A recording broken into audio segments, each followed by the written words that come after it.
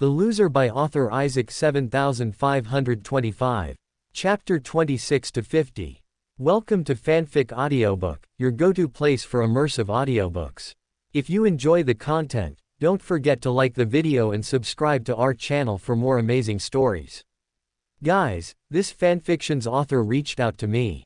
This is the first time any author has ever contacted me, so please support the author Isaac7525 via the link in the description. When I heard the date, I could almost feel the collective shock in the room.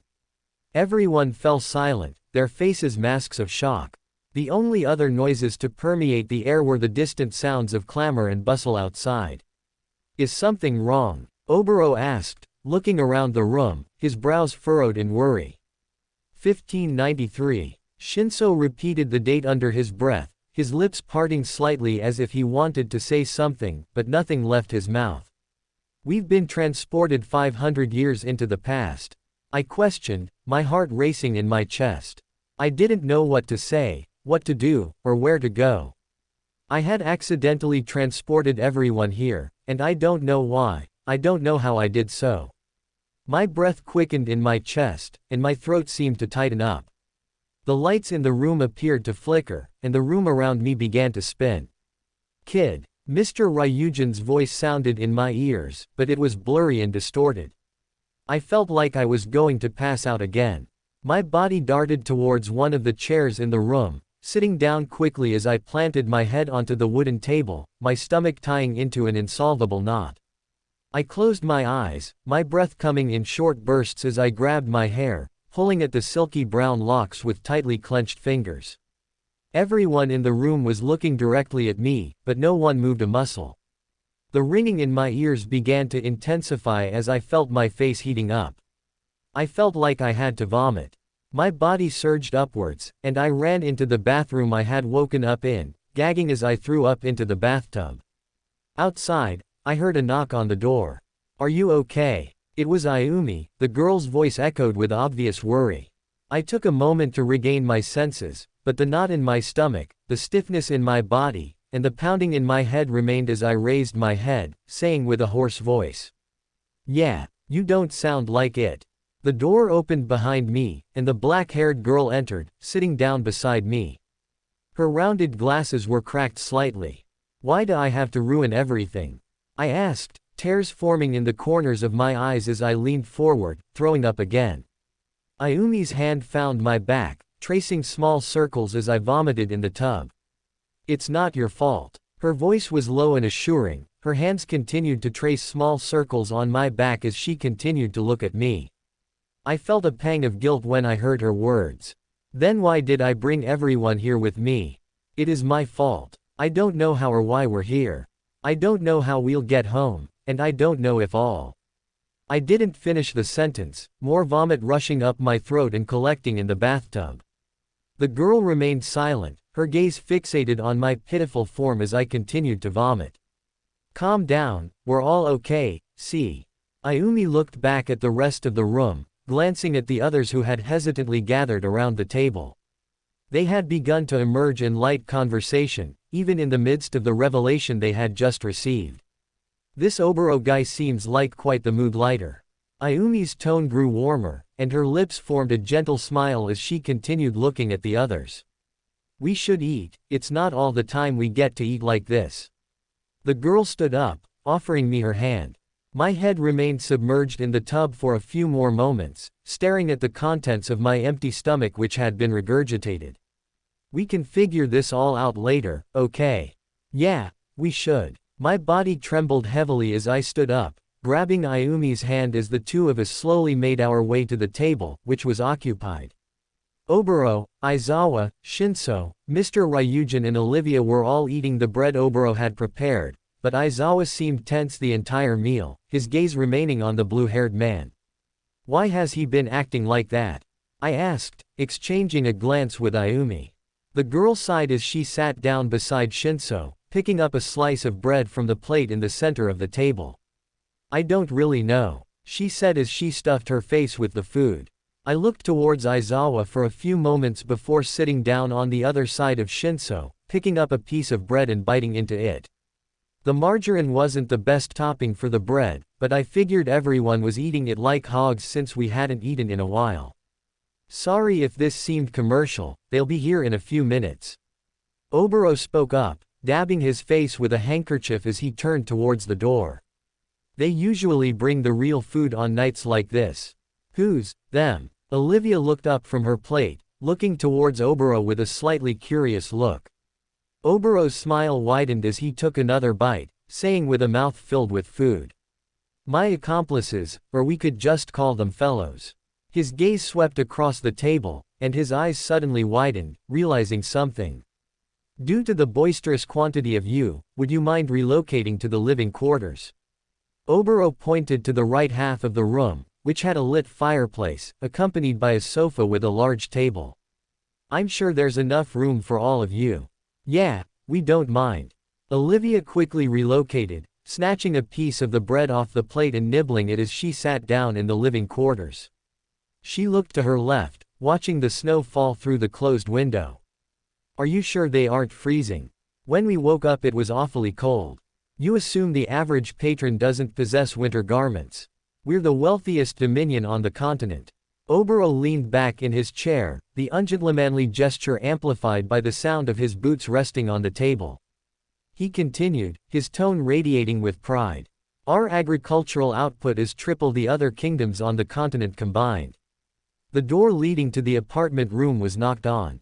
Ye squabbling to yourself, Oboro. A low and gruff voice sounded from behind the door. The voice sounded to belong to someone in their early to mid-50s. Not this day, Aaron. Did you bring the good stuff? Oboro asked, standing up from his chair and opening the door.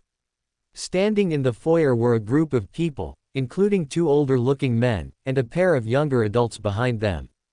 Oboro turned back to us and smiled. I have guests over, or should I perhaps call them, foreigners. One of the men, who had a broad forehead, and gray hair, let out a hearty laugh as he pulled out a pot with his gloved hands. Well, tell your foreigners the reign of stale bread has ended. Aaron's prestigious soup has come to claim the throne of the evening meal. Evening meal. It's only 6 past morning. The other man, who stood a few inches taller than Aaron, scoffed as he combed his slightly darker hair. Clam it, Isaiah. Evenin' is when the sun don't shine no more. The shorter man strode into the room, his gaze falling onto the collection of strangers gathered in the living room. Now, who might you fellas be? Mr. Ryujin put down his bread and looked back at the other man, smiling softly. Just a group of travelers. From where, Indon, Kachin Empire? The swamps. Aaron put his hands on his hips, as is judgmentally assessing us. Mr. Ryujin fell silent, unable to make up a plausible response. We're not from this place, we're from, somewhere, different. Ayumi spoke up, her voice coming in short spurts, feeling extremely hesitant to share the information with a complete stranger. What do y'all mean, speak up? Did y'all do squid spice and lose your minds? Everyone knows where they came from, even my friend Isaiah does. He pulled the taller man against him, wrapping an arm around his shoulder. Aizawa let out a long and tired sigh. We're from a different dimension it seems. We've been transported 500 years in the past. How the hell could that happen? That's the work of gods, not as primitive humans. Isaiah said, wringing himself loose from Aaron's group and stepping back. His gaze remained critical and hyper-analytical as he assessed us. Gods. Ayumi's eyes widened, and she couldn't help but feel her heart flutter. Yeah, the deities. We don't know much about them. Aside from not worshipping them results in death. Isaiah continued. Get your facts checked, Mr. Walls. A female voice sounded from the doorway.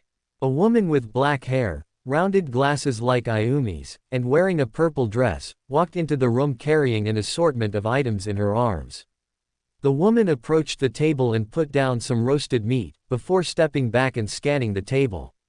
You didn't prepare the culinaries. She looked towards Oboro, raising an eyebrow. Oboro scoffed, shaking his head. Unfortunately not. When you have last-minute guests, you don't have ample time to do stuff like, prepare. The man crossed his arms, leaning back against the wall. Well, Kathy. I don't think the placement of forks and silverware is the biggest thing right now. We're together, that's all that matters. A young male voice emanated from the doorway, and a man with fiery orange hair, dark yellow eyes, and a small patch of freckles entered the room, popping the collar of his vest like a king as he sat down on the chair nearest to Catalia. The woman let out a tired, yet slightly amused groan.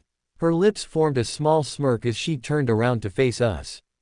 Her gaze, solemn and refined, yet containing an almost maternal warmth, shrank back when she looked at me, Shinso and Ayumi. Children? She asked, taken aback. Excuse me. Shinso raised an eyebrow, a silent yet definite sign of confrontation. I apologize. She stepped back, bowing her head. If I appear confrontational, I digress. Is this a drinking, get drunk and have an orgy kinda meet up? Shinso cleared his throat, slowly correcting his posture. What? Why would we do such a thing? The woman's eyes lit up with a small amount of concern, and her cheeks flushed slightly. She was clearly shocked by Shinso's bluntness. I mean, the man with orange hair raised an eyebrow, his lips curling into a Cheshire smile. No one's getting drunk, today fellas. Obero leaned off the wall, chortling as he spoke.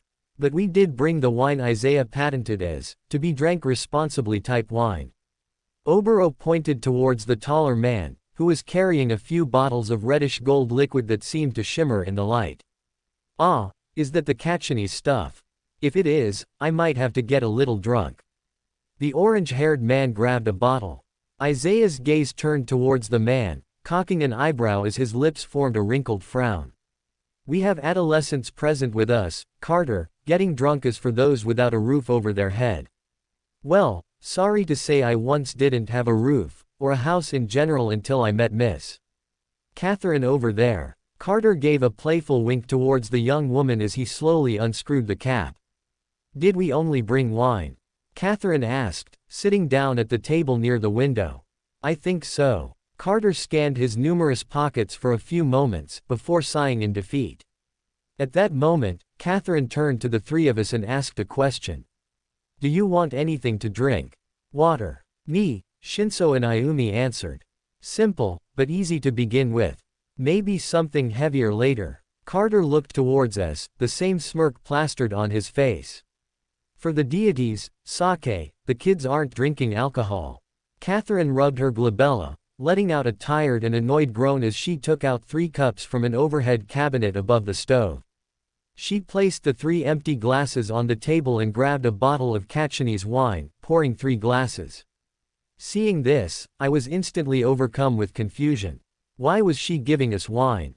The woman reached into her pocket, before taking out a small necklace. The pendant had a white charm on the end of it that flickered with bluish-purple hues. She closed her eyes, and the necklace began to flicker and tremble as if an invisible sandstorm was blowing against it.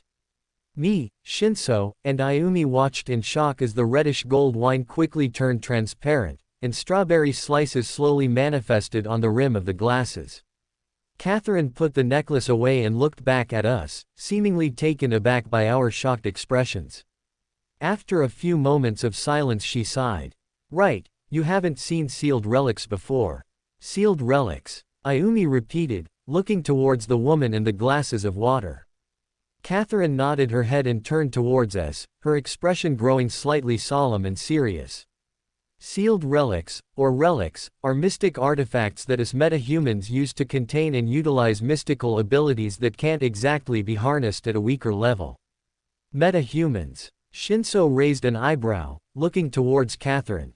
Meta-humans are humans who have consumed potions, or any sort of pathway fragment, or what we'd call supplements, to gain mystical abilities, though very weak ones. Catherine turned towards the glasses of water, picking up one of them. Above the glass, a small storm cloud manifested. Shortly after, small ice cubes descended from inside the cloud, landing in the water. This artifact is the Necklace of Tyrants, sealed relic of the Tyrant Pathway. She handed the glass of water to Ayumi. The black-haired girl took it and sipped it, her eyes widening as she looked towards Catherine. Tastes better, Catherine said with a small smile. Yeah, Ayumi took another sip. It's very cold, and rich.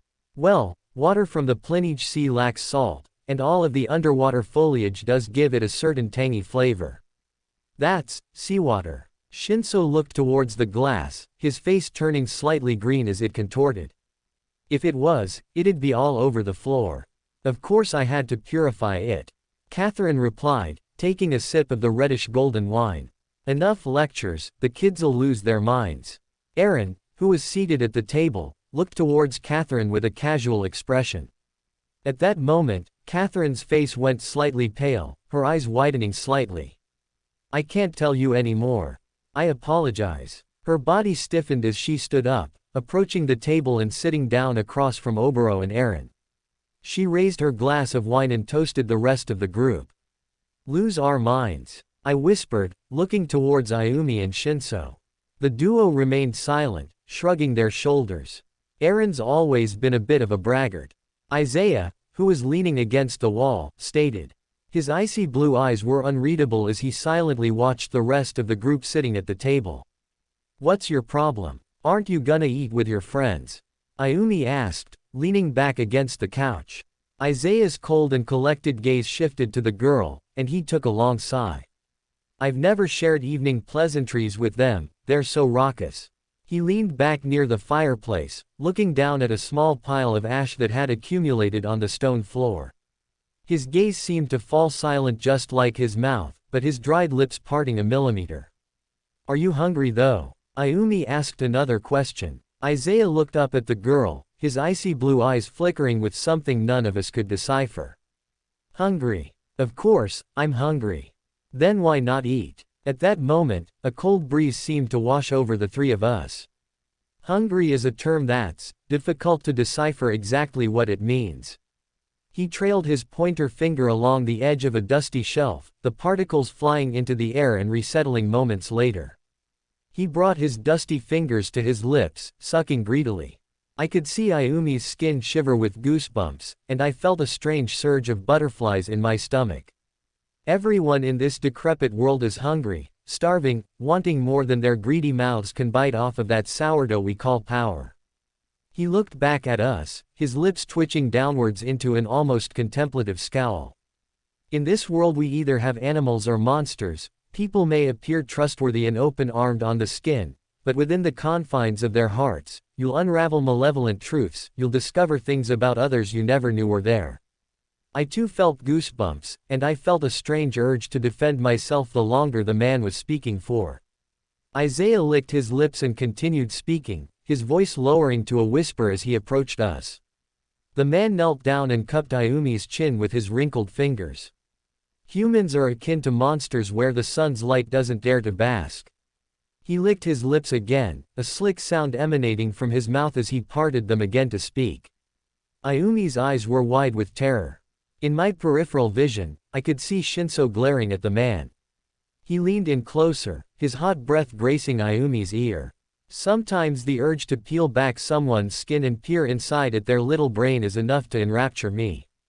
At that moment, a hand wrapped around the back of Isaiah's vest, pulling the older man upwards with effortless strength. Mr. Aizawa glared at the man with fury, his black locks ascending upwards on his head, as his crimson eyes began to glow. Aizawa, put him down. Olivia's voice sounded from the table. Don't touch her, he growled, his voice a dangerously low growl as he let go of the older man, dropping him to the ground. Aaron immediately stood up, his eyes wide as he made his way over to Isaiah, helping the man up. Why you lettin' your grabbers touch my boy Isaiah like that? Aaron looked towards Aizawa, his tone bitter yet collected. Did you see what he was doing to Ayumi? Mr. Aizawa looked back at the man, raising an eyebrow. Aaron fell silent, looking at his taller friend as he spoke. Isaiah's a bit of a curious individual, wouldn't you say? He turned towards the rest of us, smiling widely. You should see his lab back at his place. At that moment, Isaiah delivered a sharp jab to Aaron's side, causing the other man to yelp in pain. My studies remain private, Isaiah growled, his hands trembling beside him. Well, you're cocked in their lab cuttin' and stuff most of the day. Aaron took a hold of Isaiah's arm, looking down at his wrinkled skin. You're awfully pale there, buddy. You should really leave that lil room and go outside more often. I think research is more important than frolicking in daylight. It's bitterly cold outside, I wouldn't endure the briefest of intervals out there. He looked out the window, the snowfall having only increased. You're only lucky I'm placid enough to attend evening dinner every 5th day. Well, Aaron wrapped an arm around Isaiah's shoulder, smiling. I think it's time we change your schedule. Catherine and Carter both stood up, glancing towards the clock situated above the fireplace. I think it's time we depart, the evening will only get colder, and I don't know how much heavier the snowfall will get. But what about our new fellas? Obero's apartment can't hold all of them. Aaron gestured towards our group, which had now collected near the living space. Well, we could have them scatter amongst us. Carter prompted, smiling. What if one of the little creatures wanders into my laboratory? Isaiah snarled, looking like he might punch the young man. What about the other apartment downtown, the Parterre de Fleur place? Obero approached them, giving the others an idea. It's affordable, so our pockets won't be ravished if we equally diminish the price amongst us. The group of adults all collectively nod, tacitly agreeing to the idea. Since there's 6 of them, we can purchase 3 accommodations. Sounds like a plan. We all stood underneath a tall, polished building. A large metallic sign was suspended over the door, with Parterre de Fleur embroidered in golden lettering. He turned back to us and smiled.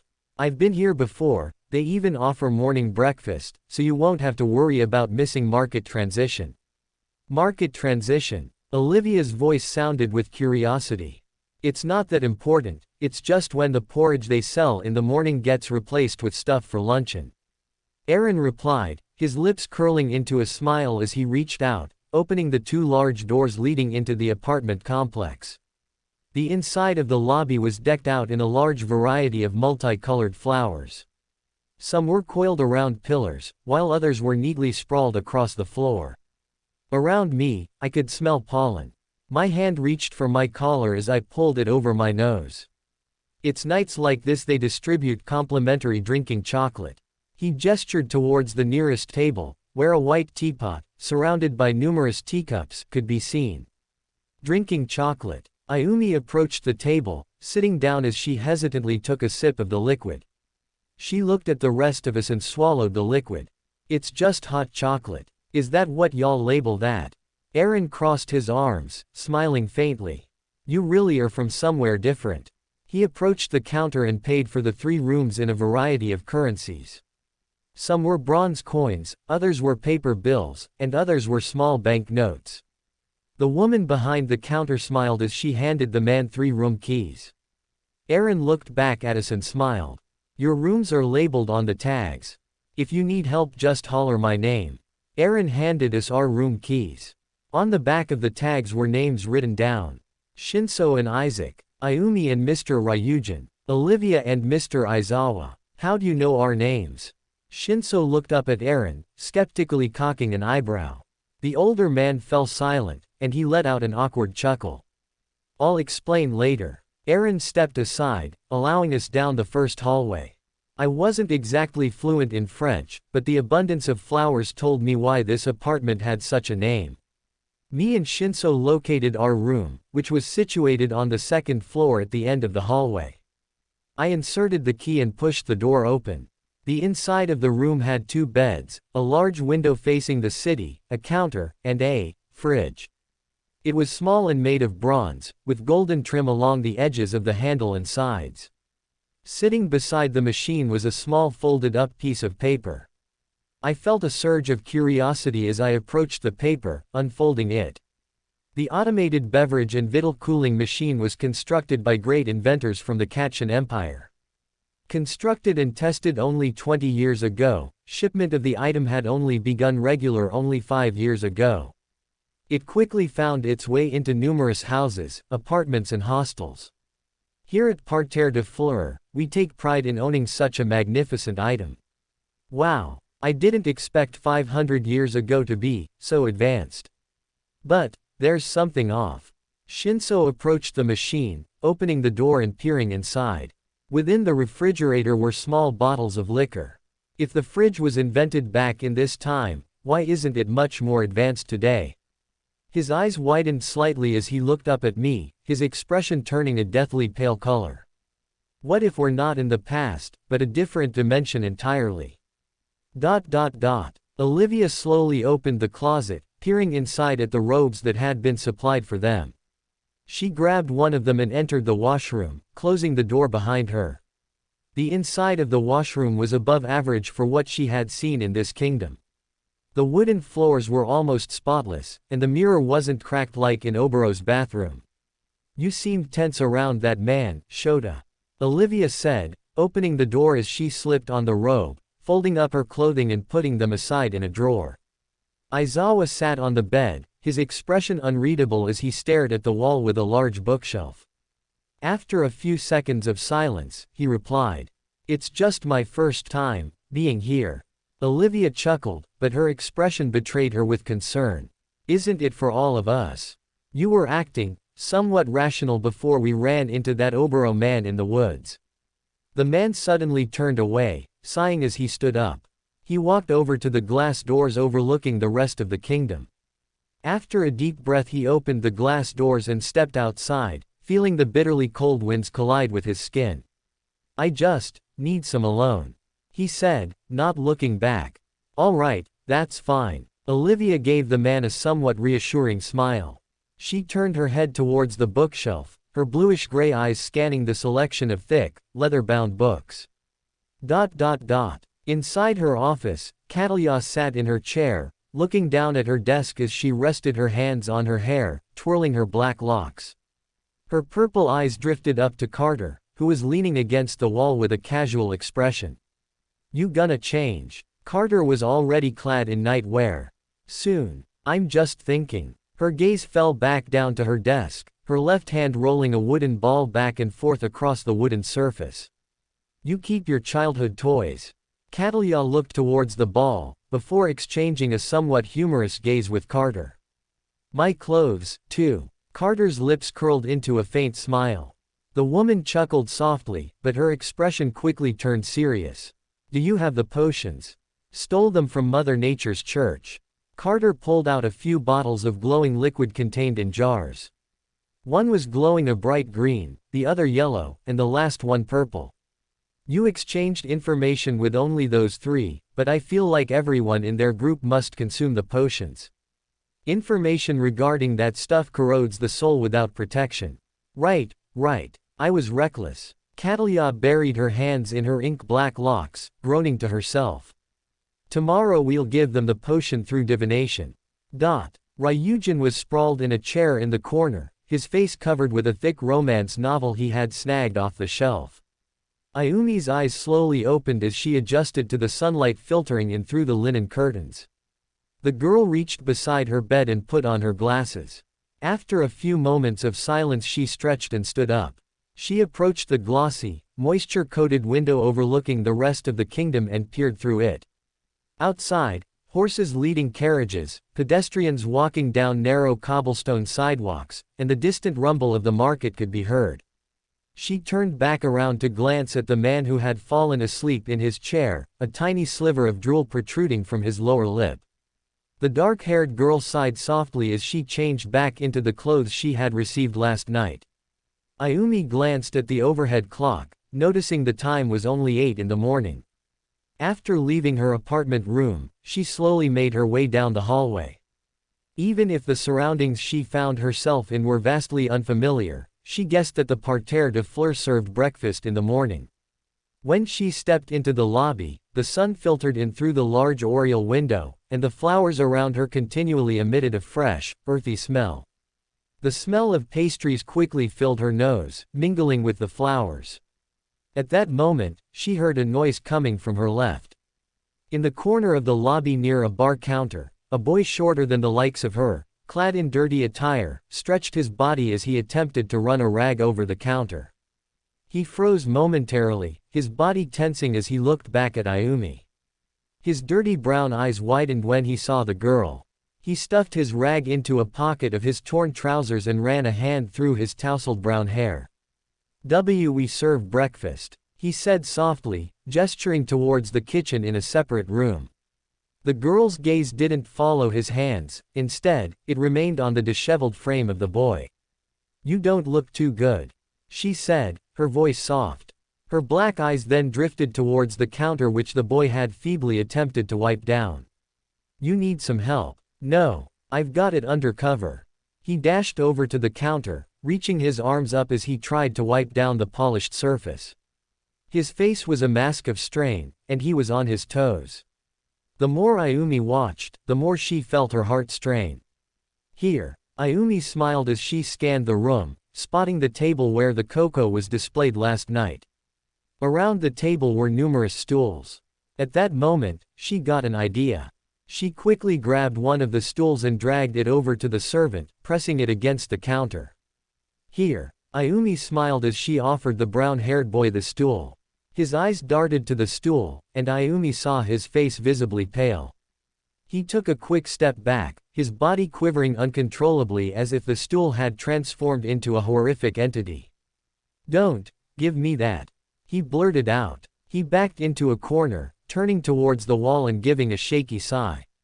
Ayumi remained silent. She cocked her head as her brows furrowed. "Is something wrong? Don't give me gifts, my boss doesn't like that." He crouched down, almost curling into a ball as his voice trembled.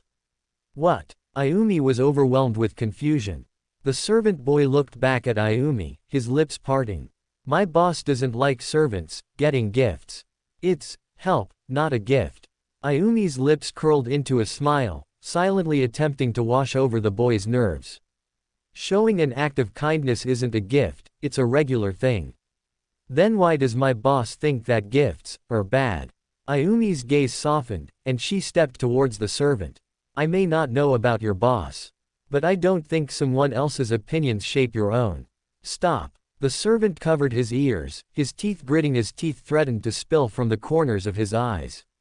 "Any teaching other than the boss's is prohibited." She didn't know what to say.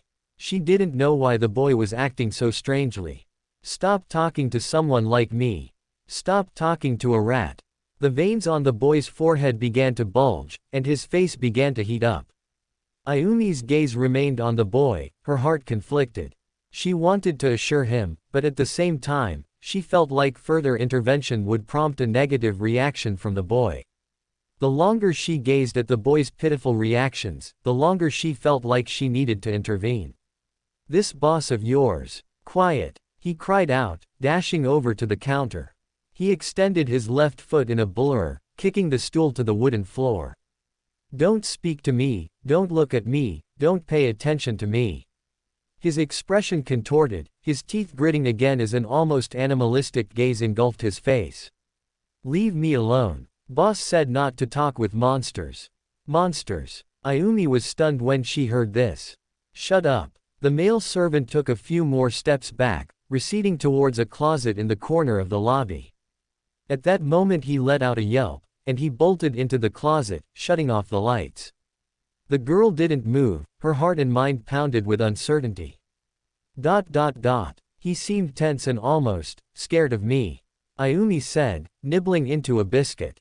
The others at the table, including me, were all put off by what she had been saying about the peculiar male servant. He kept referencing his boss, saying how he doesn't want people talking to his servants. The boy kept calling himself awful things. Ayumi looked down at her plate, and she felt her stomach churn. The fleeting images of the boy's tired and terrified gaze resonated in her mind. "The boss, as in the person running this place?" Aaron asked, tapping his left foot on the floor quietly. "I think so, a place like this would be crawling with servants." Ayumi replied, looking at the closet where the boy hadn't come out of. "He's still in there, he's been hiding all morning." Ayumi's heart ached, she felt a deep pang of sympathy for the boy. "Maybe he's asleep. Closets are usually crawling with spiders. I'd rather shed my skin than step foot in there," Carter said, stuffing his face with porridge with diced fruit. Catherine, who had remained silent for most of breakfast, spoke up. "The walk here was awfully cold. If that boy has a place he's going back to, I hope he's resting enough." Ayumi nodded, pushing away her plate. Shinso remained silent, biting into some fried eggs. My gaze remained fixated on the closet Ayumi had gestured towards. The mottled wooden door was locked shut from behind. If I was in the dark that long, I'd go insane. I mumbled, biting into some pancakes. Anyways. Carter stood up, pointing at me, Shinso and Ayumi. We're going to the market today. You guys should get dressed. Alright. Ayumi didn't look back at the man, her gaze fixed on the closet door. Inside, she could hear quiet whimpers. On both sides of the cobblestone streets, vendors selling fruits, vegetables, breakfast foods, and other accommodations hollered at oncoming pedestrians. Fried squid tentacle, best in the kingdom. Fresh muffins, straight from the tin. Exotic fruits from the Indian Empire, you'll be dying for a bite. A group of children ran down the street, playing with a ball constructed of hay and straw. Carter looked towards them and smiled. It's funny, back when I was their age, those were made of wood. Really now? Shinso huffed with disinterest, carrying the woven basket he was instructed to put groceries into. I spotted numerous stands with tents over them, offering fruits and foods I had never seen before. Some looked like purple bananas with spines protruding from their surfaces. Others resembled watermelons adorned with eyes, mouths and noses. Flesh fruit, courtesy of the Reaper Church. Carter smiled, picking up one of the dark red fruits and putting it inside the basket. Shinso's arms struggled under the weight of the fruit. This feels like 50 pounds. He groaned with gritted teeth. That's because it is. Carter looked back at Shinso, smiling with humor in his eyes. Damn this world. Along the way I encountered more and more bizarre items in the market. Carter continued to fill the basket with fruits and other foods. His eyes fixed on the paper list the entire time, as if he knew the market like the back of his hands. Ayumi looked around the market with wide eyes, but behind her surprised expression, I didn't have much trouble with deciphering what was truly under there. I think I saw a fried spider. Ayumi looked towards Carter, raising an eyebrow as her lips curled up. Why yeah, demon spiders, they live in the forest. I saw the man's face go visibly pale, his eyes shrinking back as he shivered. Music sounded through the thick crowds of people, and we caught sight of the cause of the commotion. Numerous women wearing colorful clothing moved with majesty across a circular stone area, a water fountain in the middle of it. One of the women wore an eccentric pink dress, her face adorned with colorful and playful pastels as she waved around a thick stick. My eyes widened when I saw that the end of the stick was covered in vibrant pink fire. Whenever she waved it, an illusory after-image that seemed to resemble a dragon soared from the embers. Other women wearing similar dresses of different colors and styles waved around the flaming sticks with majesty and grace, while others performed surprising acts of agility and acrobatics. Dragon dancers, they're here for a few days hoppin', to snag a few bucks. But don't be deceived by their grace, for the price they offer for a show outside of here is enough to make you shrivel up. Carter watched the dancers for a few moments, his gaze enraptured. Let's move on. Shinso tugged on the back of Carter's shirt, pulling the man away from the crowd. We made it far enough for most of the clamor of the performance to have dissipated. We returned to the main section of the market, where I began to see strange advertisements and offers displayed on wooden signs. Have your future read by a real prophet. Ever wonder how you'll die? Come inside. Carter's expression furrowed as he read the signs, scoffing. These phonies know nothing of real mystical abilities. His lips curled into a small, knowing smile. And you do? Shinso asked, cocking an eyebrow expectantly. At that moment, Carter's body seemed to tense a little. A trail of goosebumps arose across his skin as he turned towards the three of us. I do, actually, later today I'll need you in Catherine's office. Why? I asked, feeling a surge of curiosity. We'll discuss those topics later, for now, we must finish our grocery trip. Only a few more items. Carter began to move forward, causing me and the others to follow the man. Hey, boy, I heard a raspy voice call from my left. My body froze in place, my gaze remaining straight ahead, but slowly feeling like I should turn my head to decipher the source of the call. Yeah, you. Don't just stand there like a lunatic. The raspy voice called again. I turned my head, gazing into a dark alleyway. At the end of the darkness I saw a black tent with red accents, and an ominous crimson light pouring out from inside it.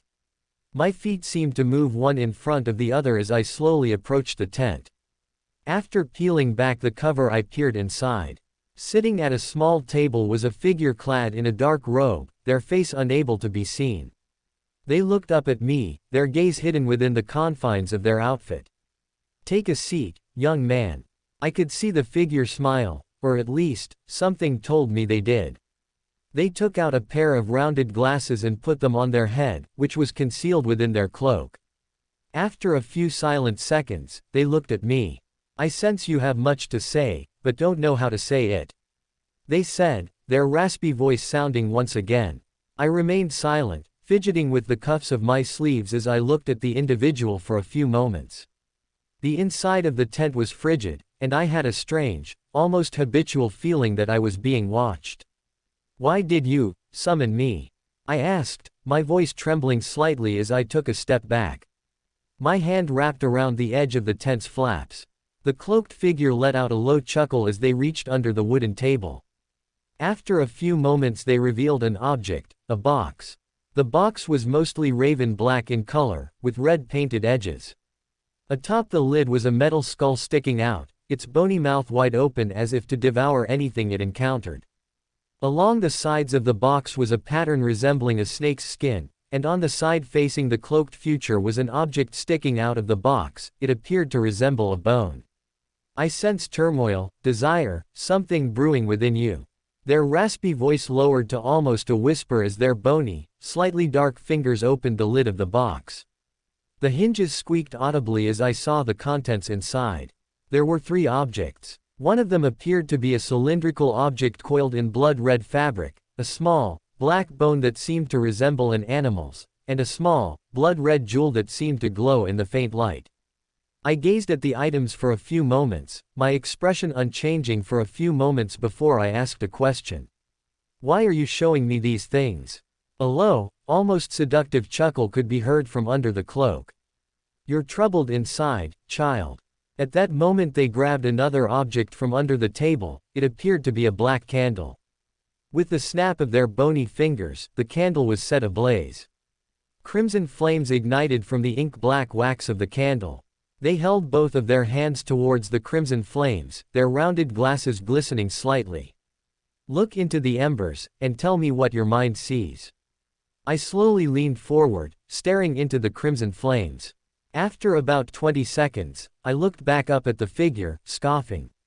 "I don't see anything." "Of course you don't. You're seeing with the eyes, not the mind."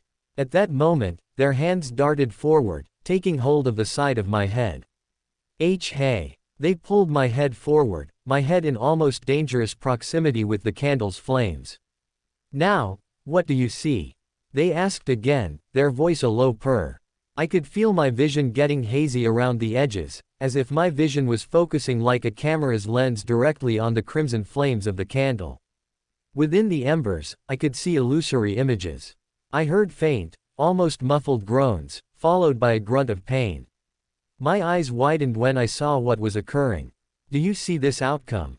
Is it one you desire?"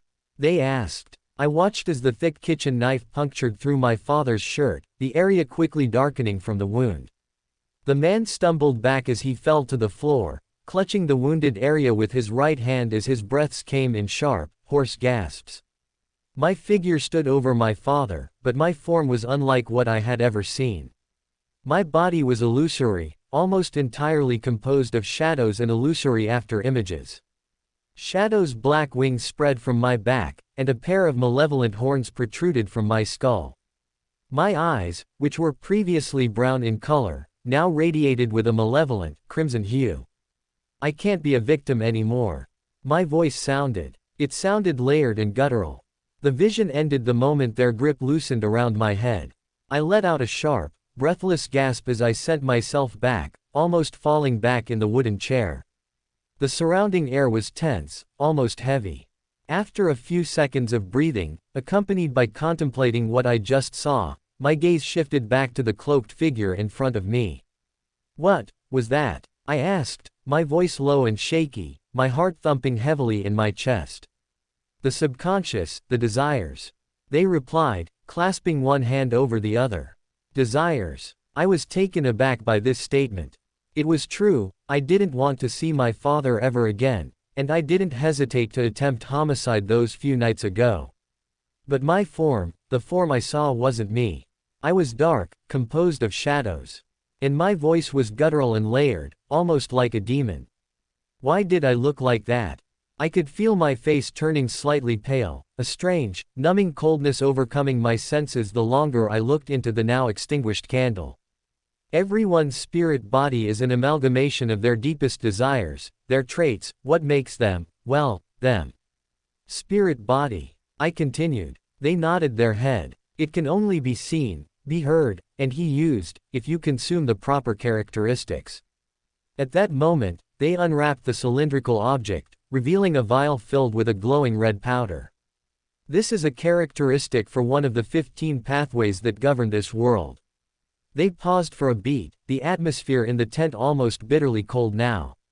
You desire to be freed of control, for love, for justice. Their glasses glinted with a crimson hue as they grabbed the blood charm and black bone. I didn't rush to grab them. When I did, I felt a strange burning sensation in my forehead when I took hold of the objects. The first is the blood moon charm. Sealed relic of the apocalypse pathway. A Poke PLSE pathway. It wasn't any of the pathways that Catherine had originally mentioned. The moment I said that, I felt an inexplicable sense of fear wash over me, and the burning intensified slightly. Mysterious, little is known about it. They replied. They gestured towards the charm again and kept explaining in detail. On a night where the blood moon reaches its pinnacle, the charm's effects will be greatly enhanced. With it, you can perform divination, reach into other places, and perceive people's emotions. They turned their head towards the black bone. As for the whisper wishing bone, it's another sealed relic, this one pertaining towards the Reaper pathway. After smacking their lips for a few moments, they kept explaining. But this one comes with a downside. It can be used to communicate with deceased spirits for approximately 33 seconds, but as the user continues to utilize this object, they will gradually turn into an undead creature. Like a zombie? I asked, feeling a small surge of fear. They let out a low, almost humored chuckle. Zombies are creatures of children's stories, boy. Undead creatures can range from mutants to demons to devils. I'll turn into a demon. I quickly recalled the illusory form I had seen in the flames, connecting the appearances. That's only one of your fates if you use it recklessly. I peered down at the whisper wishing bone and blood moon charm, feeling my body tremble slightly. I'm confused, why give me these?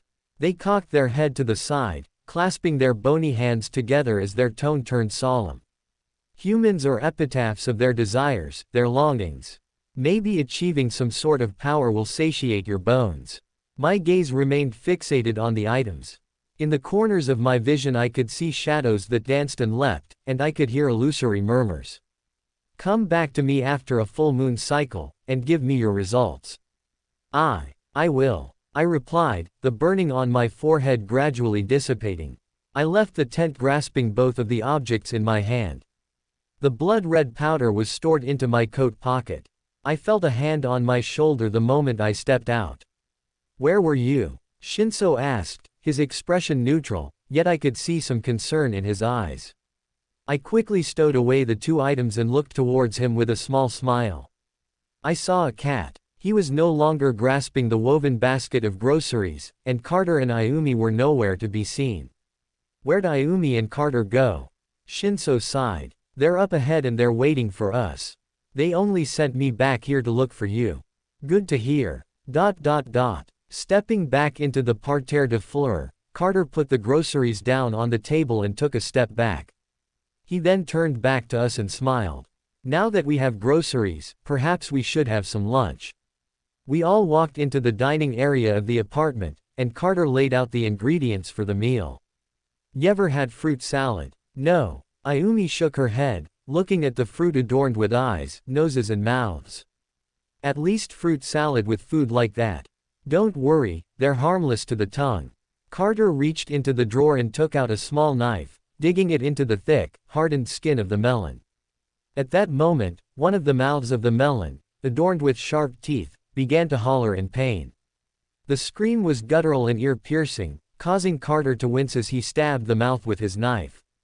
Thick, semi-transparent green juice leaked from the stab wound. He then grabbed a small dish nearby and collected the green fluid. This can be refined into a fine sauce. Yeah, I began to feel a little nauseous upon seeing the green liquid spilling out from the melon.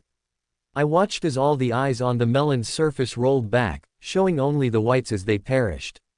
Every movement on the melon, no matter how sudden, ceased in an instant. Well, I'll continue chopping this up. He handed the folded paper to Ayumi, and she began to read the other ingredients. 3 slices of dracnog fruit, 3 cups of diced bananas, and 1.5 cups of dracnog juice. Bananas. I peered into the basket, noticing one of the fruits I had seen earlier when entering the market. I saw a bunch of purple bananas with spines protruding from their surfaces. Perhaps those were the bananas Ayumi had mentioned in the recipe. Take this. Carter handed Shinso another knife. This one was smaller and more polished. The edges were teethed. The indigo-haired boy picked up one of the bananas, letting out a yelp as the tiny spikes dug into his skin. He immediately dropped the object, stepping back. Yeah, I forgot they're spiny. Sorry. Yeah, Shinso grumbled, swinging his knife downwards into the banana. I watched as a thick red liquid dripped from the fruit as Shinso chopped it into tiny pieces. Now I knew why they were called bananas, they had blood inside them. Where's the bathroom? I asked Carter, using a Herculean amount of effort to conceal the discomfort in my voice. My face was slightly pale and I began to feel lightheaded. You can head back to your apartment room. Carter raised his head and pointed down the hallway. I dashed into the bathroom, the running making my legs turn to jelly as I bent down over the toilet, gagging. I expected a flood of vomit to spill into the bowl, but this time, I felt no negative effects. My breathing gradually returned to normal and the pounding in my head ceased in an instant. All of a sudden, I felt a strange buzzing in my pocket. Raising an eyebrow, I dug into my trouser pockets and took out the item. It was the blood moon charm. The red pendant on the end was glowing and vibrating an ethereal red color, illusory swirls and blurry images flashing by. The moment the glowing of the necklace ceased, my body returned to normal in an instant. Did the blood moon charm do this? Did that necklace just remove my nausea? After returning to the dining area, I saw that Ayumi, Shinso and Carter had started eating the salads they had prepared. They had left me a spare bowl. With a light, relieved sigh, I approached the table and sat down, pulling the salad over to me. When you dice the bananas, the spines naturally fall off. Carter noted, shoving a forkful of the meal in his mouth. Good to hear, I replied, hesitantly lifting my fork and stabbing a banana and some of the melon Carter had sliced up. After about 5 minutes of silent eating, Carter looked up from his plate and nodded his head. After our meal, I'll need you to come with me for something important. Carter pushed his bowl forward. It was empty now, the rim and inside coated in purple and green juices. What things? Ayumi asked, looking up from her meal. Carter, who appeared to be in a hurry, gestured outside. On the cobblestone street outside Parterre de Fleurs was a rental carriage, with 2 steeds leading it. The coach appeared to be a young man, his brows furrowed as he appeared to be grumbling to himself. After we all finished our salads, we put the wooden bowls in the sink and headed out, stepping into the rented carriage. Carter sat in the front seat, while me, Ayumi and Shinso crowded in the back, our shoulders pressing tightly together. To this address. He gave the coach a note, with an address inscribed in messy handwriting. The man stared at it for a few moments before nodding. With the crack of a whip, the horses were sent forward, walking down the cobblestone streets. Outside, almost everyone was clad in winter gear. I saw children playing with snowballs and laughing. Thick trails of smoke rose from chimneys that protruded from the roofs of houses.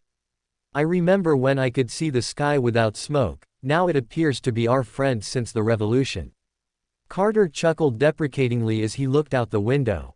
Revolution? Shinso asked, raising an eyebrow. An industrial revolution, not a revolution a coup would instigate. I moved here from the east with my father from the Adligans territory. When I first lived here everyone seemed to be 50 years behind everyone else, but after the Kachin Empire started exporting goodies of all sorts was when Seraphis Kingdom got so wealthy. I mean, we did see a refrigerator in the apartment room. I said, stretching in the confined space. Why mean the automated beverage and victual cooling machine? Yeah, whatever it's called. I rolled my eyes, a small smile tearing at the corners of my lips. At that moment, Carter pulled the soundproof insulated barrier separating him from the carriage driver out. You said you were from an alternate place, what's it like there? He asked, resting his hands on his chin as his freckled face tore into a smile. Well, it's a lot more advanced than here to say the least. I still haven't gotten used to many things. Shinso replied, looking out the window. As far as the eye could see was the bustling environment of Seraphis Kingdom. But I can't help but begin to like it here a little. Anyways, back in our world, horses and carriages are pretty much useless. We have cars that can take us to wherever we're going 10 times faster. Ayumi smiled. Wow. Carter's eyes widened in fascination. We also have more variety in our markets. We don't have food with eyeballs or spikes that leak blood. Shinso added. Carter fell silent. After a few seconds he chuckled. You guys seem to have it all, I'm jealous. I mean, Shinso looked down at the floor, sighing softly. You guys have powers here, but none of you seem to be shunned for having them. Carter frowned. Actually, we are. What? Shinso looked up, his expression turning slightly pale. The man's voice lowered to an almost conspiratorial whisper. We're not official meta-humans, or metas as Aaron would call them. Does that give you trouble? The indigo-haired boy asked another question. Yeah, we're always at risk. We don't use our abilities around large groups of people, or even small groups. We're just a group of lone crime fighters. Like vigilantes. We have those back in our reality. Ayumi stated. A little, except, we take the same burdens of regular metas. Carter frowned. We can still lose control, we still have to make the same sacrifices. Just because you work in the shadows doesn't mean you're immune to them.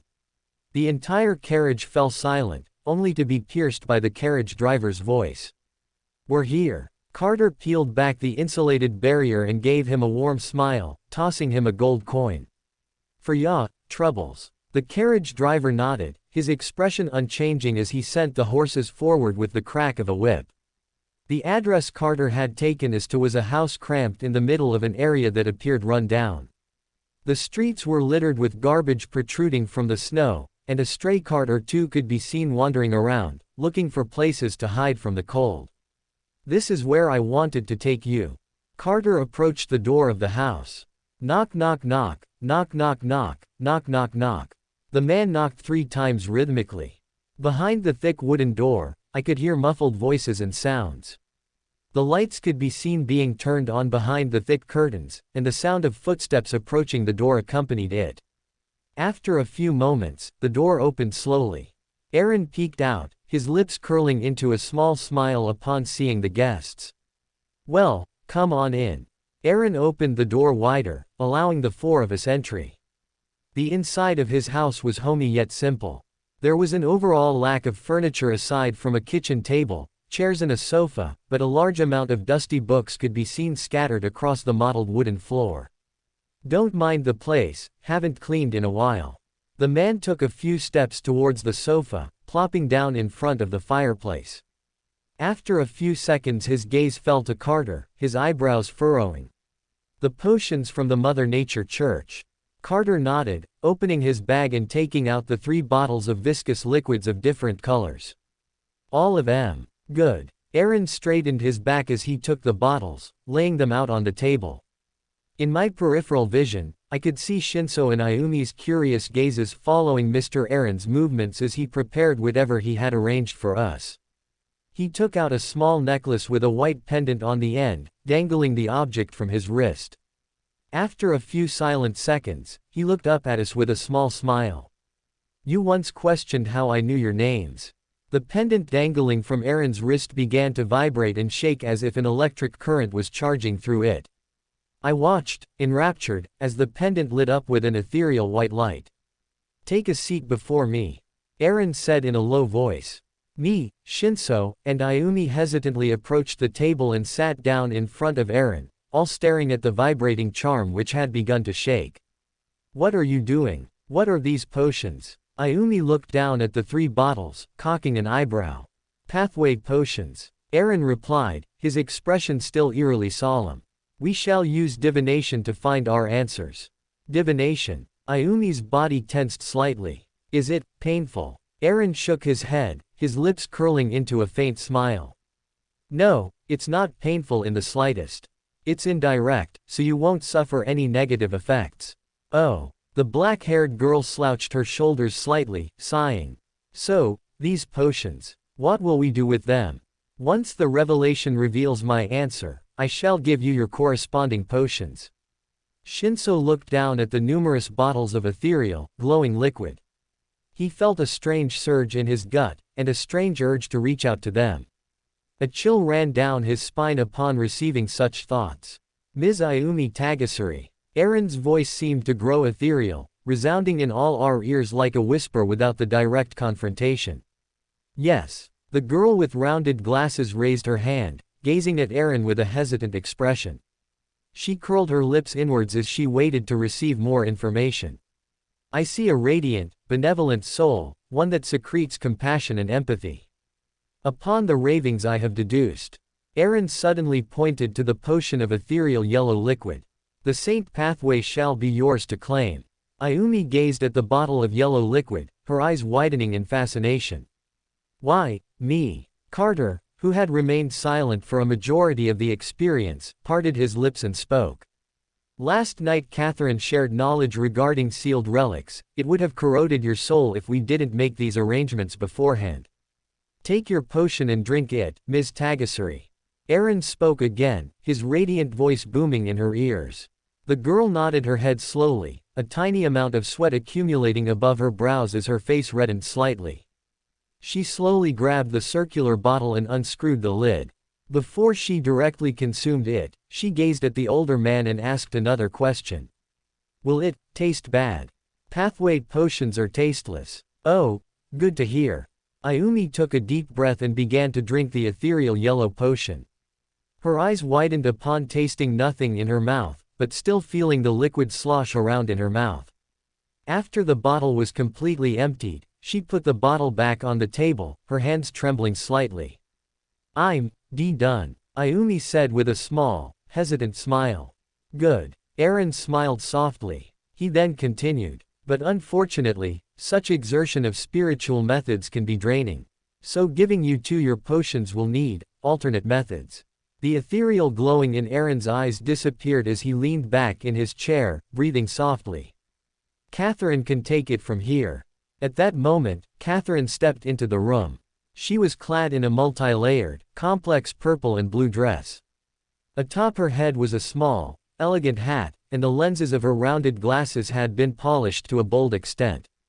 "That outfit, for divination?" Carter asked as he raised an eyebrow, his lips curling into his usual Cheshire smile. Catherine sighed softly, smiling back at the man. "I assure you, divination and pathway selection is an event, not the average activity. One must be prepared." "Prepared? I don't see much preparation aside from wardrobe preparation." Carter let out an amused chuckle. Catherine revealed the inside of her dress, showcasing a large amount of pockets within the silk interior. "I chose the outfit with the most pockets." The black-haired woman approached the table and smiled at me and Shinso. "Who's first?" she asked. Shinso raised his hand. I could see a large amount of uncharacteristic eagerness in his usually dull eyes. "All volunteer." The process seemed easy with Ayumi. "Excellent." Catherine smiled as she reached into the pocket of her dress, taking out a small wooden box the size of a lunch pail. It was dark brown in color, and its surface was painted with numerous intricate purple runes. Divination can come in many forms, shapes and sizes. One of those forms. She opened the box, revealing a deck of cards, all black in color. "Are cards?" Cards. Shinso crossed his arms as he raised an eyebrow, his previous demeanor overlapping with one of skepticism. So I can use divination on regular cards. Catherine shook her head, pulling out the deck. No, you can't. These cards represent aspects of the world, and showcase all the known pathways.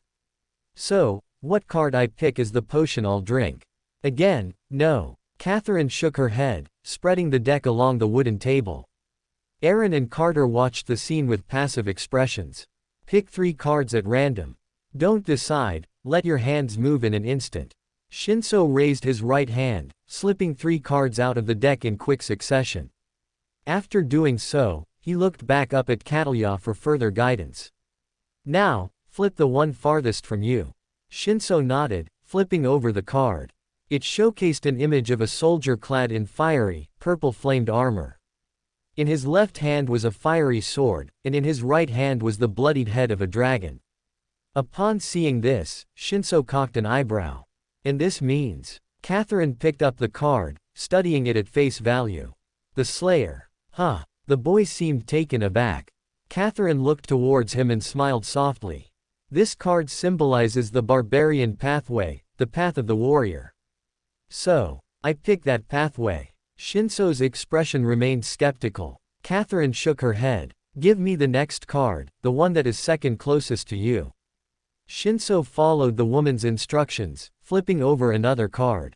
This card showcased a beast with crimson skin and covered in scales.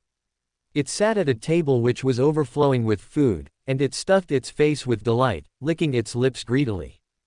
Gazing at this card, Shinso scoffed. Am I supposed to take that pathway? Catherine picked up the card, showing it to Shinso. This is the hunger pathway, or the zenith pathway. Hearing Catherine, Shinso was suddenly confused. He looked towards the other potions on the table, cocking one of his bushy eyebrows. There are only 2 potions. How will he get one? Shinso pointed in my direction. You don't consume both of the potions I mentioned, Shinso. Now flip the last card. Okay. Shinso flipped over the last card, showing it to Catherine. The card showcased a being composed of radiant light, an uncountable amount of wings on its back. A crown formed of dazzling starlight sat atop its head. What's this one? Shinso asked. This the saint pathway. The pathway of benevolence and compassion. Didn't Ayumi already take that? Shinso crossed his arms. I'm beginning to think I'll never receive an answer. Patience. Catherine's voice grew slightly stern as she held the 3 cards in her hand. After a few seconds of silence, she placed them back on the table. Suddenly, we heard a loud crash echoing from another room. A white candle flew out of a room in Aaron's house, landing on the table in front of Catherine. Shinso couldn't help but flinch as it approached him. You should have cleaned your mysticism room. Catherine grumbled, looking in Aaron's direction. The older man chuckled and sighed self-deprecatingly. I apologize. The woman slowly let out a long sigh as she turned back to Shinso. Now, Shinso. The wax of the candle suddenly ignited with blue flames. Within the embers, he could see faint images of the figures he had just seen on the cards. He saw the armor-clad warrior severing the dragon's head from its body. He saw the creature eating gluttonously at the table, followed by the figure composed of radiant light. The scenes began to turn hazy, melding together into a singular scene of chaos, warped images in a liquid-like haze. Catherine leaned to her right, looking past the candle and at Shinso. Her lips parted as she asked a question. What did you see? What was on the cards I picked? Shinso's eyes were slightly wide with astonishment. So the ritual is working, that's assuring. The woman smiled as she leaned back in her chair. Now tell me, what symbol do you see in the fire? Shinso gazed back into the embers of the candle's flames. The blurry scenes and pictures quickly diffused, conjoining and converged to form an illusory symbol. Before Shinso could speak, Catherine's hand dove into the deck, picking a card and putting it on the table. Is this the symbol? The indigo-haired boy's head darted towards the symbol on the card, and towards the illusory symbol within the flames. After a few seconds of stunned silence, he gulped and answered. It is. So, you've chosen the justice pathway. Shinso was suddenly overcome with confusion, more than previously. That wasn't one of the pathways you mentioned. Catherine sighed, smiling. I will teach you why, but you must drink in the meantime. Okay. Shinso watched as Catherine handed him a bottle of glowing purple liquid. Within the liquid, Shinso could see images resembling fireworks exploding within it. Like Aaron stated, it's tasteless. Catherine smiled softly. Okay. Shinso took a deep breath as he unscrewed the lid, bringing the potion to his lips and gulping it down with an almost greedy aura. A little of the glowing liquid ran down the corner of his mouth as he finished. Putting the bottle back onto the table, the boy leaned back and sighed. Okay, that was weird. Shinso looked down at his stomach area, noticing how it was bulging and contorting as if it had a life of its own. Is this normal? He asked, looking up at Catherine with wide eyes, his voice uncharacteristically fearful. In some cases, abdominal swelling is the body's attempt to accommodate potions. So, I'll look pregnant for how long? Catherine paused for a beat, her face turning a little red as she sighed in defeat. In anyone's case, periods of digestion can range from a few weeks to months. I'm sorry, months. I'll look like this for months. Maybe. Just wear thicker layers, no one will know since it's already cold outside. Okay. Shinso continued to look down at his stomach. Suddenly, his face turned a ghastly green color, and the boy began to gag.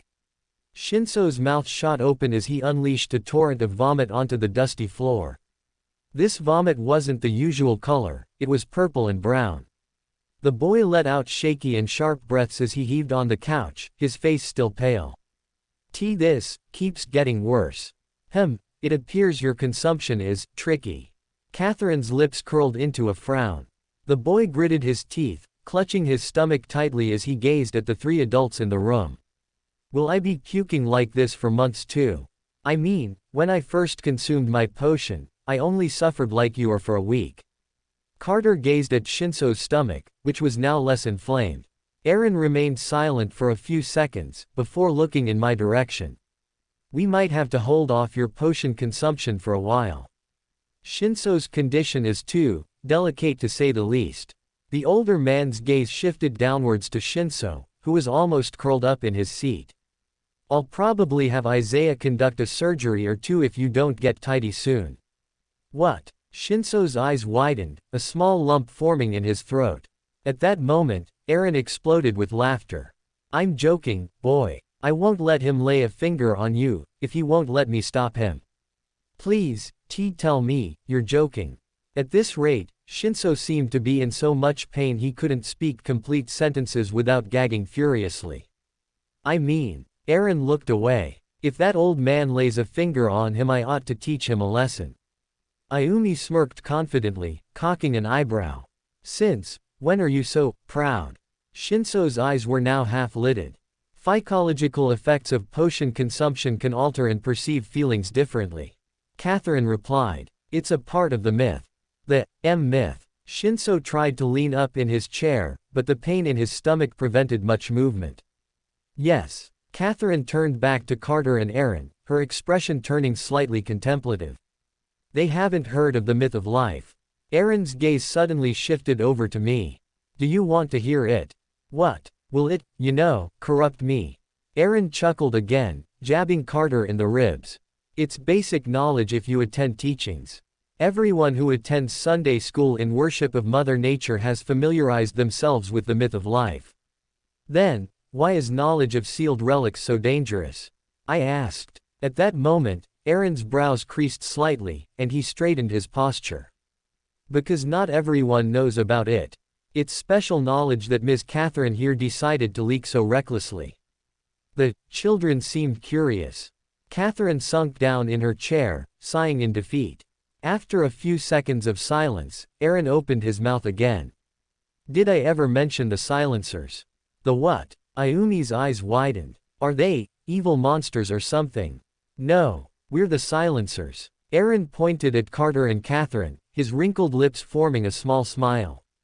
We do things that the law enforcement doesn't do. But that's a topic for another time. Aaron then looked towards Catherine, smiling. I feel like you could recite the myth of life without knowing it to begin with. That's how familiarized Catherine has made herself with spiritual practices. It's my speciality. Catherine, who wasn't as embarrassed, ran a hand through her hair. She then took a deep breath and began explaining. In the beginning, there was chaos, darkness, and entropy, a desolate absence of life, of humanity.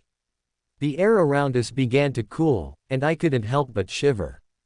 But then, he awakened, casting the first rays of light upon all of existence. Who's he? Shinso asked. The primordial creator, what most of us believe is God. Catherine replied. After he awakened, his body entered a state of chaos and destruction, collapsing in on itself. This created everything we see around us. His eyes became the sun and moon, his bodily fluids rushed into the rivers, oceans, and lakes. His fingers became the mountains, and his toes became the caverns. His mouth, nose and eyes became the distant planets and stars, his ears became the black holes, and his genitals and other bodily organs became the monsters and mutants, and demons. After it was done, his form had been completely dispersed across all of existence.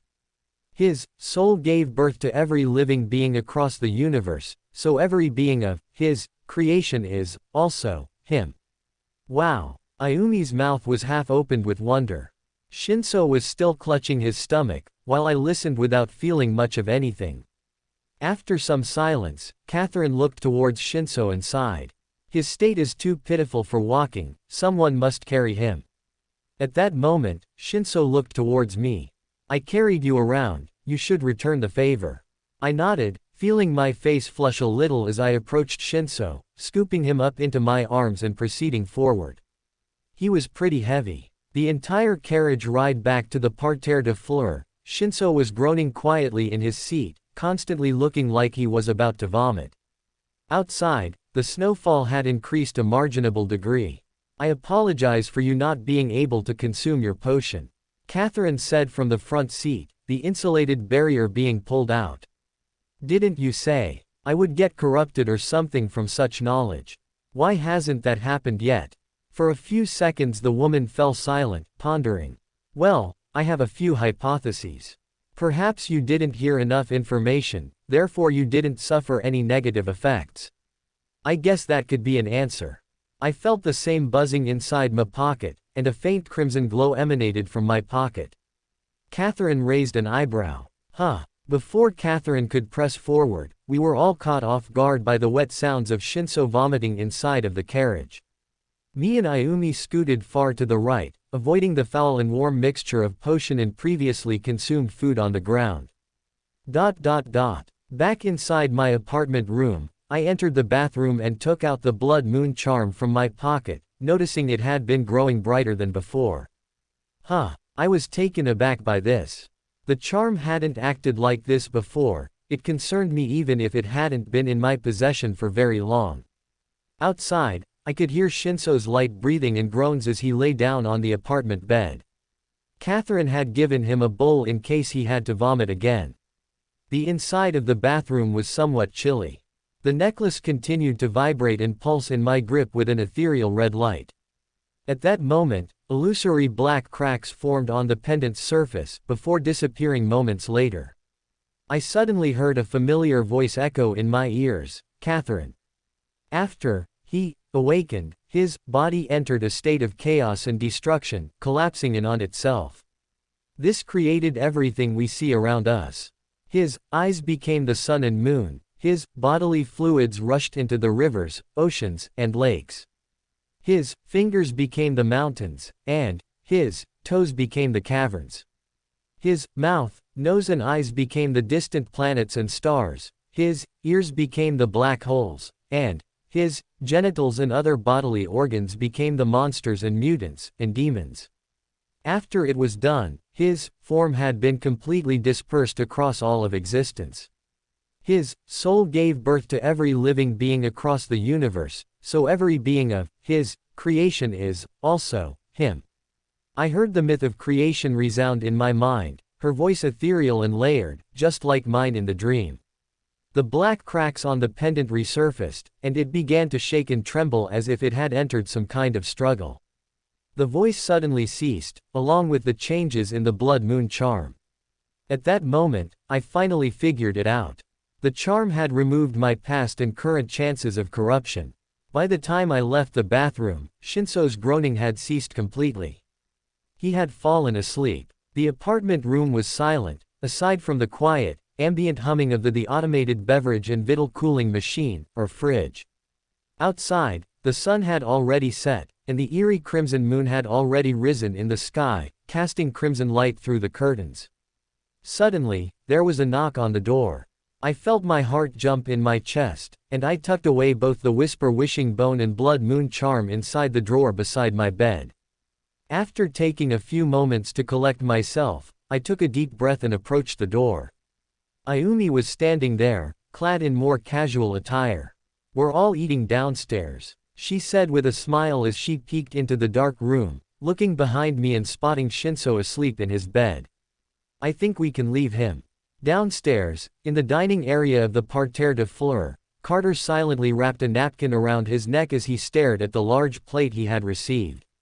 "And this is free." The apartment had supplied them with roasted pork for dinner.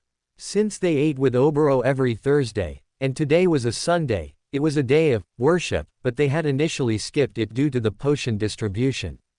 To Mother Nature. Carter, Catherine and Aaron all toasted at the table, while me and Ayumi didn't move. I felt a little uncertainty in my gut watching them. What if not participating in a religious activity would lead to whatever gods Isaiah had mentioned wreaking havoc upon me?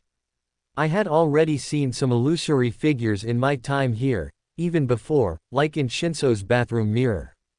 As if sensing our uncertainty, Catherine turned to us and smiled softly. "Don't worry about it. Mother Nature is known for her gentleness." I paused for a few seconds, feeling a lump in my throat. "How do you know that?" "She doesn't know that for sure, no one does," Carter said, slicing the pork with his knife. "It's all myths and legends. So, it's merely speculation." "Who made these myths?" "Scholars who study the ancient times." Upon hearing this, Ayumi was slightly confused and stunned. "And they just make such information public?" she asked. "Yes. It's what they would want. They would want their teachings to be known." Catherine began to eat her pork. "Their myths are also taught in the churches." Catherine pointed out the window towards one of the buildings in the skyline which towered over the rest. The building was made of dark stone, and a copious amount of vines and foliage. "What about corruption?" I asked, feeling confused by the sudden contradictions. "Teachings about deities won't lead to corruption. We don't know anything about their pathways, age or any external knowledge aside from names." "Oh, good to hear. Anyways." Catherine turned to Ayumi, clasping her hands. "How are you feeling?" "A little weird since I've consumed the potion," Ayumi replied. "That's normal. Either tonight or tomorrow I'll be taking you, Shinso and Isaac for spirituality lessons." That night, I dreamt of what had transpired in the kitchen. My mother was on the floor, dazed and incapacitated from my father's attack. I held the knife in my hands, which were trembling immensely from the amount of rage and anger flowing through my veins. My father wore an animalistic smile, one that almost resembled a monster. Suddenly, his low, almost guttural voice sounded in my ears. "You can't harm me, you'll forever be that weak boy I found in that dumpster." "Quiet," I snarled, the grip around the knife's hilt tightening slightly. At that moment my father's eyes seemed to widen in an inexplicable terror as he took a step back. My mother, who had partially recovered, crawled back and pressed her body against the wall. I felt that same burning sensation in my head, and a strange tingling in my back that bordered on stinging. "What the hell?" My father took a step back, gripping the counter like a lifeline. His eyes were almost glazed over as he stared at my form. When I looked down at myself, my body was composed of illusory shadows that seemed to resemble tendrils, like writhing bugs. The knife in my hands had transformed into a large, blood-coated spear in a matter of milliseconds. Around me, the kitchen melted into darkness, and ink-black pillars shot up from the ground. Above me, a spherical ceiling, bearing a crimson moon just outside the window could be seen. My father and mother looked around the environment, wide-eyed. "What is this?" my father asked, his body uncharacteristically trembling. I didn't take the time to respond. I raised the spear above my head, using the wings that had formed on my back to propel myself upwards, before bringing the spear down. I snapped awake, darting up in my bed in a cold sweat. Beside me, Shinso was still asleep, sleeping soundly regardless of his stomach problems. Inside my coat, which was hung on the rack beside my bed, the blood moon charm was buzzing loudly and shining brightly. I reached into it and took it out, covering most of the radiant crimson light with my palms. The artifact had been buzzing like bees for an unknown point of time. But what primarily confused me was the dream that I had just experienced. At that moment, I suddenly felt the urge to relieve myself. Moving quietly, I slowly stood up, silently making my way to the bathroom and sitting down. After a few minutes I stood back up from the toilet and pulled up my loose trousers. The lighting in the bathroom was insufficient for nighttime, as I almost tripped on the broom against the wall on the way out. When I caught sight of my reflection, I froze while my body turned pale. In the corner of the bathroom was the towering, hooded figure. "We didn't finish last time." Their illusory voice sounded out, layered and complex. My body remained frozen, my limbs unable to move. I felt a strange, almost habitual urge to defend myself. After a few seconds of silence they spoke again. "I must say your dreams are getting bolder." They remained in the corner, refraining from any sudden movements. I too remained as still as he was. It was like two statues were in the bathroom. Sweat began to gather on my face, like looking at the cloaked figure exposed to the heat of the sun. "I'll ask you, this again." The words left my mouth in a low, shaky whisper. "Who are you?" At that moment, I blinked, and they were behind me. My heart tightened, and I closed my eyes tightly, grabbing a brush which had been sitting on the counter. With a mighty effort, I turned around and swung the item at the figure. My heart sank the moment I felt the object freeze mid-air, being telekinetically stopped mid-attack. "Such actions aren't necessary for the time being," they said, the wormholes resembling their eyes lit up a little more, the crimson and black spirals reflecting my image. "What do you want with me?" My voice was a pathetic, shaky whisper. I was too afraid to open my eyes, my body tensing even more as I backed into the corner. Their gaze remained fixed on me. I could feel their presence in the room regardless of my vision. They let out a low sigh. "You received the necessary ingredients, did you not?" "Huh." I slowly opened my eyes, gazing at the shadowy figure. "Ingredients? For the apocalypse potion. You've been ready to ascend since this morning." They snapped their fingers, and the bottle of red powder bolted out of my black coat pocket, zipping into the room and landing in the illusory, bony hand of the figure. They stared coldly at the small bottle for a few moments before looking down at me. "All you need is to turn on the faucet." They extended their finger, pointing to the sink which was partially visible in the dim lighting. My hands seemed to move on their own. I felt like a puppet as I twisted both of the knobs, turning on the faucet. The warm water accumulated in the sink for about 20 seconds before they spoke again. "Now inject the characteristic." They held out the vial of red powder in my direction. I slowly reached my hand out, my heart pounding in my chest as I took the object from them. I habitually thanked them. I was still terrified by their presence, so any gesture of thankfulness would surely appease them. They didn't say a word as I unscrewed the cap and sprinkled the powder into the water. The water then turned a bright red color, much like the potions I had seen Ayumi and Shinso consume. I took a deep breath as I turned back to the figure, feeling a tiny more bit of confidence. Why are you doing this with me?" I was taken aback when they knelt down, meeting me eye to eye. "You know why you want this." "Huh." They waved their left hand. I saw my environment turn illusory, complex and layered. Around me the bathroom diffused into darkness, and iron-black pillars erected from the darkness, standing at an infinite height. The floor beneath me was stone, and a long black rug with red swirl patterns led to a massive throne at the end of the chamber. Behind the throne was a pair of large stone wings. "I don't know why I'm giving you the answer, when in reality you know it with your heart." A ball of crimson energy descended from above, materializing out of nowhere. Within the sphere, I could hear noises and see faint images and shapes.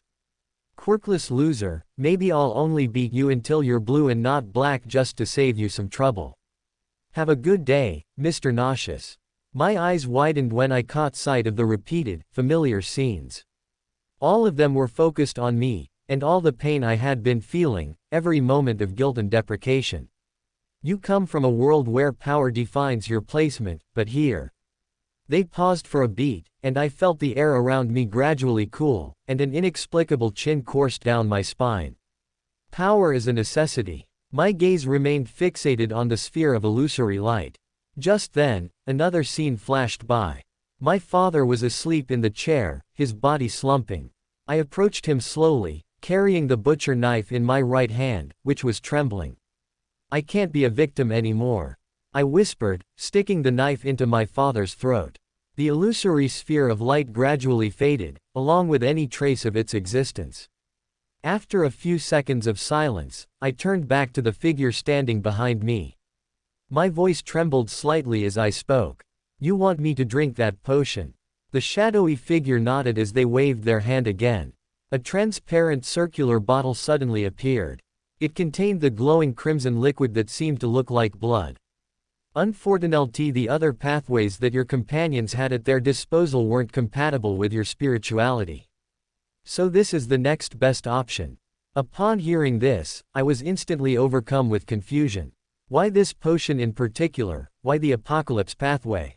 That sounds rather dark. Just then they took 2 steps forward, their wormhole-like gaze never leaving my form. I said power is a necessity in this world. You're merely a bug in the grand scheme of existence, the only way to defy this scheme is learning how. Everyone forges their own destiny. The illusory, shadow-like figure handed me the potion of glowing crimson liquid. I paused for a few moments before hesitantly taking the bottle from their grip. When I did so, I felt a strange tingling in my hands as I held the potion up, observing it in the dim lights for a few moments. My environment gradually reverted to the previous bathroom, and the figure's reflection no longer appeared in the mirror, or in the real world. I don't want to be a victim, I whispered, bringing the bottle to my lips as I began gulping down the liquid. I gagged, almost dropping the bottle as I tasted the bitter, almost rotten flavor on my tongue. After I finished, I felt like throwing up, but the blood moon charm quickly removed any of those side effects. Just then, the familiar illusory voice sounded again in my ears, but their reflection wasn't seen in the mirror. Welcome, Doomweaver. Huh, Doomweaver. I was taken aback when I heard this name. As if sensing my confusion, their illusory voice sounded again. That's the Order 9 title. Doomweaver will become your current occupation. Occupation. I felt even more confused the more they spoke. Yes. One's occupation with this pathway is defined by the title of the potion. In order to advance to Order 8, you'll have to become a Doomweaver. I fell silent for a few seconds, gazing at the mirror. Suddenly, a burning and searing pain emerged in between my brows. I let out a low groan of pain as I clutched my forehead. This time, the blood moon charm didn't remove the effects. I watched with half-lidded eyes as an illusory red circle formed on my forehead, gradually becoming less blurry. An unfathomable crimson symbol was painlessly etched into my skin. The thin rivets where the marking was bestowed were glowing with an eerie crimson liquid. Seeing this, my eyes widened and I quickly stepped away from the mirror. What is that? The necessary sigil, they replied, still not revealing themselves. Huh? I asked, my thoughts almost entering a gaudy, dreamlike daze. The entirety of my vision seemed fixated on the sigil, like my vision was akin to a camera being zoomed in. Your body isn't used to the effects of consumption, so the potion's characteristics and powers habitually contract into one point, your forehead. Will this have any side effects? I asked, my voice turning slightly hoarse. Yes, but that's information I can reveal tomorrow. In order to slightly digest and enable your body to become used to the potion, you must rest. Rest? Sounds simple enough. I rubbed my eyes tiredly as I let out a small yawn. I opened the bathroom door and stepped out, quickly surveying the apartment room. The blinds were closed, allowing the crimson moonlight to barely pass through the thick linen curtains. Shinso was still asleep in his bed, snoring quietly. The burning of the sigil on my forehead was a quiet constant, almost like a dull pain at this point rather than something that resembled burning. I slipped off my slippers and quietly walked over to my bed, slipping under the thick blankets. My body struggled to sink into the mattress, which was somewhat stiff. After 20 minutes of lying in bed, I failed to fall asleep. I was staring at the ceiling the entire time with half-lidded eyes. Outside, I could still hear the sound of carriage wheels against the cobblestone streets and the distant yet quiet clamor of the townspeople. The pain in my forehead had now decreased to a tolerable extent, almost to the point where I forgot it was there. I let out a low sigh as I swung my legs over the bed, putting on some slippers and stepping towards the window. I slowly opened the curtains and pushed open the glass doors leading to the balcony. The moment I did so, I felt the cold breeze brush against my skin, along with a small flurry of snowflakes. Below me, I could see a small number of townspeople, all wandering the streets and talking. Down the narrow street, I could smell the faint and tangy smell of alcohol, and most of the lights of the numerous shops and bars were on, allowing yellow, orange, and white lights to flood onto the streets.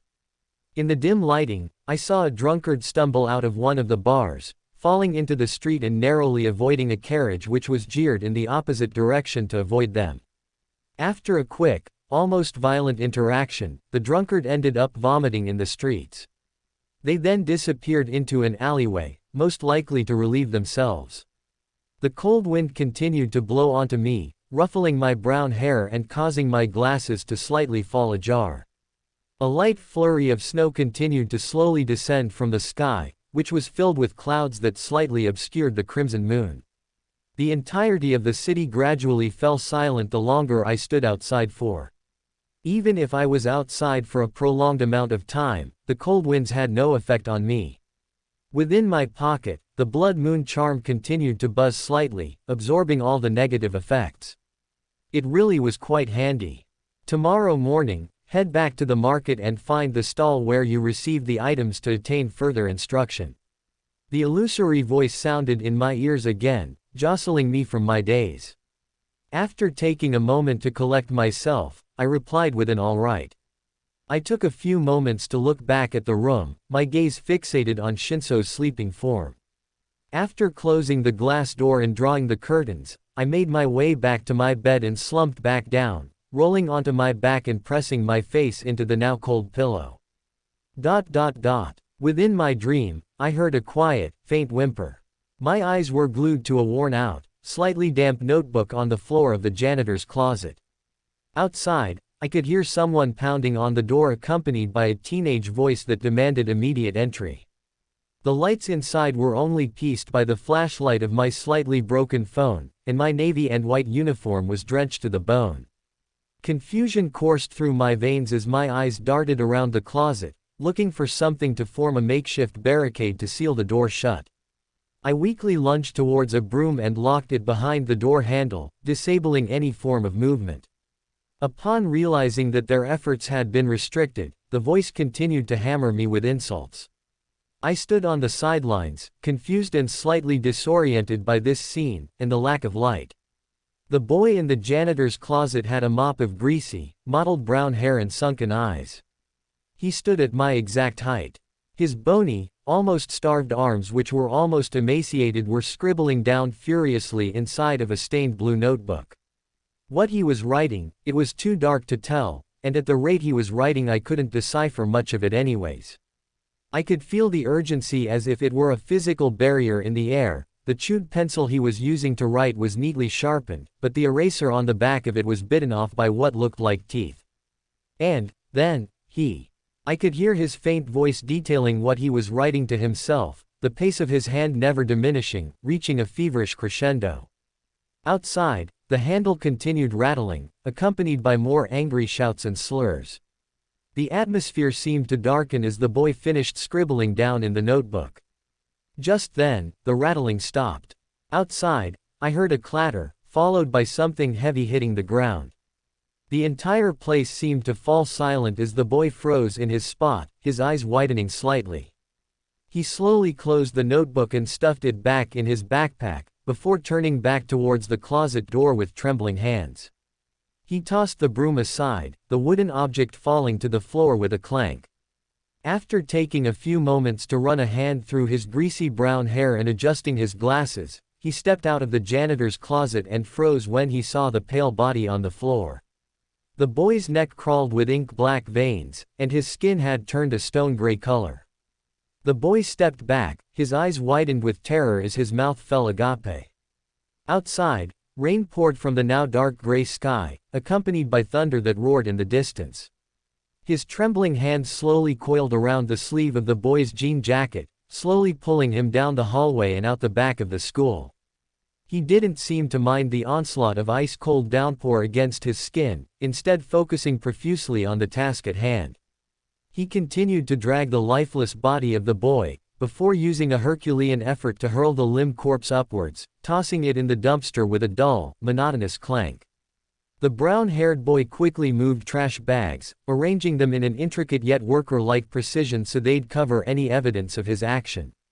Once the mountain of black trash bags covered any residue of the boy's dull appearance, he took a step back as if to silently admire his handiwork. His dull, dark-rimmed eyes that seemed to resemble a raccoon were fixed on the dumpster, and he frowned. "Dang it, dang it, dang it," he repeated under his breath, his hands continuing to tremble and shake as they clenched by his sides. I watched the entire scene from inside the building, silently observing the entire thing unfold. The rain continued to pour from above, soaking the uniformed boy to the bone. Following any additional actions, he darted back into the school and shut the door behind him. He fell completely silent, before collapsing against the metal door in a fit of tired, almost pain-stricken sobs. The boy's white shirt had been turned gray from the accumulated moisture, and his navy blue tie had been loosened, sitting ajar in his neck behind his collar. He took a moment to survey the surroundings of the dark hallway, before removing his navy blue blazer and resting it over his head, before falling completely limp. His light breaths were the only sound that pierced the air, aside from the muffled rain and thunder, and rolled like a lion. Above me, the clouds overlooking the kingdom continued to let down a flurry of snow upon the cobblestone streets. This morning I had only eaten some oatmeal the parterre de fleurs had supplied as a new, customary dish. Shinso and Ayumi were still asleep when I had departed, along with Aizawa, Olivia, and Mr. Ryujin. Overall, I was the only one aside from the others from Aaron's group that was awake at this time. The streets of the kingdom were overall somewhat desolate, only the distant sound of a horse walking down the street, accompanied by the early morning tea that a restaurant had supplied. Inside the restaurant, patrons clad in a variety of outfits were all enjoying their steaming hot beverages. The market that we had been to yesterday was loosely populated, with numerous patrons and vendors only beginning to sell their products. Just then, I heard a voice call out to me. "Hey, you." It was an older man with yellow eyes, his left one was washed over with white. In his left hand was a wooden stick, most likely one that assisted him with maneuvering around.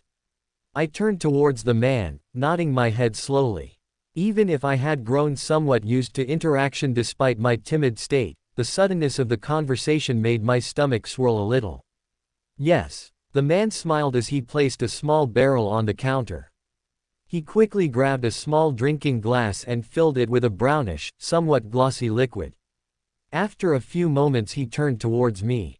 "Wanna try?" I stared at the liquid for a few moments, my heartbeat accelerating a tiny amount. "What's in it?" "Must a pint of rum, ginger, and some pig urine." Pig urine. I was taken aback, my face turning slightly green as I took a disgusted step back. The man with the blind eye laughed, casting a torrent of spit onto the wooden booth. "Don't worry, not enough to make you vomit." He held up the glass of urine-filled water. "How much then?" I continued to gaze at the bottle, my nauseous effects already having been removed by the blood moon charm. "Only a few drops, because that's what they wanna offer." He looked at the barrel, his bulky hands wrapping around the rounded surface and shaking it violently. Every once in a while you must spill it around so it doesn't get all stale. He put it back down, wiping some sweat from his brow. It's a lot easier since they haven't been peeing much. The man looked back at me, revealing a grin that showcased his yellow teeth. I wouldn't mind some harvesting help if that's what you're up for. No thanks, sir. I won't have any drinks either. Well then, have a good day. Blood moon's in a few days. Blood moon. I looked towards the man, raising an eyebrow. Once every 2 weeks the blood moon becomes full, casting a radiant red light on us all. We like to celebrate it around here, drinking until we puke and inhaling our near lil powders until someone gets trampled to death. That's awfully dangerous. I visualized what a night like that would appear like, and it didn't sound like a good time. What's more dangerous is what happens to young'uns, like you who go wandering around on a night like that. He crossed his arms over his chest, giving me a knowing smile. I bet your parents told you all about the legends and stuff. I felt my curiosity peak. I never heard these legends. Well, kid, sit down, get a drink, and I'll let you know about everything. The illusory voice of the figure boomed in my mind, much louder than usual. Ignore him. Okay, fine. I felt a wave of disappointment as I declined the offer, stepping away from his booth. Maybe another time. Yeah, later. I gave the man a reluctant smile. After another 5 minutes I located the tent nestled in the alleyway, the same malevolent crimson light pouring out like a flood. It just came to me how nobody realized of its existence considering its unusual ability to stand out. I was told to see you. I peeled back the curtain and looked inside. The hooded figure put on their rounded glasses and smiled at me, the lower half of their dark face now visible. Rather peculiar, but the unusual is something I fancy. They clasped their wrinkled hands over each other and leaned back in their wooden chair. How may I be of assistance? I sat down across from the cloaked figure and sighed. I drank the potion and became a doomweaver. Though I received some clarification on what it means, I still can't properly understand. That's the essence of it, they replied with a smile. What? They let out a low chuckle, before reaching under their desk and taking out a long, mottled scroll. They unwrapped the item and rolled it along the table, allowing me a clear view. The Apocalypse pathway is one of the 15 pathways that control this world. Every pathway, whether malevolent or prosperous, must be utilized to its fullest extent in order to properly digest it. So, that means, they looked up at me, their gold-rimmed glasses reflecting my eyes. In order to advance, you must become what the potion wants you to become. In a way, it's like acting. They pointed to a portion of the scribe, one that contained the worn image of a creature with horns and wings. It soared above an ancient city, one laced with fire, calamity and chaos. I stared at the photo, my face cooling down a little. Doomweavers are those who impose calamity upon others in small bursts. For now, the most you can do is spill a drink or tip over a lamp. But as you get stronger, you'll be able to do things such as that. The whole duration of their explanation, their bony finger swirled around the image of the burning city. So, if I want to digest my potion, I'll have to cause chaos. I felt my stomach twist into a knot. Yes, they replied, smiling. What if I don't cause chaos? What if I don't be like that? They leaned forward, gazing at me with their invisible eyes. Then you'll suffer backlash. Backlash. I repeated the word under my breath. So not using powers related to calamity would result in backlash. I looked at the hooded figure, leaning back in my chair. What abilities will I gain? I can't cause calamity by myself as a regular person. Just then, the air around me cooled, almost in a tundra-like fashion. An invisible breeze washed over me as the figure leaned even closer. In my pocket, the blood moon charm was buzzing frantically, as if warning me. The first ability at your disposal is difficult to explain, but it's some kind of aura that displaces others around you. They'll be weary of your presence. Hearing this, I was taken aback. Is it controllable? I don't want anybody I know being scared. I felt my stomach twist in my gut. It is, but it's more prone to activation when your emotions are difficult to control. Like a breakdown or something. They nodded their heads slowly. Exactly like that. Other cases exist too, but your emotions are yours to dictate. I see. Countless scenarios began to sound in my mind. What if I accidentally activate this ability at dinner and everybody is afraid of me all of a sudden? Afterwards, if it went away somehow, they'd all be weary of my presence. Catherine would most likely sense I consumed a potion without her consent and get angry at me. Your next ability is one that allows you to sense oncoming calamities. Just then, my vision seemed to saturate. Around me, everything slowly became more vibrant, glossy, almost in a static-like fashion. The hooded figure extended their left hand and pushed a thick book onto the floor. It landed on the stone ground, but it made no noise. I looked around, confused and dazed. A surge of confusion, accompanied by a tiny frantic burst, washed over me. As suddenly as it began, the sensation stopped. When my vision returned to normal, my heart jumped in my chest when the book hit the floor with a dusty plop. The hooded figure was in the same position as they were in the hazy, dreamlike state. Was that it? I asked, raising an eyebrow. I still felt slightly disorientated, slowly swaying side to side in my chair. Strangely, the blood moon charm didn't activate. Did you see the book fall twice? I nodded my head with certainty. I did. Then that's your perception as a doomweaver. You can sense and cause small calamities. After you fulfill a specific requirement, you can properly advance after you receive the proper ingredients from me. Okay, good to hear, I guess. I gave the cloaked figure a shaky smile. They nodded their head as I began to depart, but their hand snagged the back of my coat. Wait, I looked back at them, slowly wringing myself free of their grip, and nodded my head. Yeah. During the blood moon is when all calamities increase tenfold. That's the ample digestion night for you. I keep hearing about that. It's supposedly a night where everyone has fun and goes crazy, but how is that ample for digestion? The figure let out a low chuckle as they wrapped their hand on the edge of the table. Where your eyes refuse to wander, where your mind refuses to go, are the secrets of the world. They're always close nearby. I let out a low grumble as I turned around to face them. I would like proper clarification, please. Are you content with knowing such secrets? Their voice suddenly gained a slightly dangerous edge, silently warning me. I would like to. As long as it doesn't corrupt me like my friends say it would. They chortled again, pointing at the sigil on my forehead. You've already accumulated defensive preparations yourself, so learning of such dangers won't have negative effects. Okay. I sat down at the table and rested my hands on it. I pushed my glasses up the bridge of my nose and sighed. What's everything you know? I asked, my voice taking a serious edge as I leaned in a little closer. I wasn't as hesitant as before. First off, I suppose you've heard of the dangers that lurk in the shadows. Such as demons, wraiths and gargoyles. They were brought up before by someone I knew, but I could retain that information without suffering anything. That's only the first part. Everyone knows about those creatures, it's in common children's legends. Just then, they made air quotes. Don't wander out of your house after sunset or the wraiths will snatch you and eat you.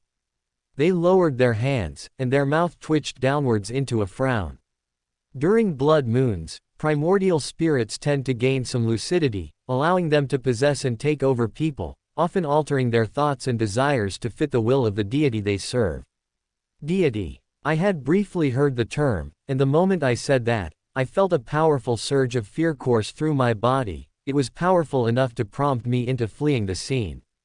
Didn't you hear the myth of life? His genitals and other bodily organs became the monsters, mutants, and demons. The primordial creator's fraction became these demons. Then, what about the deities? The ones that aren't known by the public. That information would kill you in the pitiful state you're currently in.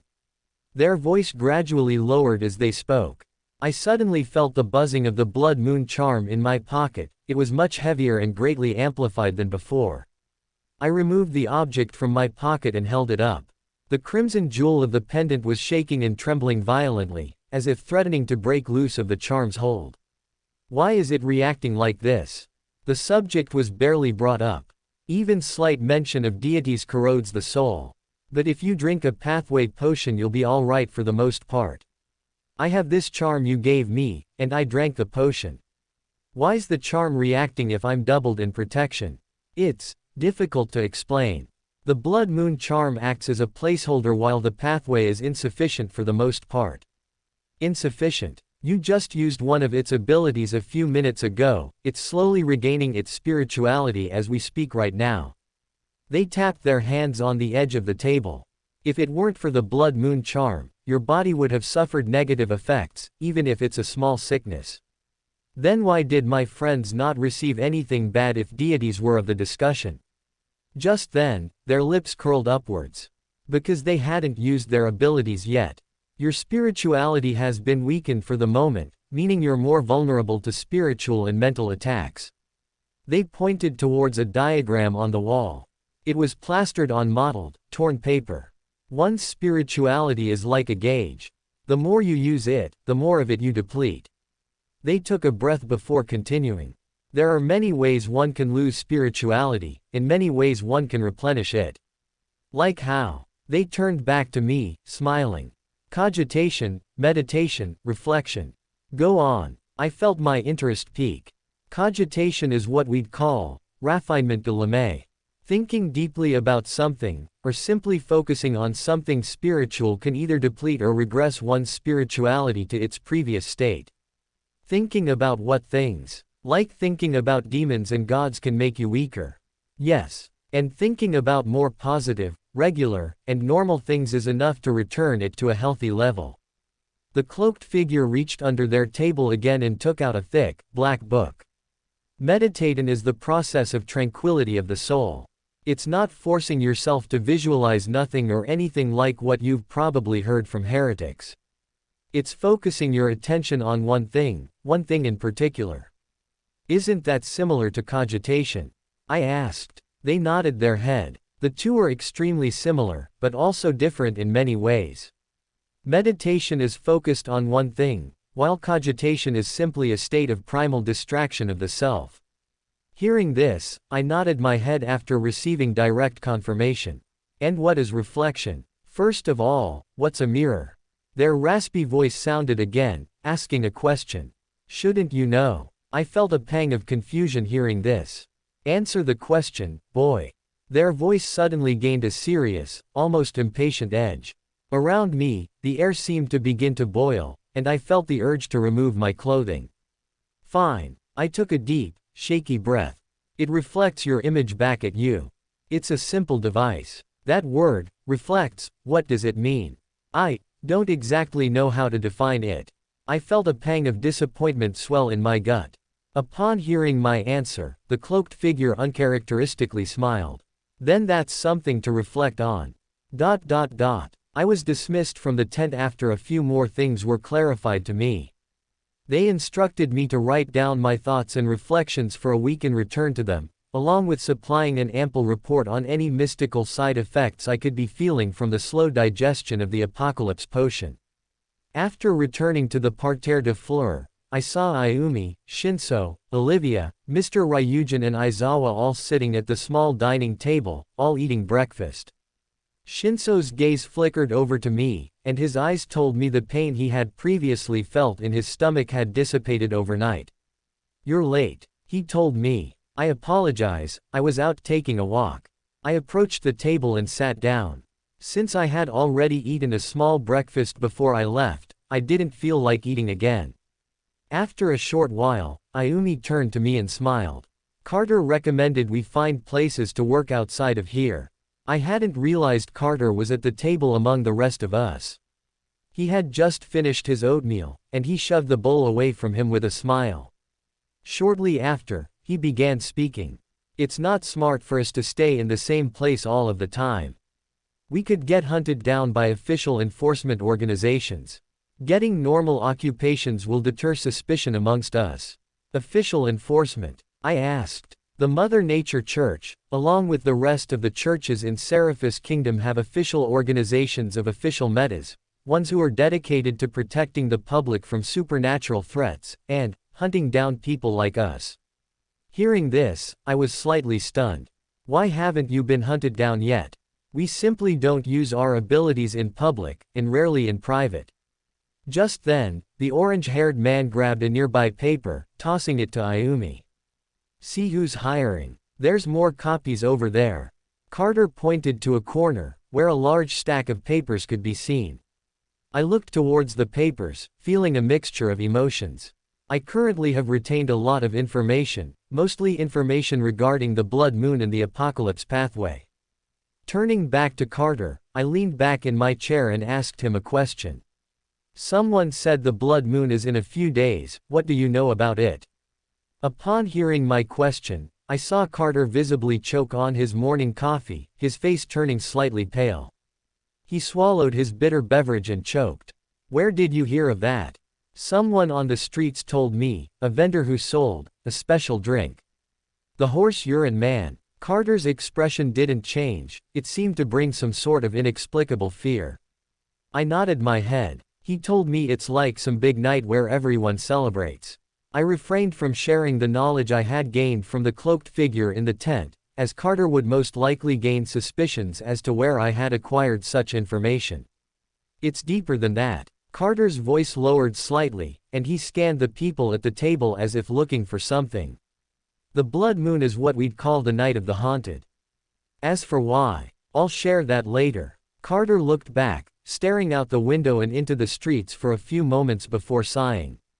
I'll be out with Aaron and Obero for the day. If Isaiah stops by here, he's just here to pick a few things up from my room. See y'all later. The man stood up, waving us goodbye as he stepped out the door. Due to the depletion of my spirituality, my tiredness rendered me mostly unable to scour for a source of employment. With a sigh, I grabbed one of the papers and ascended to the second floor, before closing the door behind me. The figure in the tent had given me advice in regards to how to properly engage with cogitation, meditation and reflection. For cogitation, I simply needed to do any healthy activities that would distract my mind. If I could scour for a job, perhaps my spirituality would gradually increase. On the other hand, sleeping would both help me digest my potion and assist in spirituality accumulation. After a few moments of deliberation, I decided on sleeping, and afterwards, looking for a job. After closing the curtains and filtering out the sunlight, I approached my bed and lied down, attempting to get comfortable atop the firm mattress. As I closed my eyes, numerous illusory, blurry, and incomprehensible blobs of light danced around, taking numerous weird shapes and forms that I couldn't decipher.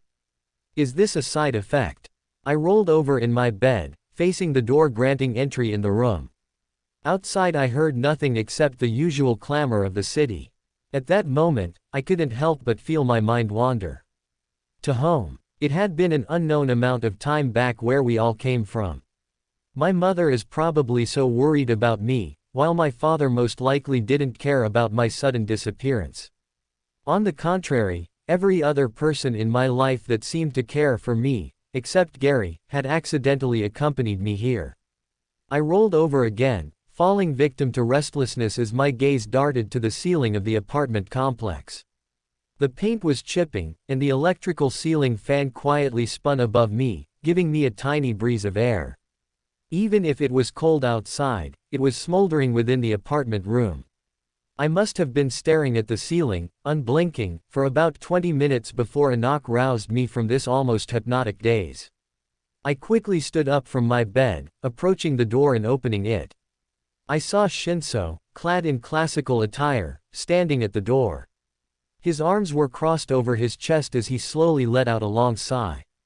My digestion isn't going very well, he grumbled, stumbling into the room, then darting into the bathroom. Shortly after, I heard the wet, squeamish sounds of him vomiting. The bowl that Catherine had supplied was sitting on the table near Shinso's bed. I had refrained from peering inside, for the smell of the bowl was enough to make my stomach twist into a tight knot. Letting out a low sigh, I deliberated on whether I should assist Shinso or if he was independent enough to walk to bed following a violent session of constant regurgitation. After a brief moment of careful deliberation, and recalling his condition, how I had to carry him out of Aaron's establishment, I figure I'd assist him one way or another. I opened the bathroom door, peering inside to look at Shinso. The indigo-haired boy was bent over, coughing and gagging violently as he continued to spill the contents of his stomach into the toilet bowl. Looking at him, I felt a surge of pity. Taking a few steps forward, I approached Shinso and placed a hand on his shoulder. Let it all out. Shinso continued to cough and gag, puking more and more as I continued to reassure him. After about a minute, he looked back at me with the foul liquid running down his chin. His eyes were slightly glossed and half-lidded, and his lips were parted slightly. Thank you, unfortunately, I can't walk much. He grumbled, swaying slightly on his knees. He looked at me with a slightly pleading expression. Seeing this, I felt an uncontrollable surge of blush wash over my expression. I quickly took a deep and shaky breath before returning my gaze to Shinso. I guess I'll have to carry you then. I sputtered out, my breath sticking to my throat as I carefully wrapped my arms around Shinso's back, before, with the rest of my energy, lifting him in my arms. He let out a low groan, his arms wrapping around my shoulder as I slowly approached his bed. Suddenly, my vision began to blur slightly as I stumbled a bit. Shinso's brows furrowed in confusion and concern as he gazed up at me. I looked down at the other boy in my arms and gave him a small, weakened smile. I'm fine, just tired. Shinso's brows furrowed when he heard my reply. Then get some rest, you might pass out at this rate. I nodded weakly, finally reaching Shinso's bed after what seemed like hours, laying the boy down on the sheets and sighing softly. We're here. My vision blurred even more, and the blood moon charm didn't activate. Before I knew it, I ended up collapsing in Shinso's bed beside the boy. Shinso remained still, his gaze fixated on my now unconscious form. After a few seconds of silence he looked towards my bed in the other corner of the room. He then took a deep sigh and leaned back against the pillows. I wish I could move, damn it. Shinso hesitantly reached across the bed, grabbing my unconscious form and pulling me closer to him. My warm skin pressed against his pale skin, and Shinso couldn't help but blush faintly from the sight. The darkness of the room, accompanied by my soft breathing, slowly lulled him into a deep slumber. After cleaning up the afternoon tea, Ayumi stood back from the small, circular table and admired her handiwork. She had dug through the supply closets near the back of the lobby and had discovered a stack of folded, much neater-looking tablecloths. This one had a plaid color of black and red, a contrast to the regular, boring white that usually donned the table. Just then, she heard some clatter behind her. When she turned her head to investigate, she caught sight of a small figure carrying a stack of messy plates and bowls down the hallway, and into the kitchen area behind the lobby. It was the same servant she had seen before. She had initially wanted to conduct an employment search, but seeing the briefly familiar face struck her. Feeling a tinge of curiosity, Ayumi held her breath and walked forward, following the servant into the kitchen. When Ayumi stepped into the kitchen, she noticed the interior of the kitchen was rustic, almost giving a subtle homey vibe. The counters were made of polished wood, and a gas lamp overhead gave the environment enough lighting to get work done. The stove was ignited, with numerous pots of food boiling on it. The male servant with greasy brown hair was at the large, industrial-sized sink that stretched across the room, scrubbing vigorously away at a plate which had the remnants of a steak dinner. His brows were furrowed, and his face was deathly pale, bringing with it some sort of inscrutable desperation. He suddenly looked towards Ayumi, his eyes widening slightly. The short boy took a step back, dropping the plate into the sink and covering his face.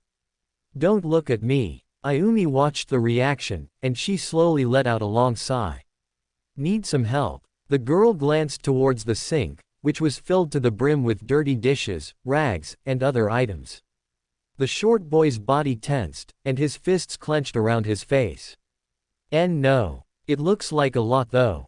The black-haired girl strode over to the large sink, peering inside at the contents. With a small smile, she reached beside the sink and put on a pair of gloves, before picking up one of the plates from the stack he had previously carried away. I'm helping you anyways. Ayumi looked at the male servant, her lips curling up a little higher. Stop. He'll punish me for interference. He stepped back again, his entire body trembling now. Ayumi immediately made a guess. Your boss. What's he gonna do? I have powers. Ayumi cocked an eyebrow, her face playing smugly as she turned back to the plate, using a nearby sponge to scrub away at the grease and grime. What? His brown eyes widened, his lips parted slightly as if wanting to speak. The brown-haired boy remained silent for a few seconds, watching Ayumi begin cleaning. Powers? He asked, his voice a low whisper. Like, you're a seeker. A what? Ayumi turned back to the boy, cocking an eyebrow. Nothing. The boy immediately shrank back, retreating to a corner and huddling away. He'll only punish me more if I tell you. Ayumi looked at the boy briefly, her expression softening slightly. Well, it seems like your boss doesn't like you talking much, huh? She carefully contemplated her next words, before speaking. Would it hurt to tell me your name? The boy slowly turned around, a small glint in his eyes surfaced as they widened slightly. Wilfred. Hearing his name, Ayumi's smile widened. Wilfred, I like that name. The boy's face quickly flushed, and he turned back around and planted his head against the wall. Thanks, my boss gave me it. Hearing this, Ayumi was slightly stunned. Your boss named you. What about your parents? Parents? What's that? Wilfred turned around, fidgeting with his fingers as he looked at Ayumi with a cautious expression. You weren't raised by your parents. Ayumi felt her heart constrict in her chest. Wilfred's expression remained vulnerable, and he exhaled. Boss raised me, all my life. So, your boss is like your parent. You've lived in this apartment complex all your life. Ayumi looked around the kitchen, feeling her blood simmer at the thought of having to live here all of your life. No, boss takes me home after the day is over. I live at boss's house. Wilfred explained, looking up at Ayumi. He says I'm 14 years old, and he found me in the streets rotting away. That's awful. Ayumi couldn't help but feel a pang of sympathy and tiny respect for the boss she had initially perceived as cold and harsh. Wilfred's boss had taken him into his home. No. Boss gives me stuff, he gives me food, water, clothing, sleep. I like my boss, but he doesn't like me talking with others. Do you remember your childhood before? Ayumi cocked her head. Wilfred arched an eyebrow, feeling a wave of confusion. What's a childhood? I woke up with an abnormal throbbing pain in my head, causing me to grit my teeth and lean back against the sheets. Shinso had already awoken. He was in the corner of the apartment room, and water was boiling on the stove in the small kitchen. He then turned to me, watching me momentarily before speaking in a low, strained voice.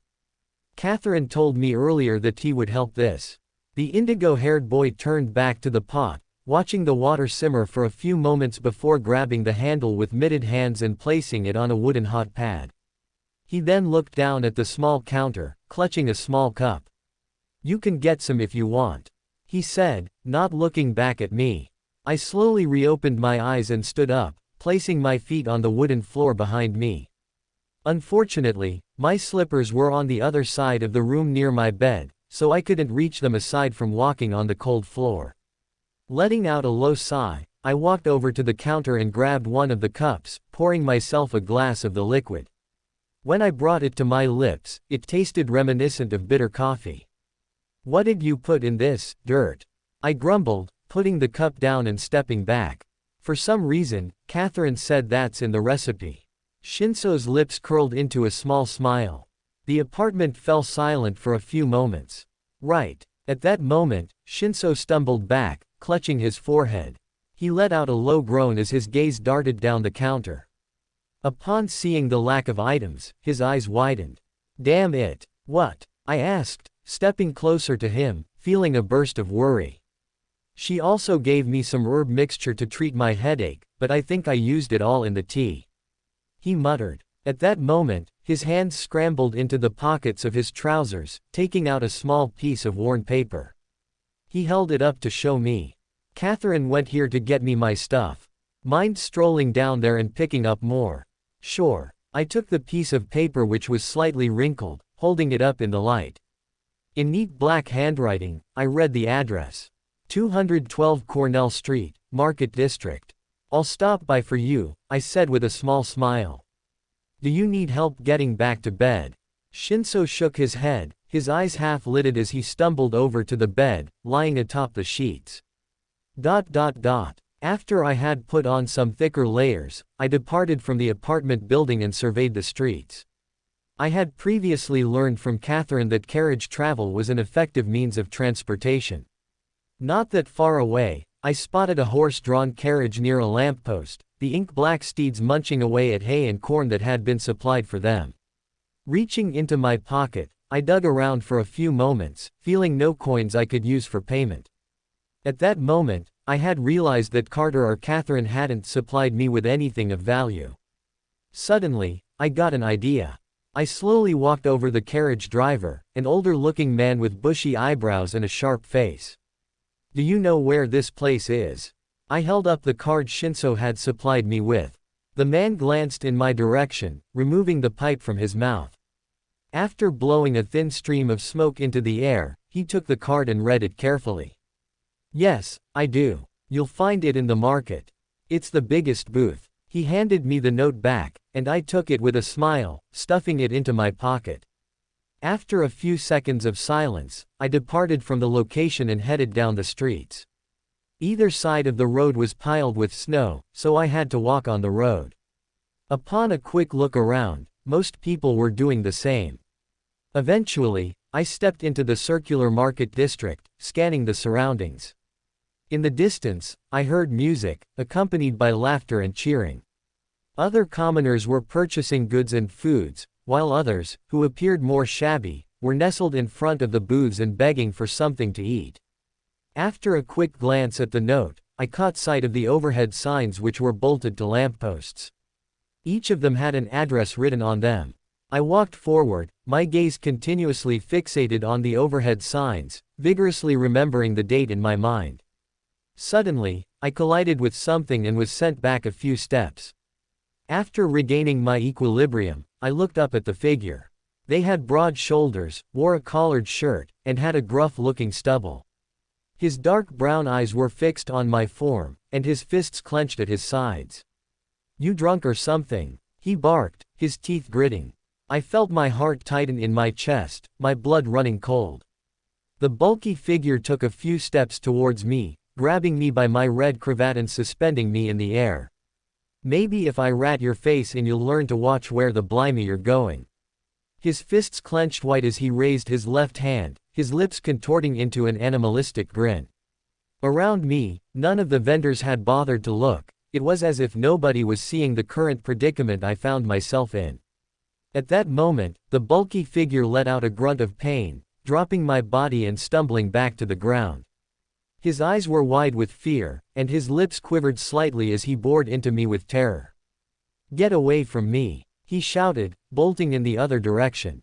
The burly-looking man shoved aside a patron or two as he darted off into the crowd of people. The patrons around me all turned around, facing me with perplexed expressions. Murmurs quickly crept through the crowd as they seemed to analyze me. I felt a rush of anxiety, so I ended up raising the collar of my coat and heading further into the market. The gazes of the people eventually dissipated, and I arrived at the address that Shinso had given me. I saw a stand, and sitting in a chair was an older man with yellow eyes, his left eye completely white. In his left hand was a wooden stick. It was the pig urine guy. I let out a low groan as I gazed at the man. My friend sent me here to pick up something. Hey, it's you. The half-blind man stood up from his seat, smiling as he approached me, his walking stick giving him a small stumble. Yeah, it's me again. I let out an awkward chuckle, attempting to stifle the uncertainty inside me. So, I believe you need a plant mixture, one to alleviate a headache. Yeah, I do. But unfortunately I have no money. At that moment, the man smiled and pointed behind his booth. I could see a large stable. Inside, I could hear the muffled sounds of horses neighing. Maybe if I show you the ropes, you can gimme a barrel or two, and I'll supply you with the herbal mixture you need. Hearing this proposition, I felt my face heat up, and a strange churning in my stomach. I hadn't forgotten his occupation, and the thought of assisting him made me want to regurgitate. I remained silent for a few seconds, quickly deliberating my options. I could either depart from the market without making a purchase, leaving Shinso in his condition for a prolonged period of time, or I could assist this man in the harvesting of horse urine so I could receive my reward without having to pay. I took a deep breath, the words leaving my mouth on their own. "I'll assist you. ... The man had instructed me to strip off my clothing, emphasizing how an outfit like mine would never want to end up in the stables. I had been given a messier, more ragged outfit. I had also been supplied with a dirty apron and mittens to shield my skin. As for my head, I had a piece of moist, foul-smelling cloth wrapped around my mouth and forehead, only allowing me to breathe through my nose for the time being. I looked like I was dressed for radiation exposure rather than urine harvesting." After leaning against the wall for a brief few moments, the man stepped into the stable wearing similar attire to mine. "You look just like me," he chortled. He bent down, reaching into a cabinet and taking out a rusty bucket. He dropped the item onto the hay and exchanged a glance with me. "It takes 5 buckets to fill the barrel on average, so it'll take you 10 buckets to receive your mixture." 10 buckets. I was taken aback. How often did they have to use the bathroom? The man with a blind eye thought for a few moments, before looking towards me. "If you feed them enough, the maximum urine output should be approximately 15 minutes following digestion." I suddenly caught a whiff of something in the air, and I reached up and plugged my nose. My eyes began to water. "What the hell is that smell?" "Don't worry, the horse's shit won't be too bad to get off your boots, you're very lucky I had extras nearby." The boots he had given me were a few sizes too big, but I considered myself grateful I had extra footwear to begin with. He had led into one of the booths, where I saw a brown-colored horse laying down in a pile of hay. When it heard the gate creak open, it let out a tiny neigh as it turned its head towards us. Upon seeing the unfamiliar face, the animal shot up and kicked its back legs. Luckily, I wasn't in proximity to be hit, but the yellow-eyed man had raised his arms in defense. "Easy girl, nobody's gonna hurt you. Not anymore. Not anymore." I was still slightly shaken from the attack, but I felt a surge of curiosity upon hearing his words. The burly-looking man looked towards me, sighing softly. "All of the beauties here are adopted. Unfortunately, very bad people wanted to use their bodies to make meals, so I broke in and let them free. They all followed me back here." Upon visualizing the scene, I couldn't help but chuckle. "I wondered why they decided to stick with you." "Well, people around here call me Horse Guru."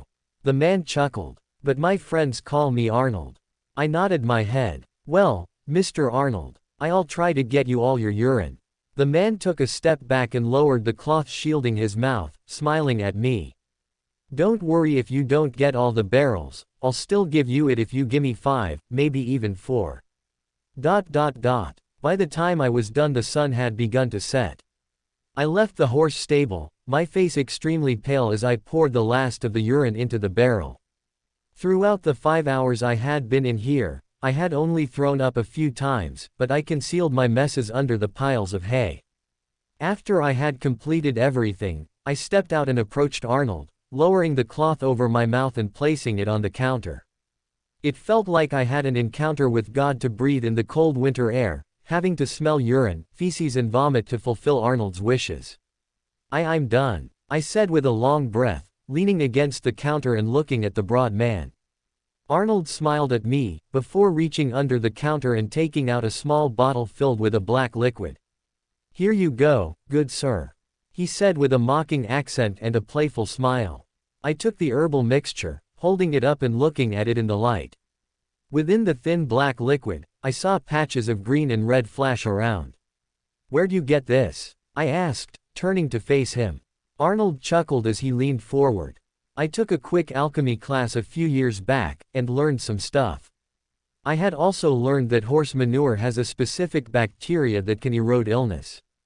I stepped back into the building, scanning around the lobby. For the most part, it was empty. The only people I could see were a young woman and her husband enjoying their evening sandwiches. The medicine bottle remained clutched in my right hand. I quickly ascended up the stairs of the apartment complex and entered our apartment room, where I saw Shinso sprawled on the bed. He was asleep, a tiny sliver of drool running down his chin. Letting out a humored chuckle, I approached the apartment stove and turned it on, watching the tiny flames emerge from the charcoal furnace. Grabbing the pot Shinso has used to make his tea, I filled it up with water from the small sink and sat it atop the stove. In the meantime, I figured I'd make myself a small dinner. While the water slowly boiled, I fled downstairs and entered the kitchen of the parterre de fleur and grabbed all the items I needed. Although I was uncertain if the apartment complex allowed guests to make their own meals, I guessed they wouldn't mind some leisure.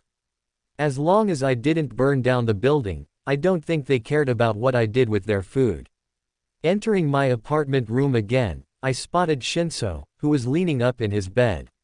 He rubbed his eyes tiredly as he stared at the stove. Upon seeing me, his expression softened. I thought I had left it on, but you're here. Shinso chuckled dryly, eyeing the food in my arms. Making dinner. Yeah, I replied, sitting the vegetables on the counter. I reached into the lower cupboard and took out a fork, cutting into a carrot with efficiency. Shouldn't you use a knife? It's easier. Shinso rolled his eyes, his voice a low grumble. The word knife wasn't one I wanted to hear. I felt the blood moon charm buzz in my pocket, quickly alleviating my memories. I prefer to use forks. There's nothing wrong with being different, right? I said with a small, self-loathing smile. Right, Shinso replied, leaning back in his bed and letting out a low groan. I feel like I'm on fire, mind tossing me in the tub with freezing water. But you'll catch a cold. I replied, turning around to face Shinso. The last thing I wanted was more complaining from him. Whatever. Shinso pouted slightly, huffing as he snuggled under the sheets. After I had sliced all the vegetables, I put them in the pot alongside the herbal medicine. I figured making soup was a better alternative than making more tea. You need substance in your system. Shinso looked at me. What are you, my mom? I thought back to my own mother, feeling my heart constrict. I mean, maybe. We don't have ours in the meantime. Shinso's expression softened, he seemed to be feeling similar emotions as me.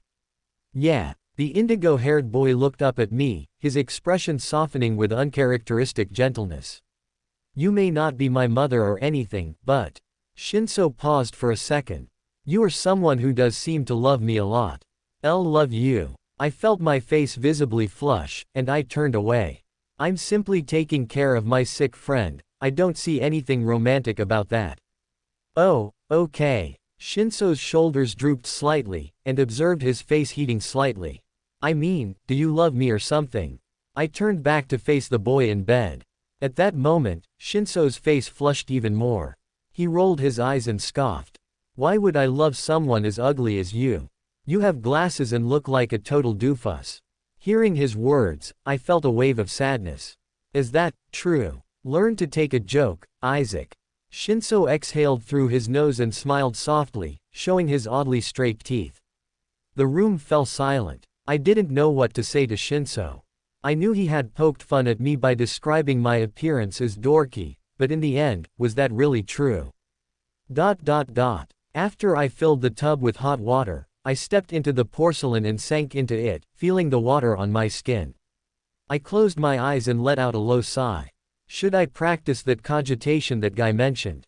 I needed distraction. My mind couldn't help but wander back to the terror that the man in the market had felt when he looked at me. After making a quick deduction, I took the opportunity to practice cogitation in the bathtub of all places. You might drown if you do. The illusory voice sounded in my mind again. Should I wait? I asked, looking around the bathroom before laying my eyes on the slightly cracked mirror.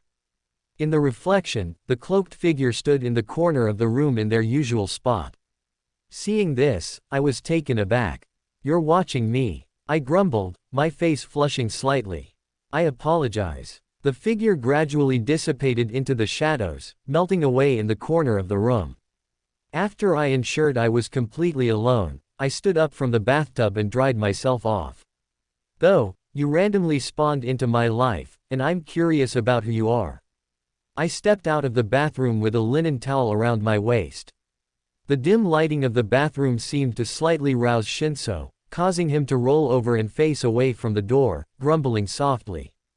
I made my way over to the drawer near my bed and took out a pair of loose white pajamas, slipping them on and buttoning them up. The voice rang out in my mind again. I found you interesting, so I decided to stick around you, Isaac. Interesting, me? I whispered, my lips curling into a small smile. Why would I be interesting to you of all people? Aren't you a god or something? No, I'm not a god. I'm a spirit creature. Spirit creature. Well, you don't look very creature. Why? I scoffed, pulling up the covers and slipping under them. Appearances are never what they seem, twisted and ruined are their essence. They said in an ethereal tone. I won't even ask what that means. I sighed, sinking into the sheets. The next morning I left my apartment room still clad in my pajamas. I stepped into the lobby and picked up one of the papers that Carter had mentioned, the job papers. After stopping by the kitchen area and picking up a tray of complimentary morning cocoa, I walked back into the lobby and sat down in an armchair by the circular table. The morning sun filtered through the windows, casting an ethereal yellow light onto the lobby of the Parterre de Fleurs. I picked up the paper and began to scan through the jobs that were hiring, but the recollections from last night stopped me from taking further action. After one consumes a potion, spirit creatures habitually lock onto the host corresponding to their pathways. Since you consumed an Apocalypse Pathway potion, I, being an Apocalypse Pathway spirit creature, naturally gravitated towards you. How? I saw you in the mirror before I came here, and you existed before I consumed the Apocalypse Pathway potion. I felt my mind churn with confusion. It's complicated. In other cases, one's spirituality can naturally create these spirit creatures aside from pathway gravitation. How could my spirituality have done such a thing if I didn't have any power until I consumed the potion? The only thing I remember doing is transporting us here. The air around me seemed to cool slightly, and I felt a strange feeling of being watched from an unknown location. I've watched you for quite a while before you came to this world. How long exactly? I raised my glass, taking a sip of the hot cocoa. Well, ever since you made that student drop dead in the hallway, I felt naturally gravitated to you. I see, but how have you been watching me? You only appear in mirrors, and barely appear in the real world. I sighed. I'm afraid I can't disclose such information. So it's in the scope of corruption. I arched an eyebrow, feeling a surge of curiosity. The moment my emotions shifted, the air around me grew even colder. Knowledge of higher dimensions is beyond even my scope to a certain extent. I'd consider even the likes of me lucky that habitual information restriction is an ability of the higher orders. Habitual information restrictions? I asked, puzzled. At that moment, the illusory voice sighed. At a specific level, information about many topics from certain places is corrupted. Corrupted? It's the same topic Catherine and Carter brought up with sealed relics. Correct. The voice acknowledged. Though, I'm curious. Would learning your name kill me? I felt a pang of amusement asking that question, my lips curling into a small smile. The umbrage. The illusory voice rang out in my mind, layered and ethereal. Ah, cool name, I replied. At that moment, one of the doors opened leading from the kitchen, and a young woman walked out. Her hair was tied in a messy blonde bun above her head, and she carried a tray of food. When she looked at me, her eyes widened with terror and she bolted out of the room with quick, erratic breaths. Seeing this, I paled slightly. That's the second time that's happened. Yesterday, now today. I recalled the scene from the market, remembering how the bulky man had paled in fear and departed from the scene in terror. Is that one of the abilities the cloaked figure mentioned? I whispered to myself. The figure had initially called it an aura of displacement. But that didn't look much like displacement, rather of terror. Everyone exposed to the ability ended up being terrified of me, and fleeing from the scene after even subtle interactions. Yes, the aura of fear is one of the abilities you currently have in your arsenal. But I find it confusing as to why it's active right now. Why didn't Shinso react last night? Is tiredness a nullification of this or something? The figure fell silent. After a few moments they sighed. One of the activation requirements is emotional instability, paroids of distress, anger or sadness. Hearing this, I was taken aback. I knew that, but I'm not feeling those things at the moment. Would that mean my friends would suffer? I felt a wave of guilt wash over me. It's a possibility. Damn it. I grunted, putting my cup of hot cocoa onto the circular table, pushing it back. If I were to get an occupation, would that render my employers open to such side effects? I'd lean towards that being true. Try searching for jobs that would render you with limited human interaction.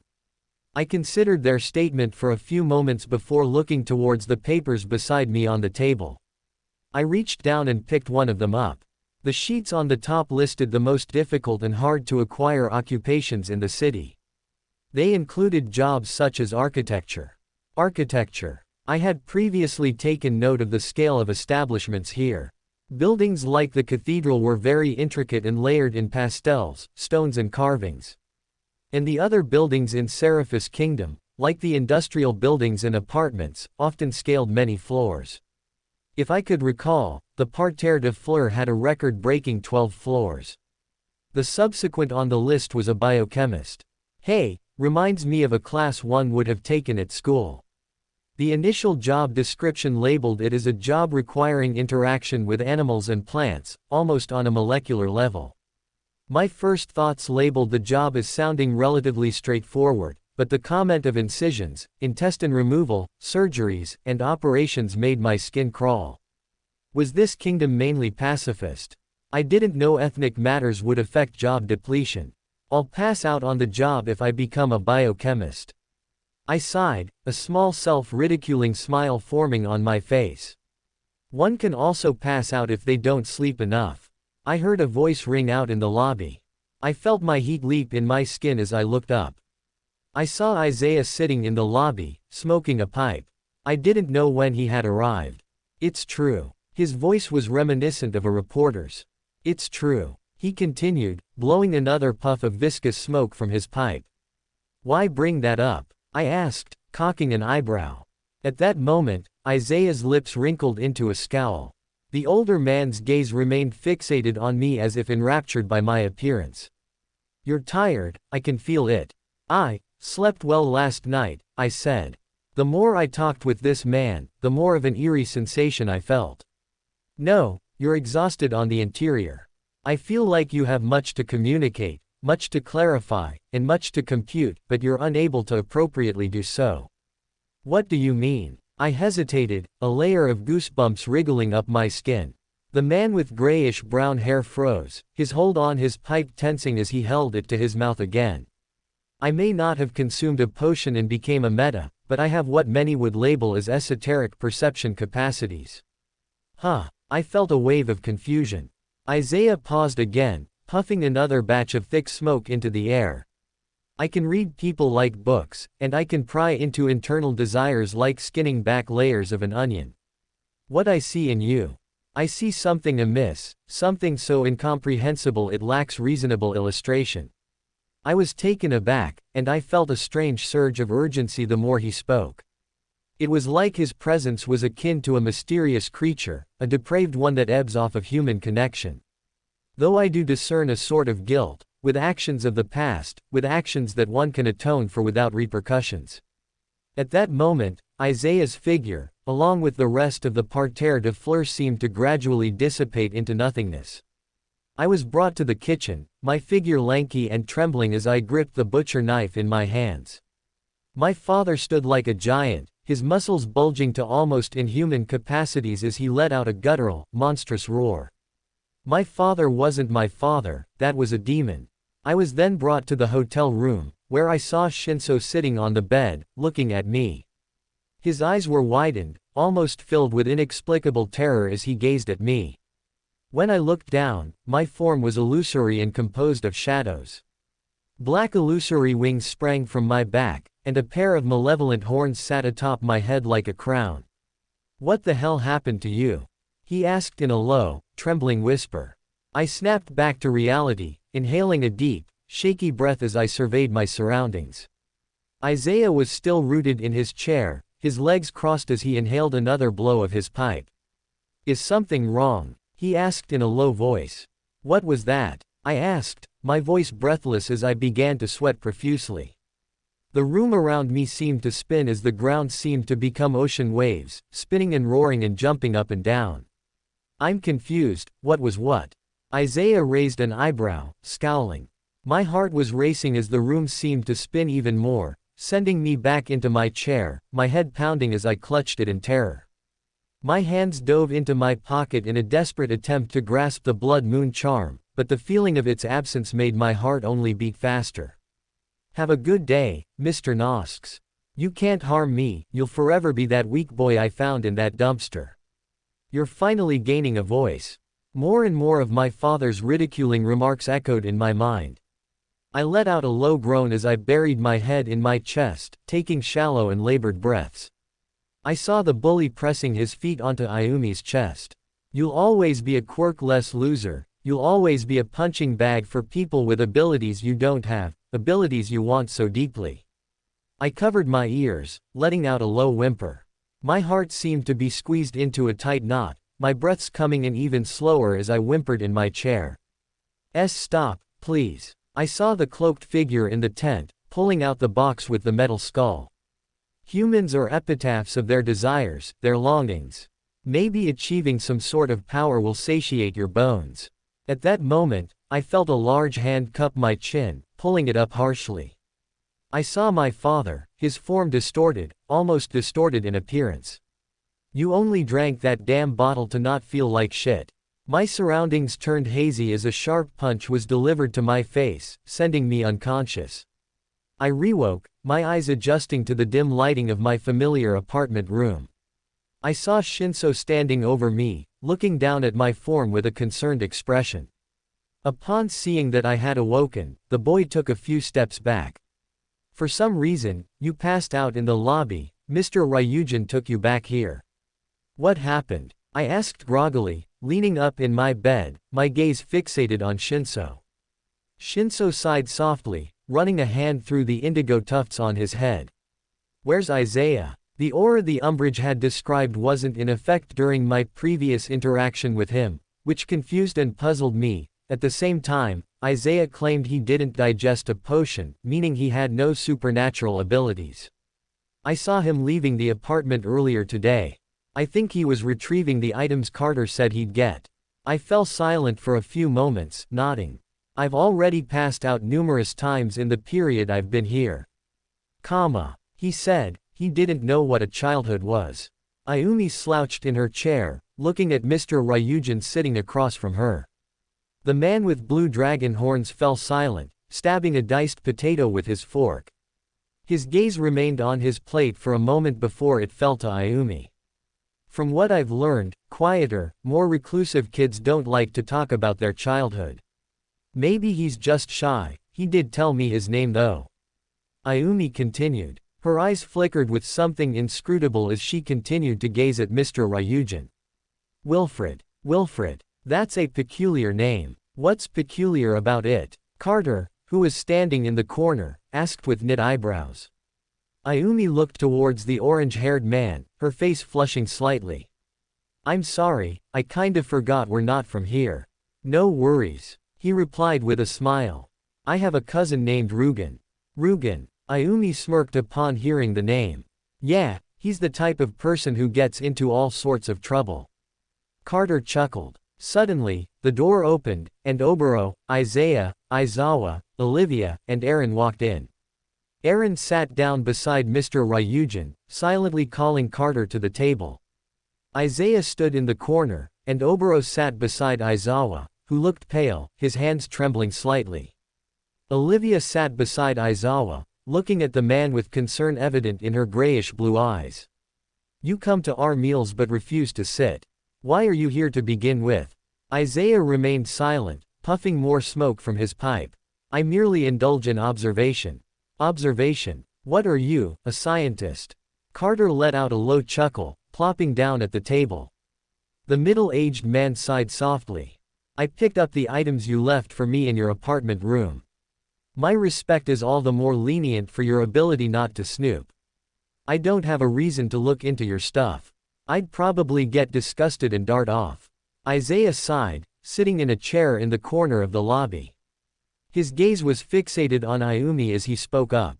You friend, he's peculiar. Ayumi froze for a few moments, looking up at Isaiah. Which one? Shinso. No, the ordinary-looking one. Isaiah brought the pipe to his mouth and smoked again. He talks to himself. What's wrong with that? Ayumi tilted her head slightly. The middle-aged man fell silent, taking a breath. It's often a sign of insanity. Have you ever heard the saying, crazy people can dance because the ordinary passerby can't comprehend the music? Ayumi fell silent. People always talk to themselves, there's nothing weird about it. I sense deep turmoil within him. An inability to properly reconcile with his voices. He sounds plagued, haunted with past actions. The man he wants to become is the man he'll only receive a fleeting glimpse of. What are you saying? The black-haired felt her face pale slightly. Isaiah's expression seemed to darken as he frowned. He's a lunatic. Shinso turned from the door for a few moments before speaking softly. The others are eating downstairs if you're interested. I didn't reply, too plagued with confusion to give a proper answer. Why wasn't this aura of fear triggering? Why wasn't Shinso cowering away and trembling when he saw me? I wanted to ask the illusory voice, but I figured Shinso would perceive my actions as weird if I randomly started talking to myself. I'm not hungry, I replied, my voice low and shaky. At that moment the indigo-haired boy paused, his brows relaxing. I'm sorry if I hurt your feelings yesterday. His lips parted, and he swallowed his saliva. I feel like, when I told you that you looked ugly, you wanted to shut me out. You told me it was a joke, so I accepted that. Shinso sat down beside me on the bed, his eyes glued to the floor. But you didn't seem to get better afterwards. If you chuckled or something, I would have thought, you didn't think I was rude. My eyes widened when the corners of Shinso's eyes began to moisten. Why the hell are you crying? I leaned up, a small smile forming on my face. Shinso's body slowly began to tremble. It's nothing, just. A few tears ran down his face as he turned to look at me with an expression of vulnerability. He had never been so open to me before, and I couldn't help but feel my heart constrict. I don't know if we're ever gonna get home, if we're ever gonna see our families again, he sniffled, wiping away the tears from his face. I have very few people here that care about me, he trailed off, his voice gradually lowering to a whisper. Shinso looked back down at the floor, his hands trembling as he rubbed the back of his neck. When you treated me like you did when you first met me, I was stunned. More tears ran down his face, which he quickly wiped away. Nobody's ever treated me like that aside from my parents. I remained silent, gazing at Shinso, my heart feeling heavy in my chest. I ran a hand through my hair and chuckled self-deprecatingly. Loneliness has always been my companion. When I saw you, for some reason, I felt something else.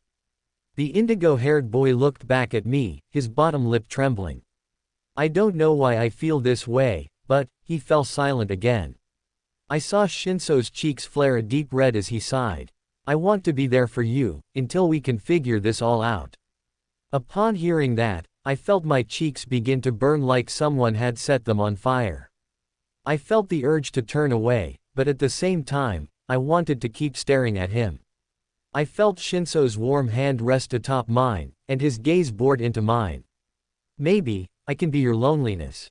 At that moment his lips curled into a small smile, and he leaned in closer as he closed his eyes. My face flushed even more as he got closer. I slowly closed my eyes, taking a deep breath as my grip of his hand tightened. I felt his hot breath millimeters from my mouth, but before I made contact, the door suddenly burst open. You guys gonna eat? Ayumi asked from the doorway. I opened my eyes, and I don't think I've moved so fast in my life as I bolted away from Shinso. The indigo-haired boy remained silent as I departed from the room. After watching me bolt down the hallway, she turned towards Shinso with a perplexed expression. I think Isaiah might be right, she mumbled to herself, smiling. I looked like a complete dork. Shinso huffed, falling back against the sheets. The black-haired girl smiled as she walked over to him and sat down beside him. "I think someone's got feelings," she teased. "Shut up." Shinso rolled over, facing the wall away from Ayumi's gaze. "Let's just get some dinner in our systems. Sorry for the absence of a platter, the cooks are experiencing a delay." A female servant bowed politely as she laid out napkins across the table. "No, I got it." Ayumi rushed over to the table, snatching the napkins from the maid and disturbing them with a quickened pace. The woman with netted hair seemed taken aback at first, but her expression gradually softened as Ayumi worked. "Thank you, dear." She nodded her head and turned around, addressing the group once more. "I anticipate your dinner will be completed in a few minutes. Aren't you a doll?" Olivia chuckled, wrapping the napkin around her neck. Even if it wasn't a gesture she was accustomed to, she figured tarnishing her new outfit with the residue of a meal was a risk she didn't want to take. Additionally, everyone at the table not from where she came from had already done the same. "Where's Catherine?" Shinso asked, scanning the table and the people sitting at it. "Preparing for your first spirituality lessons," Carter said with a smile, leaning back in his chair. "You look less bloated," Aaron remarked, eyeing Shinso's stomach. "Earlier today Isaac decided to fetch me some more herbal stuff." Shinso sat down at the table and tidied himself up. "The herbs are only a precaution, that means the pace of your digestion is quicker than predominantly perceived," Isaiah said, sitting in the armchair with his pipe in hand. At that moment he reached down and clutched his bag, which clattered with sounds of glassware as he hung it around his shoulder. "Unfortunately outside is scheduled for Baron-like temperatures, so I'll be heading back to my estate." Oboro nodded with a smile, waving gently as Isaiah departed. Aizawa, who sat across from Oboro, continued to look at him with a somewhat uneasy expression. "You okay, Shota?" Olivia asked, leaning ahead of the taller man, gazing up into him with parted lips. "It's just hunger," he replied. As if on cue, the doors leading to the kitchen opened, and a stack of plates could be seen in the hands of a figure that was obscured by them. They let out low grunts of effort as they attempted to keep the stack balanced. After slowly making their way to the table, they began to slowly put the plates down. When their face was within view, everyone saw a teenage boy of small stature, sunken brown eyes and a mop of greasy brown hair. "Wilfred, nice to see you." Ayumi smiled from across the table, waving. The boy's face flushed furiously as he looked down at the mahogany table, ignoring her presence as he slowly began to distribute the food with shaking hands. When he gazed back at the stack of plates, his eyes widened in terror when he noticed their sudden absence. "What the?" Wilfred took a step back, his hands clutching his brown hair as he began to huff. Hey. Ayumi walked over to him, pointing at the table. "I just helped you out, no biggie." Seeing that, Wilfred slowly let out a sigh of relief, a reluctant smile forming on his face. Thank you." He walked back to the table to help give out utensils, but he froze in his tracks and began to stare at the food that had been laid out.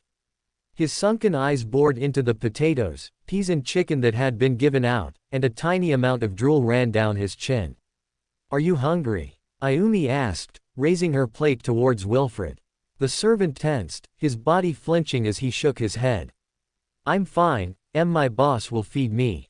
"Oh, that's fine," Ayumi said, her expression betraying her words.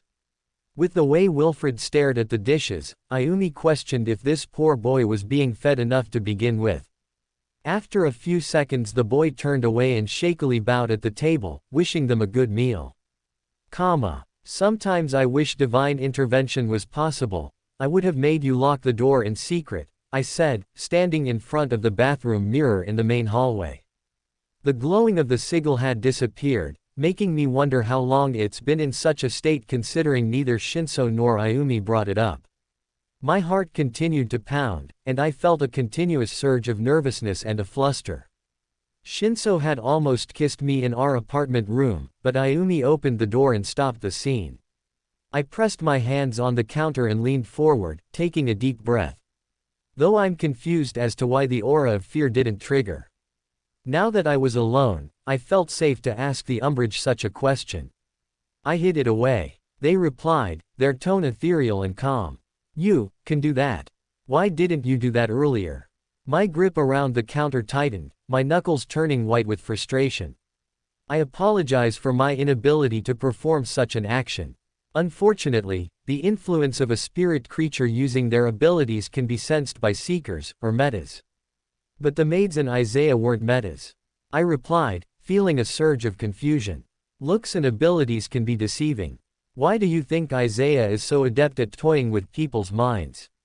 He made you hallucinate. So, Aaron, Carter, even Catherine doesn't know. His pathway is adept at concealment and fabrication. The Umbrage explained. What do you know about it? Is it information I can openly possess without risk of madness?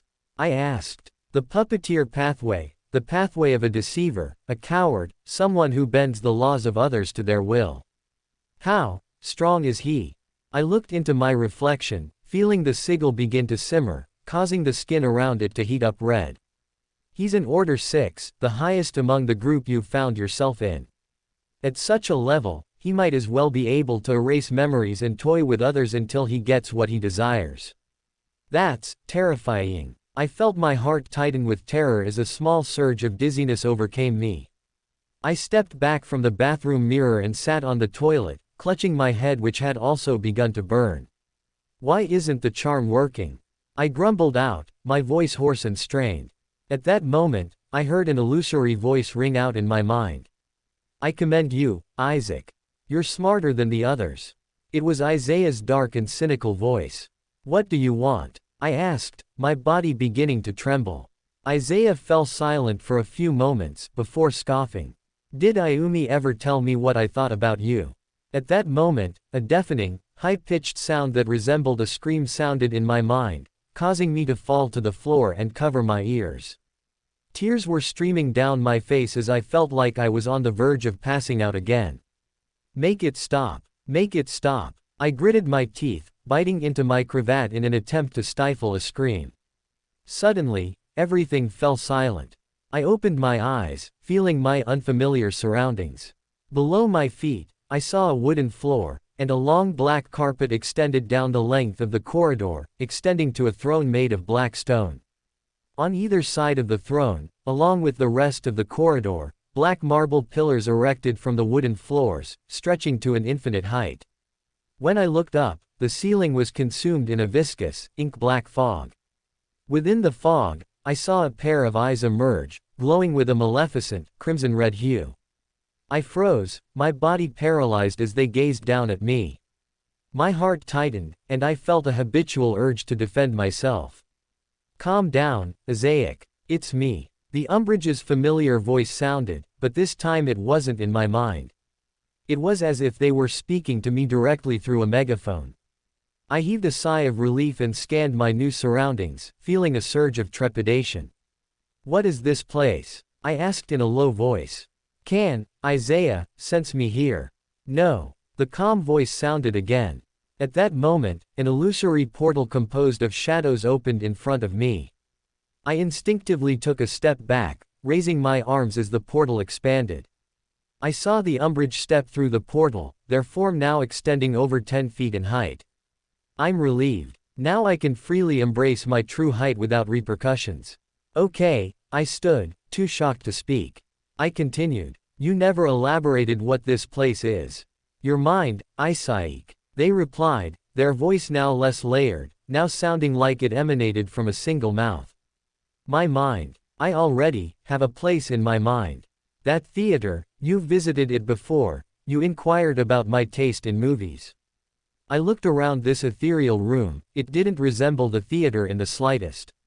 Well, once you consumed the potion, your mindscape changed to accommodate it. They pointed behind me, revealing a large oriel window that showcased a sea of crimson stars against a backdrop of ink-black sky. Your apocalypse potion digestion is now officially in the works. They said, approaching the window and peering outwards into the sea of stars. After a few seconds of silence, they turned to me. Come and look. Feeling a surge of curiosity, I followed the illusory figure to the edge of the window, peering outwards. Outside, I saw a massive swirling vortex of crimson and black, the stars and the night slowly gravitating towards it. What is that? I asked, looking towards the figure. Your mind, they simply replied, leaning a little closer towards the glass like a curious animal. Hearing that, I felt a surge of confusion. That's my mind. They nodded their head. In a way, it's the symbolic form of your mind. Well, I crossed my arms over my chest. It doesn't look that good. The umbrage fell silent. After a few short moments they nodded their head. It's the way you're feeling, Isaac. Think back to what you saw when Isaiah plagued your thoughts. At that moment, the vortex of crimson energy seemed to intensify, illusory images and scenes flashed by. I saw my father in the kitchen, his muscles bulging and his form inhuman. I saw my illusory form composed of shadows clutching a knife in hand. But strangely, I saw another scene. I was dressed in a white collared shirt. My eyes were red and bloodshot around the edges, with dark circles around them, making me look like a raccoon. Tears streamed down my face as I bashed my head against a brick wall. Seeing this, I took a step back in confusion. I had never experienced that. My gaze quickly fell onto the umbrage, and I asked a question. What is that? Is that a memory or something? They shook their heads silently. No. You know the mind can play tricks on you, making you perceive images you've never had or memories you've never experienced. Then, why isn't every weird thought of mine showing up here? I felt perplexed as I stared into the intense vortex of crimson and black energy. Not everything is destined to surface. Some thoughts remain hidden, deep down where they refuse to resurface. I suddenly felt a chill run down my spine when I heard that. The vortex continued to play that scene of me bashing my head against the wall. I was screaming, babbling incoherently like a rabid dog. Copious amounts of drool and foam poured from my mouth, soiling my outfit. I turned away from the scene. Does the window have curtains? I asked. I don't think so. The umbrage replied. Suddenly, I heard an illusory pounding sound across the entire throne room. My gaze darted upwards, looking around the room in confusion. What's that noise? I think someone wants to see you. The umbrage said, disappearing through their illusory portal. I felt my heart tighten. Can Isaiah reach me here?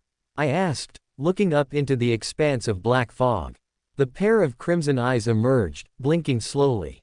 No. It's spiritually protected. Oh okay, how do I leave now? I looked down at the floor, heaving a sigh of relief.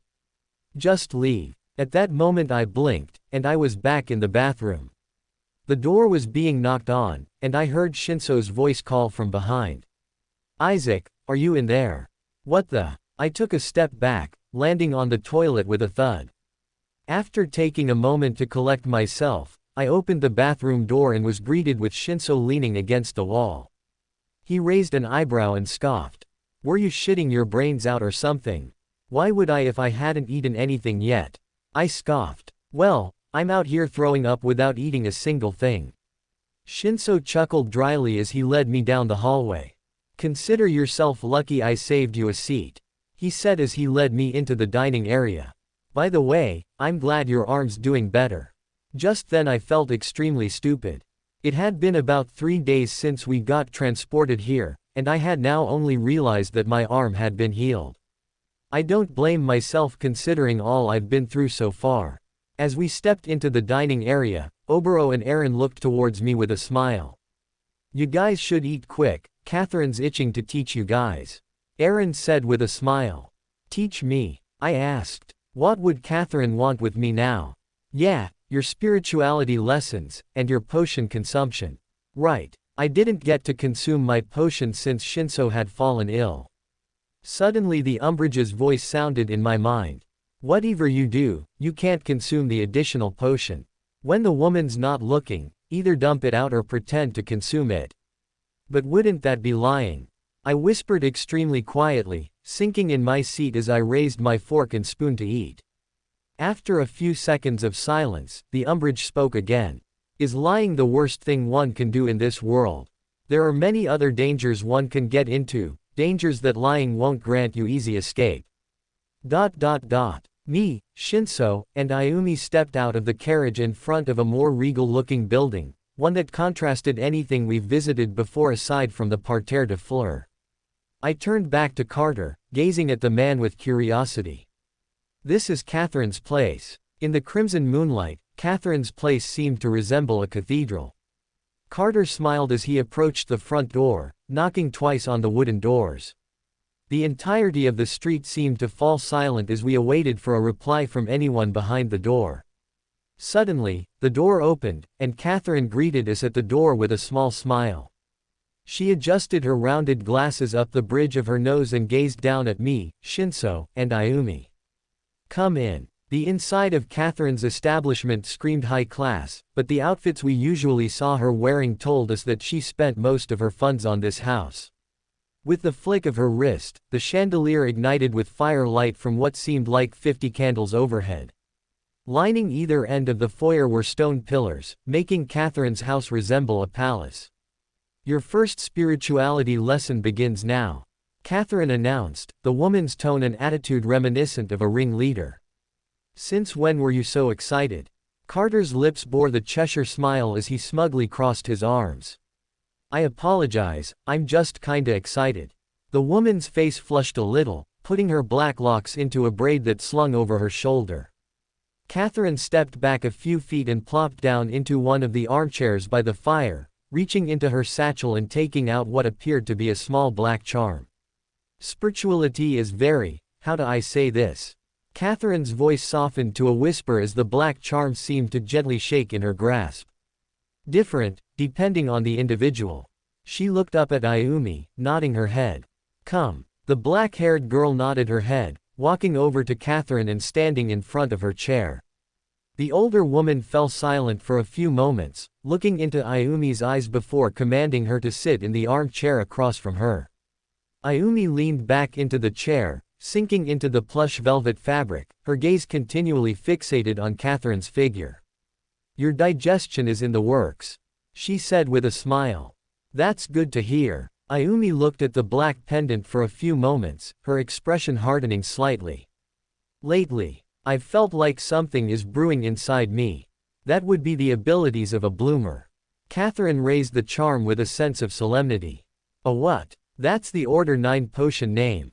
We also call those the Orders." Upon hearing the elaboration, Ayumi felt her senses gradually calm. "Okay, when do you think you'll be able to get these powers?"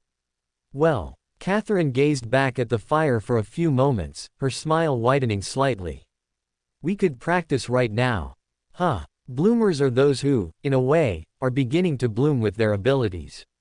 "Sure, the amount of time you've consumed the potion isn't large, one's abilities can still be tampered with to a small extent." "Okay." Ayumi nodded her head. At that moment, the black-haired girl felt a small tingling in her palms, and her eyes widened in astonishment. Catherine watched the scene with a placid and genial expression. Her lips parted slightly as she spoke. "Look towards the fire," she said, gesturing towards the fire with her index finger. The girl turned her gaze towards the fireplace. When she did so, the tingling in her palms seemed to intensify. When she felt that, her gaze shifted over to Catherine. My palms are tingling. Have they ever felt like that before?" the woman asked. Ayumi fell silent for a few moments, her eyes fixated on the fire once again. "No." Catherine laid one leg over the other, clasping her hands on her lap. "Then you're indirectly using your abilities." Her eyes widened even more. "What ability though? Could be any of them." At that moment, Catherine stood up and approached Ayumi, before kneeling beside her chair. "In order to properly distinguish, I'd visualize the fire in your mind." Her voice softened to almost a whisper as she too looked into the embers. "All right." Ayumi slowly closed her eyes, her brows furrowing as the image of the crimson embers surfaced in her mind. I remained silent whilst watching the entire interaction. Suddenly, my forehead began to tingle slightly, almost burning to a certain extent. I had somewhat grown used to this sensation, but I used a Herculean effort to hold back a grunt of pain. "The fire's growing." Ayumi's voice lowered, and her face turned slightly pale. The air around the four of us seemed to drop in temperature, causing me and Shinso to shiver. "Fires ain't doing a good job." Shinso sighed, rubbing the back of his neck. It's getting out of control. The girl's voice began to quiver slightly, and her face turned a ghastly shade of white. Sweat was now beaming down her forehead. Catherine's gaze shifted to the teenage girl, her eyes widening upon seeing her current condition. "Dear, stop," she said, her voice growing firmer as she took hold of the girl's arm. She let out a gasp and instantly retracted it upon feeling how scalding hot it was. The burning on my forehead seemed to intensify to an almost excruciating extent. I slowly took a deep breath, attempting to stifle a groan of pain. Everyone in the room seemed fixated on Ayumi, which slightly relieved me. "Ayumi!" Catherine cried out, her eyes wide with fear and concern. The woman's breathing quickened as her body began to tremble. I gritted my teeth to the extent of believing my jaw might break in two. Ayumi's pained expression seemed to intensify as she leaned back in her chair, letting out a yelp of pain as she held her hands to her temples. It's burning, it hurts." My eyes snapped shut, and I felt like I might explode at that very moment. My hands curled into fists as I grunted. "Umbridge, what are you doing?" "Nothing, it's you," they replied, their illusory voice sounding in my ears. "What?" I felt my face pale. It's me." "Stop it, Isaac. Stop using your abilities." Their voice turned deadpan, almost bordering on guttural and demonic. I stumbled back, almost falling to the ground as I stifled a scream. I felt the skin around the sigil on my forehead bubbling like boiling honey. The pain was now too much to bear. I bit into the sleeve of my coat, almost directly into the skin and bone of my flesh underneath it. How do I stop it?" I screamed into the fabric, the commotion a few feet away enabling me to do so. "Just let go, Isaac," the Umbridge replied, their voice not changing from previously. I took a deep breath, my gaze shifted towards the nearest stone pillar. "Do I have to? If you want the girl's suffering to end." I didn't know what I was doing, but I charged towards the pillar, ramming my head into the mottled stone with brazen force. Then, I lost consciousness. My eyes shot open, gazing around the surroundings. Ayumi was slumped in the armchair, a blanket over her form.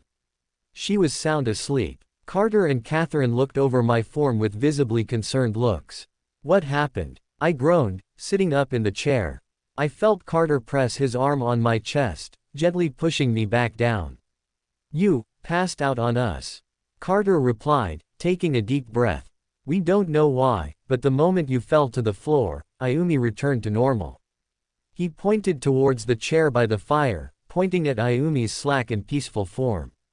"And Shinso?" My eyes were half-lidded as I asked the question. "He didn't suffer anything, he was the one that informed us of your condition." Catherine gestured towards Shinso, who sat on the couch, gazing at me with worried eyes. "What now?" I asked, leaning back in the chair. "It's best if we stop for the night. We don't know why Ayumi experienced that, so we might tutor her privately until further notice." The black-haired woman stood up, walking over to the front door. "If you can walk, there's a carriage waiting for you outside.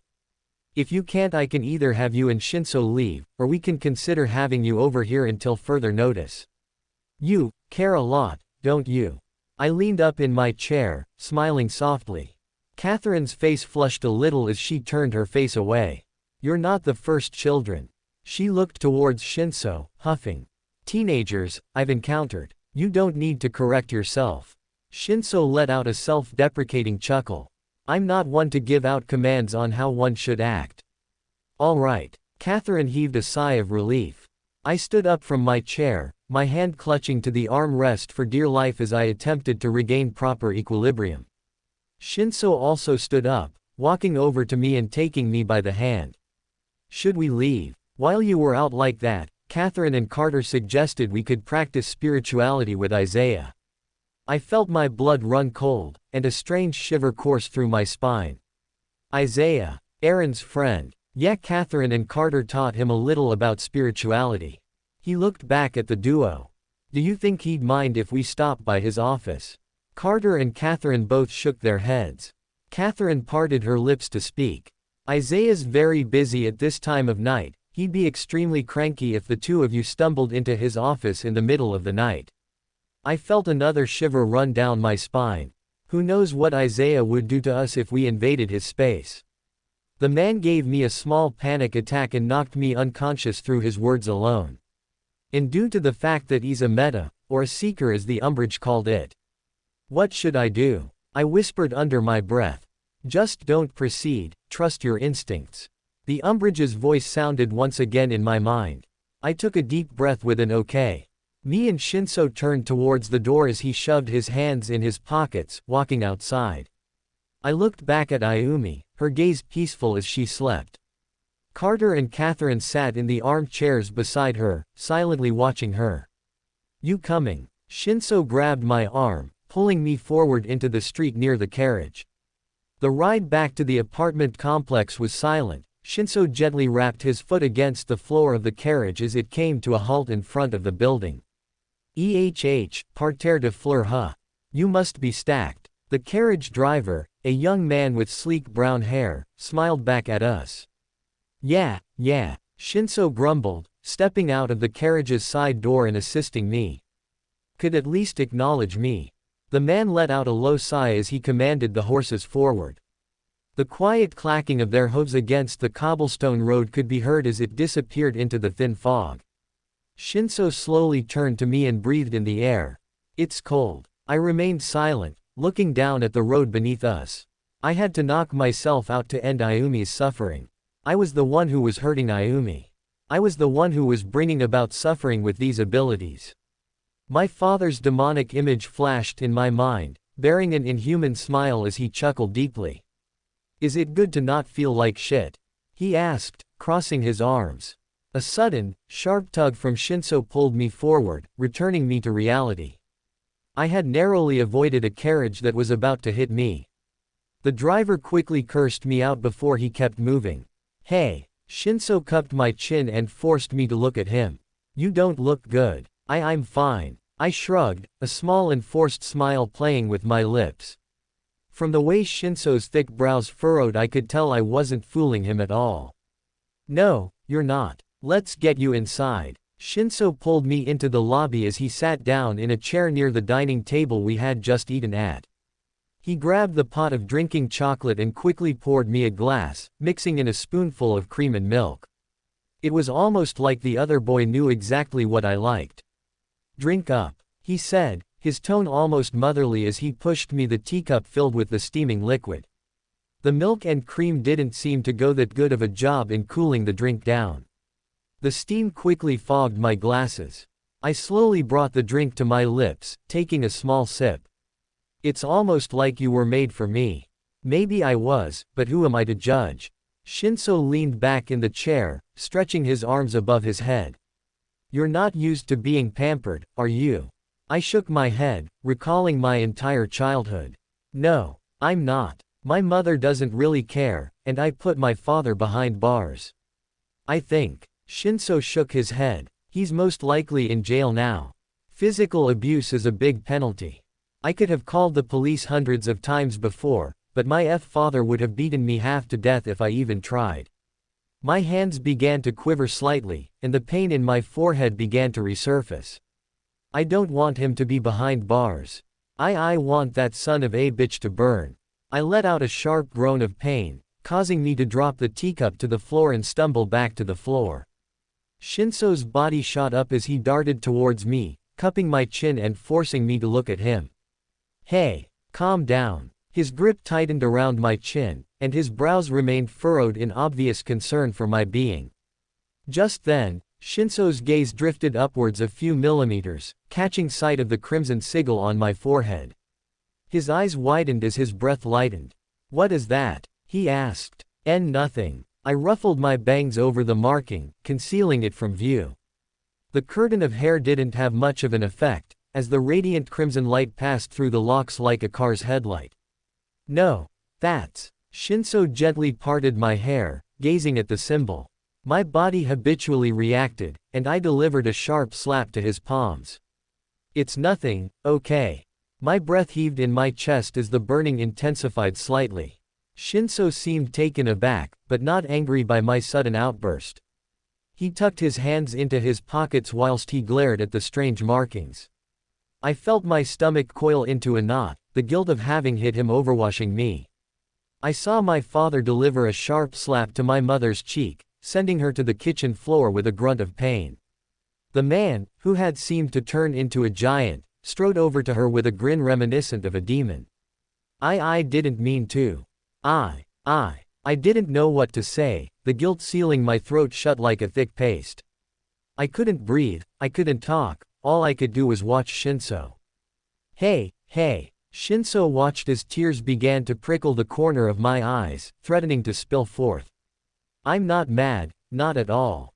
Shinso's voice softened as he reached out his hand, placing it on my trembling shoulder. We all have outbursts, we all get angry like that. Don't let this one moment ruin your night. The indigo-haired boy leaned down near me, his lips inches from mine. You're not a monster, you're a human. He grabbed the sides of my head, pressing his forehead to mine. You're not like your father, he's gone. You're safe. Hearing his words, I felt the knot in my stomach tighten. The veins in my head wanted to burst as I shoved Shinso off of me, sending the boy back a few steps. Shut up. I growled, my teeth gritted as tears began to flow down my face. I fell silent, my body moving on its own as I turned around and darted down the hallway, dashing up the stairs and barging into the apartment room. I stormed over to my bed and plopped down onto the bed, letting out low sobs into the pillow. Why did I react like that? Why would I act so violently and hurt Shinso? Why did I cause Ayumi to suffer? Why did I drink that damn potion to begin with? Those thoughts raced through my mind, causing my heart to constrict with guilt and agony. My body sunk into the sheets as I clutched the pillow with my hands, my fists turning snow-white as I threatened to tear it to shreds. Looky what we have here. A voice sounded behind me. I shot up and I turned around, clawing at the air. Suddenly, a figure manifested out of nowhere. They had a broad forehead, short black hair and a muscular build. On their tank top were numerous alcohol and food stains, and they were carrying a fast food bag. Looking pathetic like always, Dumpster Boy. My father chortled, popping a chicken tender into his mouth. He was eating the same fast food meal I was supposed to have the night he was sent to prison. I could tell this ghastly figure was mocking me as he continued to eat the food with an almost ridiculous sloppiness. I hope you beat up that clerk for me, otherwise I'd rip the poor man's head off. He said, some food falling from his mouth as his lips curled into a smile. Just then he put the bag down on the bedside table, walking over to me and sitting down on the bed beside me. The man in the tank top remained silent for a few moments as he reached into his pocket, taking out something that made me want to throw up. It was the butcher knife, coated in warm, crimson blood. The man gently laid it out on my lap, giving me a gentle pat on the knee. You more than anyone else wants to stick that in me. As if to mock me further, my father spread his arms and grinned like a monster. His form quickly changed, his muscles bulging obscenely as a pair of goat-like horns protruded from his skull, tearing through his skin and causing blood to trickle down his forehead. My father noticed this, wiping some of the blood off his forehead and onto his now forked tongue. Too bad you pass out when you see this stuff. It's actually quite tasty. My father's skin was now a dark gray, and his body grew muscles reminiscent of bodybuilders. A large, demonic tail swung side to side behind him, gently swaying as he continued to gaze into me. Shut up. My hand darted towards the knife on the bed, picking it up and stabbing him right in the throat. My breath hitched as more crimson blood gushed forth from the open wound. In an act of finality, I closed my eyes and twisted the knife, feeling the tissue and muscle tear-like pieces of paper under my grip. What are you doing? I heard Shinso's voice call out, strained. My father's figure instantly disappeared, and I caught sight of Shinso on the bed. His face was almost blue as my hands remained clasped around his throat, my teeth sinking into the soft tissue, but failing to penetrate deep enough to cause wounds. I don't think my hands moved so fast in my life. I instantly retracted my hands from Shinso's throat, which were trembling heavily behind my back. What the hell? I whispered. Tears began pouring down my face as I scrambled back on the bed, pressing my hands against my head as I began to hyperventilate. Shinso gagged and coughed as he slowly leaned up on my bed, gazing at me with a look of annoyance on his face. What the fuck was? His eyes widened when he caught sight of my distressed form. The indigo-haired boy slowly took a deep breath as he crawled over to me. Hey, you're not doing very well.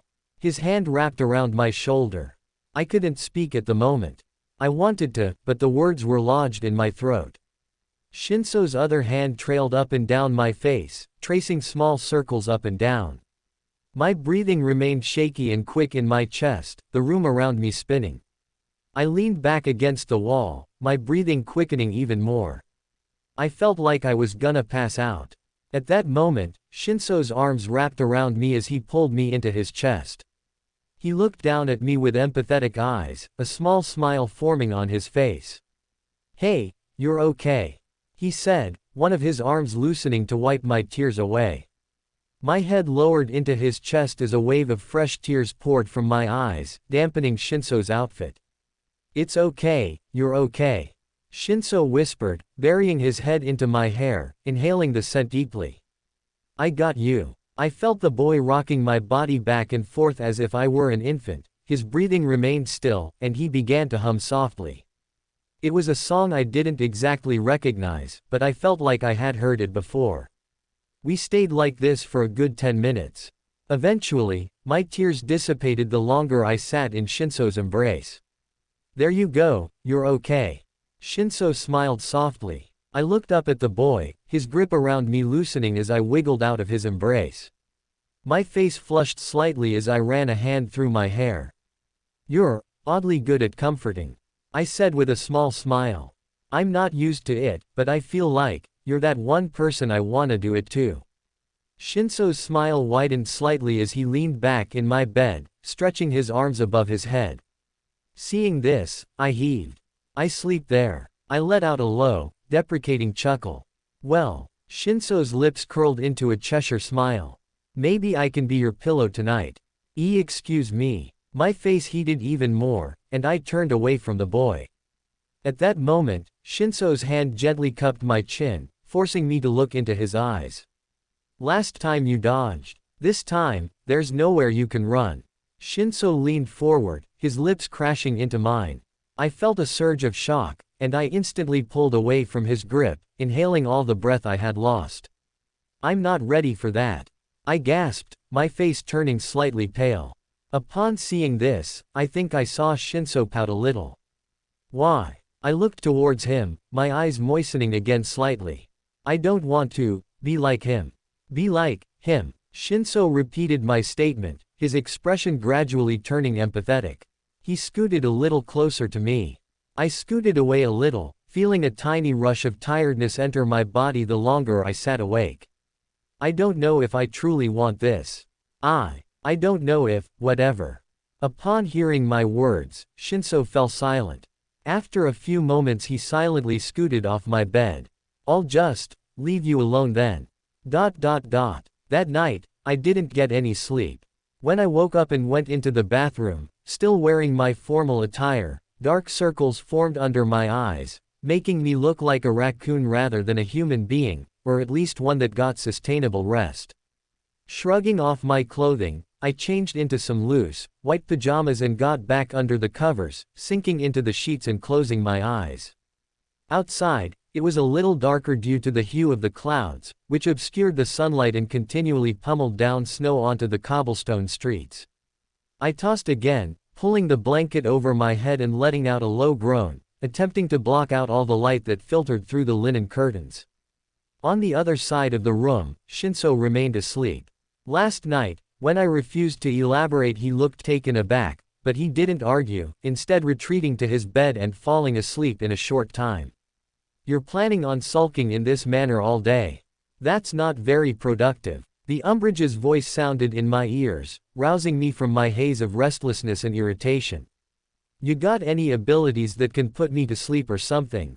I grumbled, rolling over again and burying my head in the pillows. Are you sure you should sleep at this moment? I took a look through the employment papers and found something that might churn your soup. You can look through them without my help. I raised my head, feeling puzzled and curious. I can. But if you want me to interfere further, you can always sign a contract with me. In an instant, all the tiredness in my body seemed to erode away. I leaned up and stretched in my bed. Go on. The umbrage sighed softly at the moment. In order to allow me to manifest into reality through a host body, I can give you a contract, one that binds us and allows me to interact with you in a physical sense. My vision then turned hazy, all the colors of the room gaining a little vibrance. It was similar to the precognition I was given when I drank the potion. A sphere of light suddenly shrank down from above, manifesting and contorting into the shape of a piece of illusory, crimson paper. Floating beside it was a fountain pen and a small canister of ink. You may sign the contract at any time, but I don't mind staying here for a while longer. Okay. The blood moon charm, which had been left in the bathroom, suddenly flew over to me and buzzed erratically. Although the circles around my eyes and other surface signs of tiredness remained, the fatigue and other signs of weariness instantly dissipated. Just then, my gaze shifted back to Shinso, watching the boy asleep in his bed across the room. I can't believe he did that last night. You sound mad about it. The umbrage said, a tiny pinch of concern evident in their voice. I gazed down at the charm in my hands for a few moments before sighing. If only this charm could fix the pain in my heart. Don't get too sentimental, you need food in your system. I suddenly felt my body move upwards, forcing myself onto my 2 feet. What are you doing? I forgot to elaborate, I can also control your actions for a short period of time. They forced me down the stairwell and into the lobby of the apartment. Overall it was silent, aside from a patron or two silently eating their breakfast oatmeal. Babysitting. Are you serious? I had turned to the page the umbrage had recommended, gazing down at the job listed under the little experience necessary section. According to the papers, the babysitting profession in Seraphis Kingdom has died down as of late, with parents taking their children everywhere they went aside from bars, areas of heavy prostitution, and locations that gave an overall negative feeling. Madam Charlotte Fitzgerald is hiring, she pays a handsome 50 golden louis an hour. From what I had read, the golden louis was the highest currency in the kingdom, often used as a formal exchange currency between the upper echelons of society. It was very rare to see someone with golden louis without their outfit being adorned with more jewels than the cost of monthly rent. Either their house is akin to a labyrinth, or their child is a demon. Considering everything I've learned about this world, maybe Madame Fitzgerald's child was a demon, or at least possessed by one. Following a few moments of careful deliberation, I put the papers down. Later today I'll head over and ask her. She's been resting all day for the most part. Carter leaned against the doorframe as he gazed down at me. I looked past the man and into the house, where I could see Ayumi nestled in the same chair as when I had left last night. Do you know anything else about what happened? I didn't want to tell Carter what I had learned in regards to my abilities. If he were to learn that I was the cause of her suffering, he'd most likely inform an official group whilst hiding his status as well. Carter pursed his lips for a few seconds before shaking his head. As of this afternoon, the only thing she's been doing is going in and out of consciousness. I nodded my head. All right. Suddenly, Carter knelt down a tiny bit and gazed into my brown eyes. You look like rubbish, he commented. I hadn't taken the time to clean up my appearance at all, so walking around looking like a zombie was verified to draw some attention back to myself. I let out a low sigh and ran a hand through my messy brownish black locks. I didn't get that much sleep. Upon hearing that, Carter's eyes seemed to light up a little. He took a step back and granted me entry into Catherine's house. Inside, most of the curtains were drawn, allowing little light to enter through the windows. Near Ayumi's chair, I observed the lit fireplace. Kathis the type of woman to have all sorts of stuff for sleep. Carter made his way into what appeared to be a kitchen and opened an overhead cabinet. Does she struggle with insomnia? I asked. Carter fell silent for a few moments as he pushed aside numerous semi-transparent bottles filled with a wide assortment of herbs, liquids and powders. No, I would tell you, but she's never told me what her problem is. The man turned around and handed me a bottle of dark purple liquid which seemed to glow in resemblance to the night sky. Take this, slip a few drops into a drink and you'll fall asleep in no time. I took the small bottle and observed it. Unlike my reality, the bottle contained no information regarding the product or its usage. Feeling a wave of puzzlement, I looked back up at Carter and cocked an eyebrow. What if I took it directly? Carter placed a hand on his side and bit his upper lip, almost to the extent of drawing blood. Well, there was this one time I did take it directly. I almost drank half the bottle because I didn't sleep in ages. His eyes flickered with a tinge of ambivalence as he continued explaining. For the most part, one experienced vivid nightmares. I was chased by unimaginable horrors, tortured, just bad stuff on the most part. If you almost drank half the bottle, why's it full again?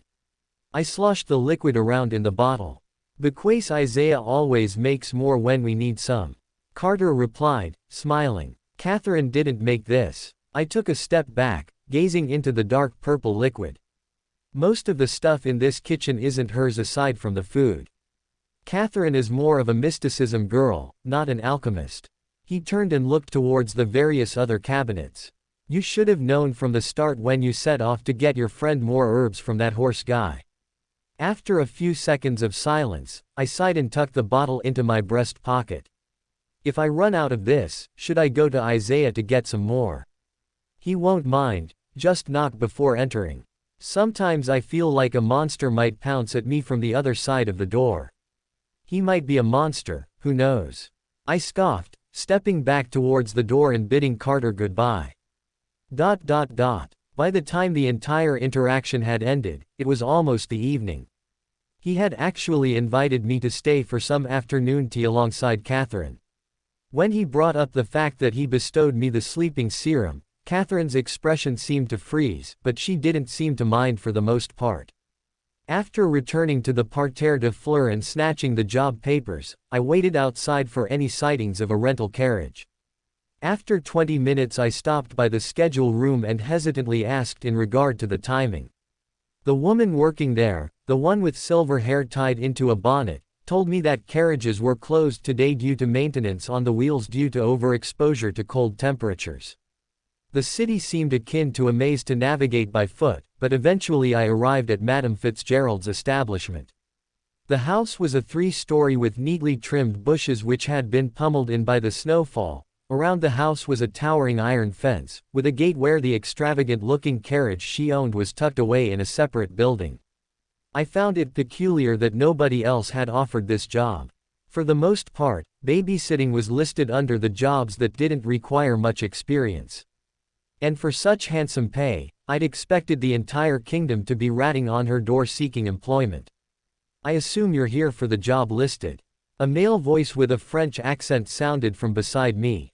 I jumped a little and stepped back, strangely not having realized they were standing there in the cold. A well-fit man with neatly combed black hair, a monocle, and a gold-trimmed suit was standing beside the gate with a wooden stick. Seeing the stick, I swallowed my saliva and nodded my head. I am. You seem awfully young to pursue this profession, I must say. The man stated bluntly, standing up straight. Shouldn't you be glad Madame Fitzgerald is getting a patron at all? I raised an eyebrow, the ends of my lips forming a small smile. The monocled man sighed softly and grumbled as he opened the gate, letting me step inside. The small road leading to her front door had been plowed of the snow, ensuring that whoever wanted to accept the job didn't get their shoes or outfit tarnished. I walked up the steps as my body began to involuntarily tremble, feeling an ice-cold rush of intimidation flood into my heart. On either side of the door, 2 statues of gargoyles were perched atop pillars, their gaping mouths showcasing countless razor-sharp teeth. Their mottled eyes seemed to glow in the dim lighting inside the house. My attention was grabbed from the stone creatures as the door suddenly opened in front of me. I saw a woman with a face as white as the snow outside, her cheeks coated with an abhorrent amount of blush. Her blonde hair was nestled into a high bun perched above her head like a crown, and she donned a green and white long dress that stretched about a meter in every direction from her hips. Seeing me, the extravagant-looking woman smiled softly and raised her fan to her face. Hello, dear. Without a word, I silently addressed the woman with a solemn nod, the inscrutable feeling of intimidation never leaving my gut. Though the woman appeared genial and refined, I couldn't help but feel my intuition stirring inside my gut. Is this a strange side effect of the potion digestion? After a moment of silence, the woman stepped back and waved her fan in my direction. Come inside, you don't want your fannies getting all frigid on me. At that moment, a few servants approached me and removed my breasted coat, hanging it on a small rack beside the door. When I stepped inside the house, the entire establishment seemed to shine with golden luster. It was beyond even what I had previously seen with Catherine's house. Follow me, please. The woman turned around with a smile, slowly making her way down the large hall across from the door. As I followed this woman, I took notice of all the paintings lining the walls. Some were of her, others were of a few boys that looked a few years younger than me. One of them had slick black hair and a pair of rounded glasses, another appeared shorter with brown hair and a sunken appearance. The last one was a boy, the second tallest in the family, who had icy white hair, like an elderly person or a ghost. We reached a small room with an oriel roof overhead, showcasing the rising crimson moon and the stars that had begun to shine overhead. The refined-looking woman sighed softly and sat down in a plush armchair overlooking a fire pit in the center of the room. I must say, you look rather youthful for one who seeks this occupation, the woman said, adjusting her posture in the chair. I gave her an awkward smile as I sat down across from her, gazing down into the fire pit. The woman suddenly coughed, and her face flushed slightly as she removed her handkerchief from a hidden pocket. I must have been dazed by your countenance, I forgot to address myself. She coughed into the fabric for a few moments before setting it aside in a small basin of water. I am Madame Charlotte Fitzgerald, but I prefer those in my vicinity to address me as Madame Fitzgerald. It's easier on the soul. Her brown eyes narrowed slightly. And you must be Isaac, I replied. And your surname? Madame Fitzgerald continued. Surname? I felt a wave of puzzlement. A surname? What's your father's surname? I fell silent, my mind flashing over to the thought of the man. His form darkened, his eyes a beaming red and his face forming a contorted, maniacal grin. At that moment, I realized he had never given me a last name. My mother hadn't ever told me it, and I've never been shown my medical forms or a birth certificate of any kind. Not that my parents had actually found me as a baby. From that dream I had, I appeared a little younger than I was at the moment. Why hadn't any of my teachers consulted me on my lack of last name? Maybe they assumed I didn't want to write it. Perhaps it was within the school's database, and considering my American ethnicity and unique circumstance, I was the only person in maybe all of Japan to possess such a name. That would enable me to live in such a weird fashion without backlash. I don't know my last name, I replied softly, sinking down a little in my chair. You don't know your surname? Madame Fitzgerald's brows furrowed slightly. I shook my head. For some reason my parents never told me. Rather interesting. Luckily, Isaac isn't a common name in Seraphis Kingdom, so your application shouldn't be a hassle to properly distinguish from the others. Others? Had other people offered to take the job too?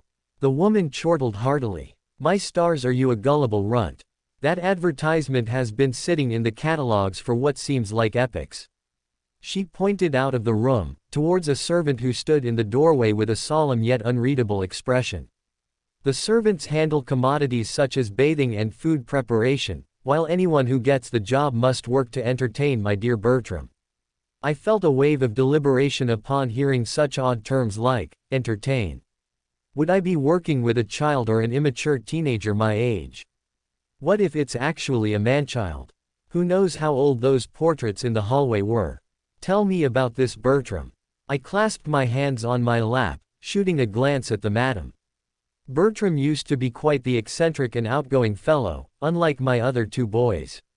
My eldest, Raymond, owns the Parterre de Fleurs downtown.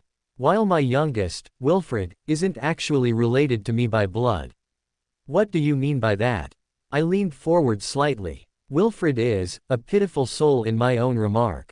One day, During a particularly vicious rainstorm, my eldest burst into the room with a young soul in his arms, barely conscious and covered in bruises and lacerations.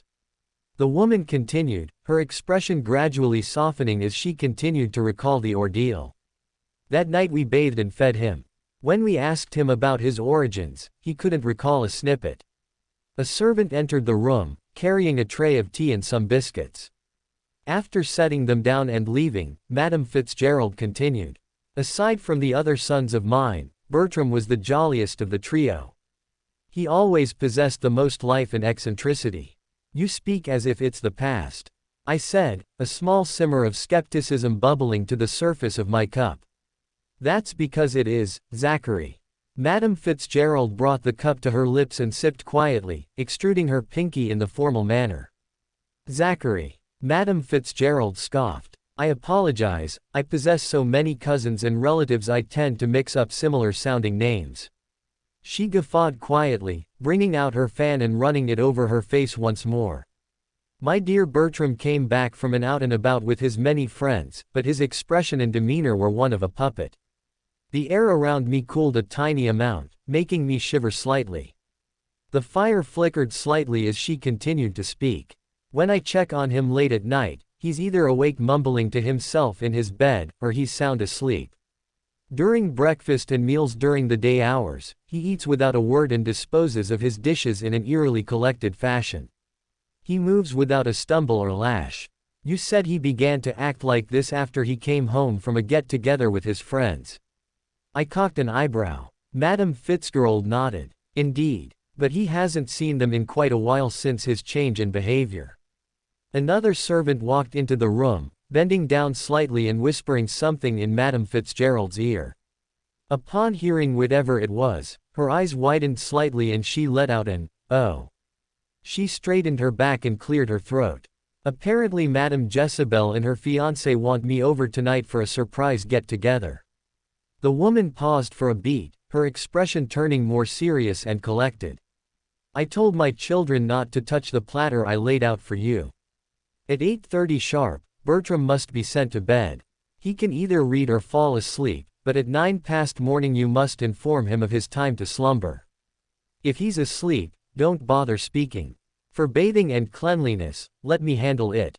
A female voice sounded from the doorway. I saw a woman with blonde hair wearing formal servant's attire. Her yellow eyes flickered with a small hint of warmth, but her hands fidgeted with the hem of her dress. After everything was sorted through, the woman with heavy makeup was escorted out the door towards her carriage. When I peered outside, I noticed in the interval I had been inside her house, some of the roads had been tended to by the workers. She's usually out until about 10 past morning. The woman's voice sounded behind me. I turned around and smiled at her. The blonde-haired servant stood about 5'8", and her blonde hair was hanging loosely on her shoulders. So I assume I'll be here for about. I looked towards the traditional-looking clock in the center of the foyer hanging overhead the staircase. I had never been taught how to use an analog clock, often relying on the digital clocks in my classrooms and the one on my dresser. As if sensing my confusion, the woman smiled. 3 hours, it's 7 past morning at the moment. Just then, she stepped back and looked past me into another room. Have you eaten yet, doll? I shook my head. The only thing I had was breakfast this morning. Well then, she began to walk into the room behind me, beckoning me to continue. The lads in the kitchen had prepared quite the dining masterpiece for anyone who seeks the occupation. A small table could be seen in the center of the small dining room. On the plate was a variety of cheeses, fruits, vegetables, and a small collection of pastries for dessert. Inscribed in neat handwriting on a note near the plate were the letters, "Don't touch, Raymond and Wilfred. Enjoy." The female servant smiled at me and walked away. When you're finished I'll bring Bertram downstairs for formal introductions. I nodded, sitting down at the table and sighing softly. Before me was a wide variety of food from all across the kingdom. But what shocked me the most was the sheer agricultural output for the cold winter months. Have they discovered what a greenhouse is? I reached out, ready to grab a piece of cheese when I felt a sharp slap grace my wrist. I looked up, my blood running cold as I gazed upon another servant, clad in a suit. His face was a mask of solemnity and discipline. You must use the tongs to grab food. Unwashed hands gracing the sustenance is something ruffians and scoundrels indulge in. He pointed towards the pair of metal tongs sitting beside the plate. They were small enough to not catch my eye at a first glance. The dark color of the table made them blend in even more. I slowly picked up the tongs and supplied myself with a healthy serving of fruits, vegetables and a small amount of cheese. When I reached to grab a small cherry-drizzled biscuit, I was met with another beat to the wrist. Eating pastries before finishing the main dinner isn't welcome here. His voice lowered almost to a dangerous extent. His tone resembled more of a threat than a simple admonishing. I get it. I felt the sigil on my forehead burn slightly. The servant who had been correcting my etiquette suddenly took a step back, his body trembling slightly as he gazed into my eyes. I apologize. He stuttered out, bowing down and departing from the room. Is there any way you can prevent that from happening again? I asked the umbrage inside me. Unfortunately, no. The ethereal voice sounded in my mind. Is there any way I can stop it? Well, I heard the woman's voice behind me. Come along, don't be shy. I turned around, gazing at the duo which had entered the room. I saw Bertram and the female servant standing side by side. I slowly stood up, my hands diving into my pockets as I approached Bertram and gazed at the boy. Hello, I said in a low yet polite voice. Why are you crying? Bertram asked, his tone eerily emotionless. The boy's eyes were laser-focused on my form, his hands tucked behind his back. He stood about my height, and he was clad in a pair of silk pajamas. Excuse me. I felt a strange shiver course down my spine as I continued to gaze at Bertram. Why are you crying? He repeated the question, his voice remaining the same. Shinso hesitantly knocked on the wooden door outside of Isaiah's room. Judging by the light he saw protruding from under the door, he surmised that it was an appropriate time to consult Isaiah for a spirituality lesson. Isaiah's apartment was connected to Aaron's apartment room, the only thing separating them was a single wall. He had previously stopped by Catherine's place and quietly consulted the duo for instructions on how to reach Isaiah's place. The door suddenly opened, and the man with one functioning yellow eye stood there. He was clad in alchemical wear, a pair of goggles hanging over his brows, and a blood-stained apron hanging loosely around his waist. Shinso's face paled, and he took a step back, his gaze continually fixed on the intimidating figure. Consider the times in your favor, Hitoshi. My mood isn't like the ice outside. He stepped aside, allowing the boy entry. Shinso's indigo eyes remained fixated on the apron he was wearing, noticing the dark-colored blood staining the lower half of it. When he entered Isaiah's office, he took note of the lack of a bed and dining area. The entire area was dimly lit, and all the walls were lined with shelves. The boy's face turned a pale blue when he saw numerous skulls lining the wall, all of different sizes and shapes. None of them were human, all belonging to animals. Shinso stepped back, his back pressing against the edge of a table. He flinched and turned around, and his mouth almost hung open when he caught sight of a squirrel carcass splayed across the table, its internal organs and bones removed, neatly set aside. The inside had been washed clean and stuffed with cotton like a horrifying, grotesque stuffed animal, a macabre imitation of taxidermy. Don't be alarmed by the sight, it's just my work. Isaiah's tone was uncharacteristically casual. Shinso watched as he removed the blood-stained apron and hung it on a rack in the corner of the room. After a long, slow breath, the middle-aged man turned back to Shinso, frowning. I heard about what happened to the girl. Shinso nodded. She passed out. Isaiah froze for a beat before taking 2 steps forward. Do you know why? Shinso habitually took a step back, his gaze locked on the imposing figure in front of him.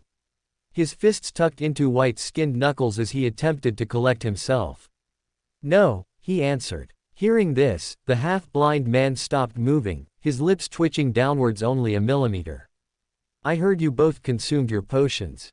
His tone was unreadable. Shinso saw a glint in his expression, only for a moment, before it gradually dissipated. Shinso gulped, his skin charging with goosebumps as an icy white surge brushed his shoulders. Yes, we did recently. The indigo-haired boy's gaze remained scanning around Isaiah's office, taking note of the numerous animal corpses splayed on the walls like trophies. In a desperate bid to change the topic and alleviate his nerves, he asked a question regarding these sights. These animals. He approached a table with numerous jars splayed out. His hand wrapped around one filled with a semi-transparent liquid. Inside was the corpse of what appeared to be a mix between a spider and a scorpion. His gaze remained fixated on the peculiar creature as he continued. How do you get them? Isaiah Wall's lips twitched into a smile as he walked over to Shinso, plucking the object from his hands and tucking it into a drawer along with other jarred arthropods. After a short moment, he turned to Shinso and answered. Either outside or the morgue. The morgue isn't a place like that only for human bodies. The boy felt a rush of confusion upon hearing this answer. Is that how it is back at your home, Shinso? Isaiah's tone changed, shifting to a more inquisitive demeanor. Shinso swallowed the lump in his throat and nodded. Yeah, though I've never been to one before, and I never hope to. Well, ever so often I trample down there and pick up a few of the corpses I find interesting. Just then, the man's wrinkled hands reached down to another drawer, grabbing the lid and opening it. Shinso took a step back, his eyes widening in fear as he caught sight of the contents. Inside one of the drawers was a collection of brains, all stored inside a large jar filled with liquid. The brain. Isaiah licked the dry flakes off his lips, his only working eye fixated on the organs inside the container. As the most interesting part of an organism's anatomy. It's what powers the limbs, the organs, and blood flow. It's akin to a gelatinous gas lamp inside one's cranium. He turned to Shinso, his grip tightly coiled around the jar. What troubles my taunts the most is how it works. Just then, he put the jar down and opened another drawer. Inside were numerous rolled-up pieces of paper. Isaiah paused for a beat, his bony fingers slowly tracing along the numerous sheets before settling on one after a brief period of careful deliberation. The man slowly pushed aside the other jars and miscellaneous items and rolled out the paper. The texture and surface of it were mottled and dirty, but both Shinso and Isaiah could properly see what was on it. Shinso saw an image of a rabbit, a cross-section of its brain. Among my somewhat vast collection is the brain of a rabbit, the most peculiar and habitual of them all. Isaiah started, his gaze never leaving the image of the brain on the paper. The man licked his lips again and continued. An animal of this grandeur, one which hides and never fights. It cowers in fear and always chooses the safest options. I'd say. He turned to Shinso, his expression remaining the same. Humans are like rabbits. Shinso felt an inexplicable chill when he heard that, unbeknownst as to why. He parted his lips and wanted to speak, but he felt that his throat had been glued shut. The silence in the office, which was only penetrated by the quiet hum of the kerosene-powered lamp, was broken once more by Isaiah. Although I don't consent to dabbling into people's minds, in a literal sense, human behavior has always stunned me. At that moment, he raised his hand and flicked Shinso in the center of his forehead, causing Shinso to flinch and touch the spot of impact. What was that for? He barked. Isaiah smiled like a father who had played a prank on their child. A little study, hey. This uncharacteristic chuckle from the man put Shinso on edge, a layer of goosebumps protruding from his skin, which had paled slightly. The indigo-haired boy lowered his hand, tucking it beside him as the man continued to speak, pointing to numerous graphs on the sheet of paper. I just stimulated a particular region of the brain called the cerebral cortex, the one that allows one to feel pain. He looked towards Shinso, smiling.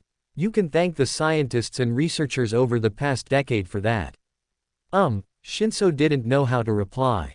The brain is divided into multiple sections like a piece of bread, each corresponding to a certain function. Numerous pieces of the diagram were labeled in different colors. There were two highlighted sections, one was on the left, the other on the right. At that moment, Shinso felt a rush of confusion. Although the knowledge he had accumulated from biology class was brief and something he never really thought of, he could vividly remember a poster in the room. It showcased that the brain had 3 sections, not 2. Doesn't the brain have 3 parts? He asked, arching an eyebrow as he crossed his arms. Only 2. Isaiah replied. A few guesses suddenly sparked inside of Shinso's head. This world was almost entirely different from his. The moon is a malevolent crimson color, people have mystical abilities, and he's heard of gods. So what if the brain only had 2 parts instead of 3? I guess so. Suddenly, Shinso clenched his stomach as a surge of pain coursed through his lower abdomen. He fell to his knees, a tiny trickle of blood leaving his nose as his teeth gritted. His vision turned slightly hazy as a bitterly cold rush of wind engulfed his entire body. Isaiah rushed over, his hands bolting to Shinso's shoulder as he looked into his eyes with palpable concern. His brows knitted downwards into a determined scowl as he slightly shook Shinso. In his vision, Shinso gazed upon a radiant, fiery light that descended from what seemed like nowhere. The man with one working eye didn't turn his head, nor did he pay attention to this ball of light. Shinso watched as the sphere of illusory light quickly manifested into what appeared to be a small watch. The watch was bronze and had a shiny sheen over its entire surface. Suddenly, all of his symptoms faded as abruptly as they started, and the boy felt an abnormal weight in his left pocket. Shinso's hand dove into his pocket, removing the object. Isaiah, who had initially been concerned, stepped back and gazed at the object in his palm. By the deities, he whispered under his breath. Shinso remained silent, his gaze fixed on the pocket watch which had manifested from the illusory light. At that moment, Shinso let out a small grunt as his left palm erupted into bronze-colored flames. The flames were large in volume, but they didn't cause any pain at that moment. The flames seeped up his left arm before fading away quickly. Shinso watched, his heart racing as numerous illusory symbols emerged on his left arm like brands.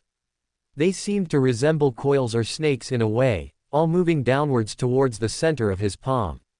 It appears your potion digestion has officially begun. Isaiah chuckled. Shinso didn't move, he didn't speak, nor did he know what to do. Raymond's smile widened slightly as he stepped forward, his gaze continually fixated on my form. Just then, he spoke again. I like that temperament of yours, it's much like someone I knew.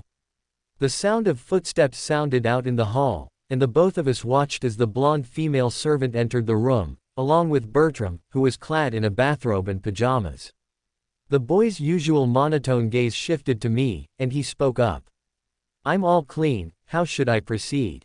Bertram looked towards the clock which hung above the fireplace, taking note of the time.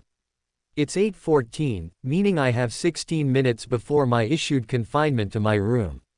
Confinement. I was taken aback by the boy's unusual wordplay.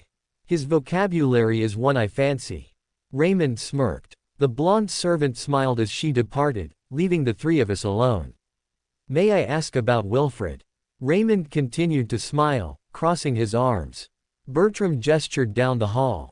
He's in his room. At that moment I stood up and walked down the hallway towards the area where Wilfred's room was located. I pressed my ear against the door and listened inside.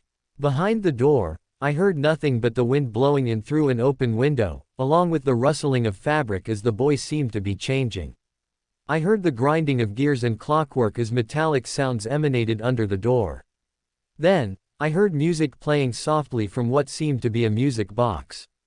Feeling a surge of curiosity, I lowered my head and peered in through the keyhole, my gaze fixated on Wilfred. The boy was frail and shorter than average, and he was clad in a pair of navy blue pajamas. He sat down in an old and rusty-looking chair facing a table. On the table, I could see an opened music box, a metallic figure of a skeleton spinning clockwise as the music continued tranquilly. The boy with bags closed his eyes, humming softly alongside the sounds of the music. The wind continued to blow out the open window, causing his pajamas to ruffle slightly and the music box to tip over. I flinched at the sound of it colliding with the floor. The audible sound of breaking could be heard from behind the door. Wilfred's eyes widened as he darted down, picking up the shattered pieces in his hand. I watched as the boy attempted to stick the skeleton figurine back in its original spot, but his failure to do so prompted tears to accumulate in the corners of his eyes. No, no, no, his shaky voice caused my heart to ache. I felt the urge to break down the door and help him, but when I gripped the doorknob and gave it a quiet shake, the lack of mobility in its clockwork told me it had been locked from the inside, not the outside. The boy's gaze darted towards the door, his eyes widening slightly as he bolted over to it, opening it swiftly and running down the hallway. In his left hand, I observed him clutching the skeleton music box. As he ran, a trail of gears and mechanical components followed him. Shinso hesitantly knocked on the wooden door outside of Isaiah's room. Judging by the light he saw protruding from under the door, he surmised that it was an appropriate time to consult Isaiah for a spirituality lesson. Isaiah's apartment was connected to Aaron's apartment room, the only thing separating them was a single wall. He had previously stopped by Catherine's place and quietly consulted the duo for instructions on how to reach Isaiah's place. The door suddenly opened, and the man with one functioning yellow eye stood there. He was clad in alchemical wear, a pair of goggles hanging over his brows, and a blood-stained apron hanging loosely around his waist.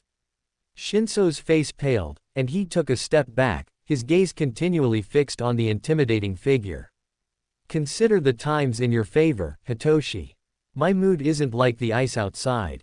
He stepped aside, allowing the boy entry. Shinso's indigo eyes remained fixated on the apron he was wearing, noticing the dark-colored blood staining the lower half of it. When he entered Isaiah's office, he took note of the lack of a bed and dining area. The entire area was dimly lit, and all the walls were lined with shelves. The boy's face turned a pale blue when he saw numerous skulls lining the wall, all of different sizes and shapes. None of them were human, all belonging to animals. Shinso stepped back, his back pressing against the edge of a table. He flinched and turned around, and his mouth almost hung open when he caught sight of a squirrel carcass splayed across the table, its internal organs and bones removed, neatly set aside. The inside had been washed clean and stuffed with cotton like a horrifying, grotesque stuffed animal, a macabre imitation of taxidermy. "Don't be alarmed by the sight, it's just my work." Isaiah's tone was uncharacteristically casual. Shinso watched as he removed the blood-stained apron and hung it on a rack in the corner of the room. After a long, slow breath, the middle-aged man turned back to Shinso, frowning. "I heard about what happened to the girl." Shinso nodded. "She passed out." Isaiah froze for a beat before taking 2 steps forward. "Do you know why?" Shinso habitually took a step back, his gaze locked on the imposing figure in front of him. His fists tucked into white-skinned knuckles as he attempted to collect himself. "No," he answered. Hearing this, the half-blind man stopped moving, his lips twitching downwards only a millimeter. "I heard you both consumed your potions." His tone was unreadable. Shinso saw a glint in his expression, only for a moment, before it gradually dissipated. Shinso gulped, his skin charging with goosebumps as an icy white surge brushed his shoulders. "Yes, we did recently." The indigo-haired boy's gaze remained scanning around Isaiah's office, taking note of the numerous animal corpses splayed on the walls like trophies. In a desperate bid to change the topic and alleviate his nerves, he asked a question regarding these sites. "These animals." He approached a table with numerous jars splayed out. His hand wrapped around one filled with a semi-transparent liquid. Inside was the corpse of what appeared to be a mix between a spider and a scorpion. His gaze remained fixated on the peculiar creature as he continued. "How do you get them?" Isaiah Wall's lips twitched into a smile as he walked over to Shinso, plucking the object from his hands and tucking it into a drawer along with other jarred arthropods. After a short moment, he turned to Shinso and answered. "Either outside or the morgue." "The morgue isn't a place like that only for human bodies." The boy felt a rush of confusion upon hearing this answer. "Is that how it is back at your home, Shinso?" Isaiah's tone changed, shifting to a more inquisitive demeanor. Shinso swallowed the lump in his throat and nodded. "Yeah, though I've never been to one before, and I never hope to. Well, ever so often I trample down there and pick up a few of the corpses I find interesting." Just then, the man's wrinkled hands reached down to another drawer, grabbing the lid and opening it. Shinso took a step back, his eyes widening in fear as he caught sight of the contents. Inside one of the drawers was a collection of brains, all stored inside a large jar filled with liquid. The brain. Isaiah licked the dry flakes off his lips, his only working eye fixated on the organs inside the container. Is the most interesting part of an organism's anatomy. It's what powers the limbs, the organs, and blood flow. It's akin to a gelatinous gas lamp inside one's cranium. He turned to Shinso, his grip tightly coiled around the jar. What troubles my taunts the most is how it works. Just then, he put the jar down and opened another drawer. Inside were numerous rolled-up pieces of paper. Isaiah paused for a beat, his bony fingers slowly tracing along the numerous sheets before settling on one after a brief period of careful deliberation. The man slowly pushed aside the other jars and miscellaneous items and rolled out the paper. The texture and surface of it were mottled and dirty, but both Shinso and Isaiah could properly see what was on it. Shinso saw an image of a rabbit, a cross-section of its brain. Among my somewhat vast collection is the brain of a rabbit, the most peculiar and habitual of them all. Isaiah started, his gaze never leaving the image of the brain on the paper. The man licked his lips again and continued. An animal of this grandeur, one which hides and never fights. It cowers in fear and always chooses the safest options. I'd say. He turned to Shinso, his expression remaining the same. Humans are like rabbits. Shinso felt an inexplicable chill when he heard that, unbeknownst as to why. He parted his lips and wanted to speak, but he felt that his throat had been glued shut. The silence in the office, which was only penetrated by the quiet hum of the kerosene-powered lamp, was broken once more by Isaiah. Although I don't consent to dabbling into people's minds, in a literal sense, human behavior has always stunned me. At that moment, he raised his hand and flicked Shinso in the center of his forehead, causing Shinso to flinch and touch the spot of impact. What was that for? He barked. Isaiah smiled like a father who had played a prank on their child. A little study, hey. This uncharacteristic chuckle from the man put Shinso on edge, a layer of goosebumps protruding from his skin, which had paled slightly. The indigo-haired boy lowered his hand, tucking it beside him as the man continued to speak, pointing to numerous graphs on the sheet of paper. I just stimulated a particular region of the brain called the cerebral cortex, the one that allows one to feel pain. He looked towards Shinso, smiling. You can thank the scientists and researchers over the past decade for that. Shinso didn't know how to reply. The brain is divided into multiple sections like a piece of bread, each corresponding to a certain function. Numerous pieces of the diagram were labeled in different colors. There were two highlighted sections, one was on the left, the other on the right. At that moment, Shinso felt a rush of confusion. Although the knowledge he had accumulated from biology class was brief and something he never really thought of, he could vividly remember a poster in the room. It showcased that the brain had 3 sections, not 2. Doesn't the brain have 3 parts? He asked, arching an eyebrow as he crossed his arms. Only 2. Isaiah replied. A few guesses suddenly sparked inside of Shinso's head. This world was almost entirely different from his. The moon is a malevolent crimson color, people have mystical abilities, and he's heard of gods. So what if the brain only had 2 parts instead of 3? I guess so. Suddenly, Shinso clenched his stomach as a surge of pain coursed through his lower abdomen. He fell to his knees, a tiny trickle of blood leaving his nose as his teeth gritted.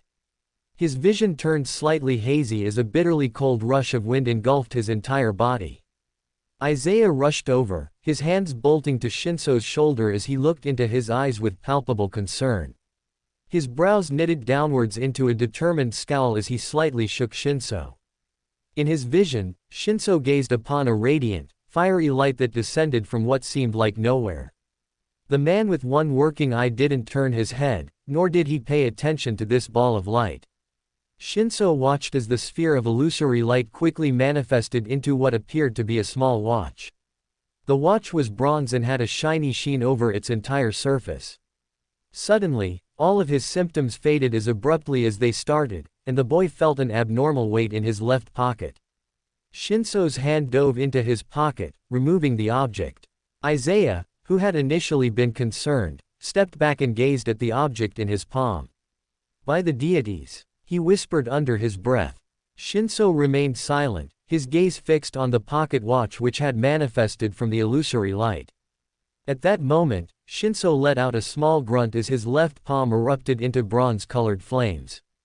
The flames were large in volume, but they didn't cause any pain at that moment.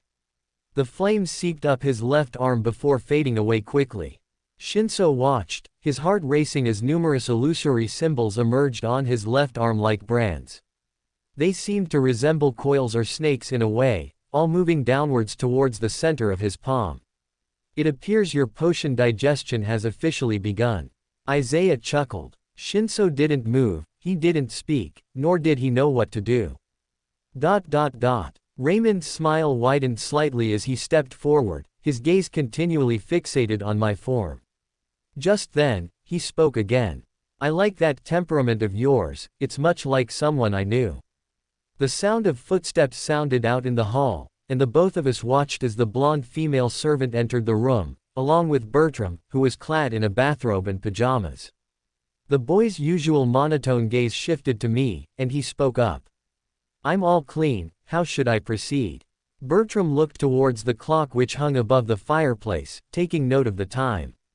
It's 8:14, meaning I have 16 minutes before my issued confinement to my room. Confinement. I was taken aback by the boy's unusual wordplay. His vocabulary is one I fancy.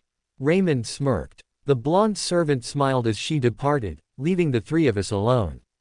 May I ask about Wilfred? Raymond continued to smile, crossing his arms. Bertram gestured down the hall. He's in his room. At that moment I stood up and walked down the hallway towards the area where Wilfred's room was located. I pressed my ear against the door and listened inside. Behind the door, I heard nothing but the wind blowing in through an open window, along with the rustling of fabric as the boy seemed to be changing. I heard the grinding of gears and clockwork as metallic sounds emanated under the door. Then, I heard music playing softly from what seemed to be a music box.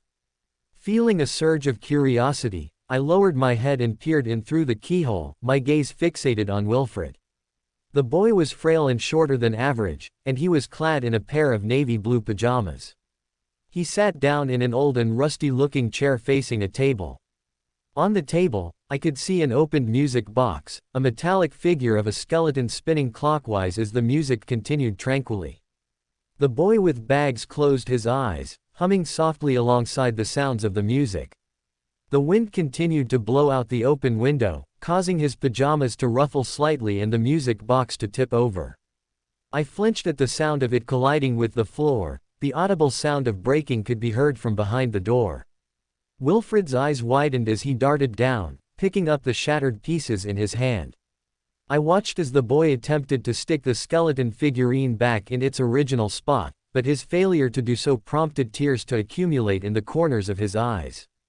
No, no, no. His shaky voice caused my heart to ache. I felt the urge to break down the door and help him, but when I gripped the doorknob and gave it a quiet shake, the lack of mobility in its clockwork told me it had been locked from the inside, not the outside. The boy's gaze darted towards the door, his eyes widening slightly as he bolted over to it, opening it swiftly and running down the hallway. In his left hand, I observed him clutching the skeleton music box. As he ran, a trail of gears and mechanical components followed him. Wasn't Wilfred's door locked from the outside and inside according to what Bertram stated he did every night? How could he have opened it from the inside and escaped? The pace of the boy's movements roused me from those thoughts. I felt like I should pursue him, but judging how no servants in the manor thought about going after him, this was either a normal occurrence or they were oblivious to this predicament. Inhaling deeply, I entered a state of logical contemplation. I could either fill this gap and pursue Wilfred down the hall, or I could inform a servant of his distress and have them talk to him. That's the norm. I heard a voice behind me say. My eyes darted backwards, and I turned around to see Raymond standing in the hallway, crossing his arms. He just runs off like that and no one helps him. I was taken aback by the other boy's apathy. Wasn't he the one who took him in to begin with? Wouldn't a good adopted brother help and comfort him in a situation akin to this? I pointed down the hallway at Wilfred, who was still speed walking. He's your brother, you're not gonna help him. At that moment, Raymond's eyes flickered with amusement as he raised his head slightly. Aren't you the babysitter my mother hired? Go talk to him yourself and do your job. Raymond's mocking made my blood simmer, causing me to take a defensive step forward. You're his damn brother, you go help him. I'd rather confine myself to my studies. The black-haired boy turned around and walked away. After being left alone, my focus quickly switched from Raymond to the smaller boy who had fled from his supposedly locked room. He had fled even when Bertram said it was locked every night to prevent problems, but Wilfred's easy escape aroused my suspicions. Turning around and facing the empty hallway, I took a deep breath and silently proceeded. For the most part, the halls of the manor were empty aside from the faint noises of carriages and snowfall outside. The walls were lined with kerosene-powered lamps that shone dimly, reflecting the numerous paintings and figures of the house. Most of them appeared just as regal-looking as Madame Fitzgerald and her sons, while others looked like they had plucked from the streets like Wilfred's initial condition. Does this house have a secret lineage of adopters or something, or were the servants underfed and not taken good care of? I rounded another counter and came to a staircase that split down the middle, spiraling to the second floor. In between the parted stairs was an indoor fountain. In the corner of my eye, I saw a figure brush by the hallway, followed by the sounds of colliding and discarding clockwork. This was most likely Wilfred, he was the one with the broken music box. I inhaled deeply and followed my gut, slowly making my way up the stairs. At that moment, the staircase in front of me seemed to stretch and warp, elongating to a seemingly infinite distance. Dark fog enveloped my surroundings, and numerous black pillars shot up from the ground, which had transformed into a barren stone and dirt wasteland. Even if you try, it's worthless to assist him. An illusory voice called out in front of me. Suddenly, the dark fog dissipated in a particular spot, and I caught sight of a figure clad in black and red bloodstained armor. On their head was a crown of thorns and spikes, and they possessed a head of long, black hair with traces of red at its roots. This was my father, though his appearance was uncanny to any portrayal I had seen beforehand. This wasn't a regular human or an illusory demon, this form resembled what appeared to be a tyrannical, demonic warlord. My hand habitually darted for the blood moon charm, but I didn't feel the object in my pockets. That's right, I never brought it over to this establishment. The demonic tyrant smirked, his left hand resting on the armrest of his throne, which was carved from crystallized blood and demonic energy that pulsed deep within the creation like a pale imitation of a heart. Gaze upon me, son. His voice suddenly turned layered and ethereal, and my heart tightened into a ball as I felt my head raise on its own, gazing into the eyes of this monster clad in armor. Its appearance wasn't terrifying like the demon, it was rather intimidating, but edgy, so threatening I'd see akin to the drawings on the fridge, the ones I had trouble recognizing as my own. Why are you haunting me? I whispered, the words dripping from my throat as I struggled to speak. It was like the demon had some sort of petrifying gaze. The pale-skinned demon grinned, showing me its countless rows of sharp teeth the size of daggers. My eyes widened when I caught sight of its mouth. The entire body part was akin to a tunnel, lined with the sharp fangs of countless animals of all shapes and sizes. Sitting in the mouth was a forked tongue like a snake's. Upon hearing my question, the tyrant's lips twitched upwards even more, almost to an inhuman extent. So you don't lose the way I designed you. At that moment, the fog gray hazier, along with the images it showcased. The pillars that stood erected to an infinite height shrank back to nothingness, and the staircase manifested once again, contracting and converging to reassemble its original, ordinary shape. The lights shone brighter when I regained consciousness, and I realized I was lying on a sofa bed. A cold rag had been placed on my forehead, and the female servant before, now clad in a pink nightgown, was dabbing me gently. She parted her lips and spoke in a gentle voice. The madam returned a few hours ago, I handled Bertram's necessities in the meantime. I tried to lean up, but the swift hand of the servant prevented much movement. Her yellow eyes gained a sense of callousness as her brows furrowed slightly in an almost motherly way. Don't move so suddenly, you'll vomit. I nodded slowly, leaning back on the sofa and sighing. In an instant, my eyes shot open and I inhaled deeply. How's Wilfred? I saw him run off. The female servant paused, looking out of the room and down the hallway. I too slowly gazed, and I took note of the thick, metal padlock on the surface of Bertram's door handle. I made a deduction. Bertram most likely found Wilfred and took him back to his room, reinstalling the lock. He ran off. Her voice lowered, and she leaned forward slightly to listen closer to my explanation. I nodded. I saw him break a music box, look terrified, and dart out of the room. A music box. An almost reminiscent flash crossed the woman's expression, and she looked deeper into my eyes as if using some strange ability. What did it look like? My memory of the encounter must have altered from my incident a moment ago.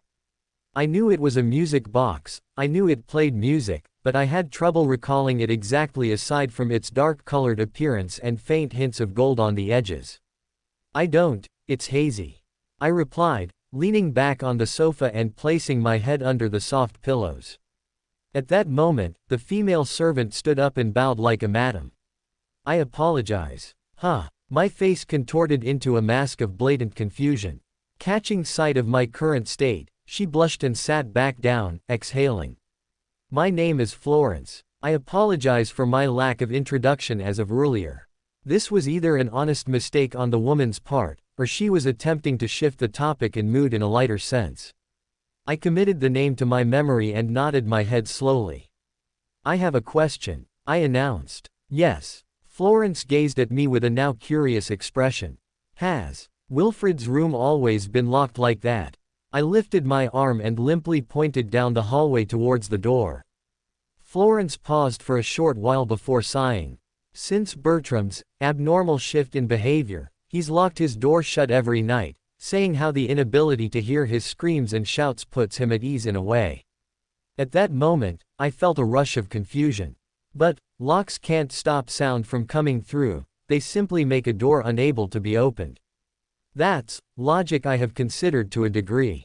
Bertram claims he yells every night, but I find myself resting peacefully even through rainstorms. Where's your bedroom? In order to deduce the proximity of any screaming, I had to know where the servants slept within the manor. Florence paused for a moment, gazing at my form for a short while. She then slowly extended her hand and adjusted the rag on my forehead. If you promise to keep that in place, I'd be happy to show you. Florence led me up the staircase once again, and this time, I didn't pass out or experience fatigue or visions. The kerosene-powered lamps provided ample enough light to navigate in the late hours of the night. As we crossed a specific section of the manor, Florence's steps paused, and she lit the candle she carried on a tray in the hallway. At this time, most of the lamps powered down. As if on cue, all of the lamps in the hallway, along with the house, powered down, the low rumble of the flames extinguishing in an instant filling the space. The entire hallway now sat in a tranquil, but almost uneasy darkness, accompanied with a silence only penetrated by the breathing of me and Florence. From this spot in the manor, she continued, I sleep well at night, even the most viscous of rainstorms fail to rouse me. She turned her body and extended her left hand, opening the door slowly and stepping inside her bedroom. The woman reached up and turned on the lamp overhead, filling the room with a warm, orange glow of the bulb. Unlike the rest of the manor, the servants' rooms possessed bulb-powered lamps, whilst the hallway and larger spaces had flame-powered lamps. Taking note of this, I arched an eyebrow. Why the difference? Florence approached her desk by the window, opening the curtains and sighing. The madam insists we have ample lighting. The boys' rooms have this lighting as well. I pointed to the bulb-powered lamp overhead. Florence looked up, before biting her lip. Her yellow eyes seemed to flicker like the light above her as she silently hummed to herself in an attempt to recall. In the few accounts I have of entering their rooms for cleaning, I never bothered to take note of the type of lighting she supplied, they all look the same in my opinion. I take it they all don't reside on the same floor, Wilfred sleeps on the first floor from what I saw. I crossed my arms. Maybe Wilfred's room doesn't get light to begin with, and he relies on the moon to see. That's quite pitiful. I sat down on a chair beside her desk, gazing up at the crimson moon that hung in the air as if suspended by a string. I rested my hand on my cheek and sighed. I wonder why the moon is that color anyways. At that moment, we heard noises behind us. My body turned around at an instant, and I caught sight of a figure standing in the doorway. It was Raymond, clad in an exquisite robe and silk pajamas. His arms were crossed over his chest, and his face resembled a scowl. "You haven't left yet?" he asked, arching an eyebrow as his emerald eyes flickered with animosity in my direction. I felt a strange, clammy, and cold sweat down my back as I looked at the taller boy, feeling a strange surge of intimidation. Florence stood up, adjusting her posture straight, almost like a soldier following a commander's orders. "He suffered an injury on the staircase and he's under my medical supervision in the meantime."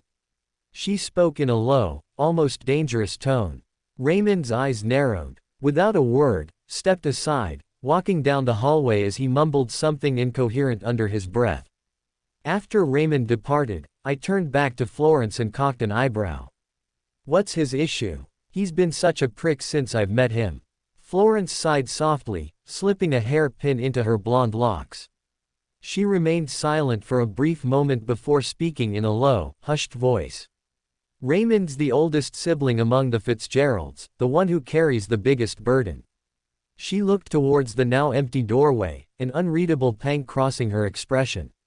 She closed her yellow eyes and exhaled. "I can't help but pity him." "The biggest burden?" I was taken aback by the statement. The blonde-haired woman glanced at me and nodded. "He's the one who rouses his siblings in the morning when the servants make breakfast. He's the one who tutors them when academy isn't in session." Florence reached into a hidden pocket of her nightgown, taking out what appeared to be a small locket on a bronze chain. Upon seeing this object, the woman's eyes softened and her lips curled up. She slowly reached and opened the locket, the hinges creaking softly as it revealed two sides. One had a miniature clock, the current time ajar from what I had seen on the clock. I took notice of the glass covering of the locket, noticing it had cracked slightly. I wanted to ask her about what happened, but I remained silent. On the other side of the locket was a photograph. It showed Florence, posing beside a man I didn't recognize. He had a broad forehead, a flimsy-looking cap that obscured his eyes, and was clad in farmer's musty attire. His left arm was wrapped around Florence, who was too clad in the attire of a farmer. In the background of the photo, I saw a patch of evergreen trees along a dirt-covered trail. Overhead a flock of birds flew along the horizon, and the black and white gradient of the sky told me the sun was beginning to either rise or set behind the tall trees that obscured a portion of the sky. The entire room was silent aside from Florence's breath, which had begun to grow slightly shaky. Florence extended her right hand and pointed at the unfamiliar man, looking at me with the same smile she bore before. "That's Nicholas, my past fiancé," she explained, her gaze shifting back to the locket she held in her trembling hands. Seeing the man's genial expression, the way he held the woman's waist, gave me the feeling he was the type to remain loyal to Florence, but why would she claim he was a past lover? "Why bring him up?" I asked, my gaze never leaving the man in the photograph. The blonde-haired woman fell silent for a brief moment, her hands wrapping around the locket a little tighter as they too began to tremble a little more than before. After drawing a few quick breaths she finally spoke once again. "Nicholas was the last person I saw before I moved to Seraphis Kingdom, before Raymond took me into the establishment with Madame Fitzgerald." Hearing this, I was instantly taken aback. "He took you in. Is it a similar situation to Wilfred?" She slowly shook her head. "No. As a parting gift, Nicholas bestowed me the last of his inheritance to keep his farm running. With the money, I was able to move into an apartment downtown." She pointed out the window, towards a towering building. It wasn't the parterre de fleurs like me and my companions stayed in, but rather, the building appeared more average and run down. The roof of the apartment had thick stacks that constantly spewed out thick, black smoke into the air, which was mostly obscured by thick clouds and the heavy snowfall. I was able to live there for a good few months before prices rose and I was evicted. Her expression slowly grew more solemn, and she placed the locket onto the table in front of the window. She then rested her elbow on the windowsill and continued speaking, her voice lowering even more. Luckily, employment was at an all-time high, especially in the babysitting industry. So I decided to get a job here, allowing me a roof over my head. She turned to me, offering me a small smile. Raymond was the one who gave me the working papers. He was quite gentlemanly when I first crossed paths with him, but after Wilfred was found half dead in the rainstorm, it was almost like he had forgotten about me, focusing all his labors on the poor boy. I leaned back in the chair, looking up at the crimson moon. I never tell many people this, but I was found in a dumpster of all places. I leisurely rested my hands behind my head, my body sinking downwards into the wooden surface beneath me. It was moments like this back at home, when I would climb up onto the roof and tell the stars my problems. But this time, Florence was the star I was talking to, the one who listened to my problems. Hearing my words, the woman's eyes widened slightly.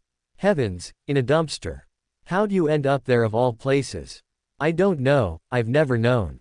I replied, my hands absent-mindedly curling the locks of hair on the back of my head. My feet gently tapped against the floor as I continued to speak. Did you have parents who loved you? Florence nodded her head. My mama and papa were great people. They welcomed Nicholas with open arms into our house when he got kicked out. My father was the one running the ranch we all lived on, while my mother tended the animals and vegetables. Me and my fiancé often assisted with tasks, but they didn't mind if we ran off for a lil while in the evening. Just then, she sighed and shook her head. They even held our wedding in the woods, hired a priest to bestow our marriage, and decorated everything for us. She turned to me, reaching out and resting her hand on my knee. Do you have parents who love you? The question hung in the air longer than it should have. I felt my breath coil around my neck, and my heart begin to hammer deep in my chest. My gaze remained fixated on Florence for a few silent seconds before I let out a shaky sigh. My mother, she tried her best to meet my needs. She fed me, washed me in the past, hell, she even bought me a journal. Florence leaned back against her bed frame, tucking her knees into her chest as she cocked her head forward slightly. And your father? The image of the demon flashed in my mind, bearing an inhuman grin and a pair of malevolent horns. I hate him. Hate him. If you don't mind me asking, why? Florence's voice softened even more, her bottom lip lowering slightly. I fell silent, my gaze continually fixed on the crimson moon obscured by the thick clouds. A small burning in my forehead erupted the moment I heard the question. My hands gripped behind the back of my head, coiling into snow-white fists. I tried with a Herculean effort to keep my voice down, my jaw tensing slightly as I felt the veins bulge above my brow. He's always treated me like shit. He makes me do all his work, he makes fun of me for my fears, he beats me up, he eats my food. The burning of the sigil amplified at that moment, flaring with a heat that could boil water. Luckily, the light from the moon, accompanied by the thick locks of hair obscuring a large portion of my forehead, blocked the anomaly from Florence's view. Just then, the window in front of me flew open, hitting me square in the face and sending me to the floor. Florence gasped softly and shot out of her head, ignoring the now open window and darting over to me, lifting my head to get a better view at my injury. When she inspected the wound, a small black bruise had formed on the area around the collision, just atop the sigil. Oh dear, she whispered motherly. That bruise formed awfully fast, that's definitely a concussion. She lifted me up into her arms and walked me over to her bed. With gentle and precise movements, she tucked the blanket over my shoulders and tucked me in. You've hit your head twice tonight, if the snow lets up we're going to a medical professional. A dreary, ebbing pulse emerged within my forehead where the collision was, causing me to let out a low groan and rub the spot with trembling fingers. With half-lidded eyes, I looked out the opened window, gazing at the heavy snowfall which had begun to spill off the sill and onto the desk. I don't think it'll let up any time soon. I looked back, lowering my head onto the pillows below. And if the snow continues, what then? I received no response. When I looked at the spot Florence once was, she was missing from view. Her bedroom door was left ajar, letting the darkness of the hallway enter my view. I closed my eyes and rolled over, facing the wall. After a few minutes I heard the window being shut, followed by the sounds of liquid slooshing around. My body groggily rolled over once again, and I caught sight of Florence with a small leather bag. Inside the bag, I saw a series of gauzes, bandages and other medical items. The woman wiped the accumulated snow off of the desk and exchanged a glance at me, a warm one. With practiced hands she delved into the bag and took out a roll of bandages with the thickness of a soda can. Let me patch the wound up until morning. This gauze isn't the best, but it'll accommodate your injuries for the most part, she said softly. Her warm hand slipped under my neck, raising my head slightly. My limbs felt as if they had been rusted away with the speed I was able to sit up in bed, allowing Florence an easier time to treat my wounds. When she held up a small, handheld mirror, I looked like a complete wreck. The dark circles under my eyes, coupled with my current attire and bandages over my forehead, I looked like someone in solitary confinement rather than your average teenage boy. Florence then approached the closet and opened it, revealing racks of clothing inside. After a few moments of selection, she turned back to me, holding a pair of black silk pajamas with a slight sheen. They almost resembled the ones I had back at home, but the material and texture of them would have cost my father's monthly paycheck a few times over. These belong to Raymond, but I don't think he'll mind if you use them for the night. She placed the outfit on the bed and stepped back, gazing down at my form. Do you need help changing? Judging by the weariness of my limbs and the injury to my head I had just endured, I was pretty sure I would have needed some assistance. I swallowed my saliva and hesitantly nodded my head. I wouldn't mind. Florence smiled as she approached the bed again, slowly peeling back the sheets and helping me unbutton my coat and undershirt. Though I felt a little vulnerable with a woman seeing my undergarments, my face didn't blush as much as it usually would have. You're immensely lucky I can control your hormones. The Umbridge's voice sounded in my mind, carrying an uncharacteristic edge of humor.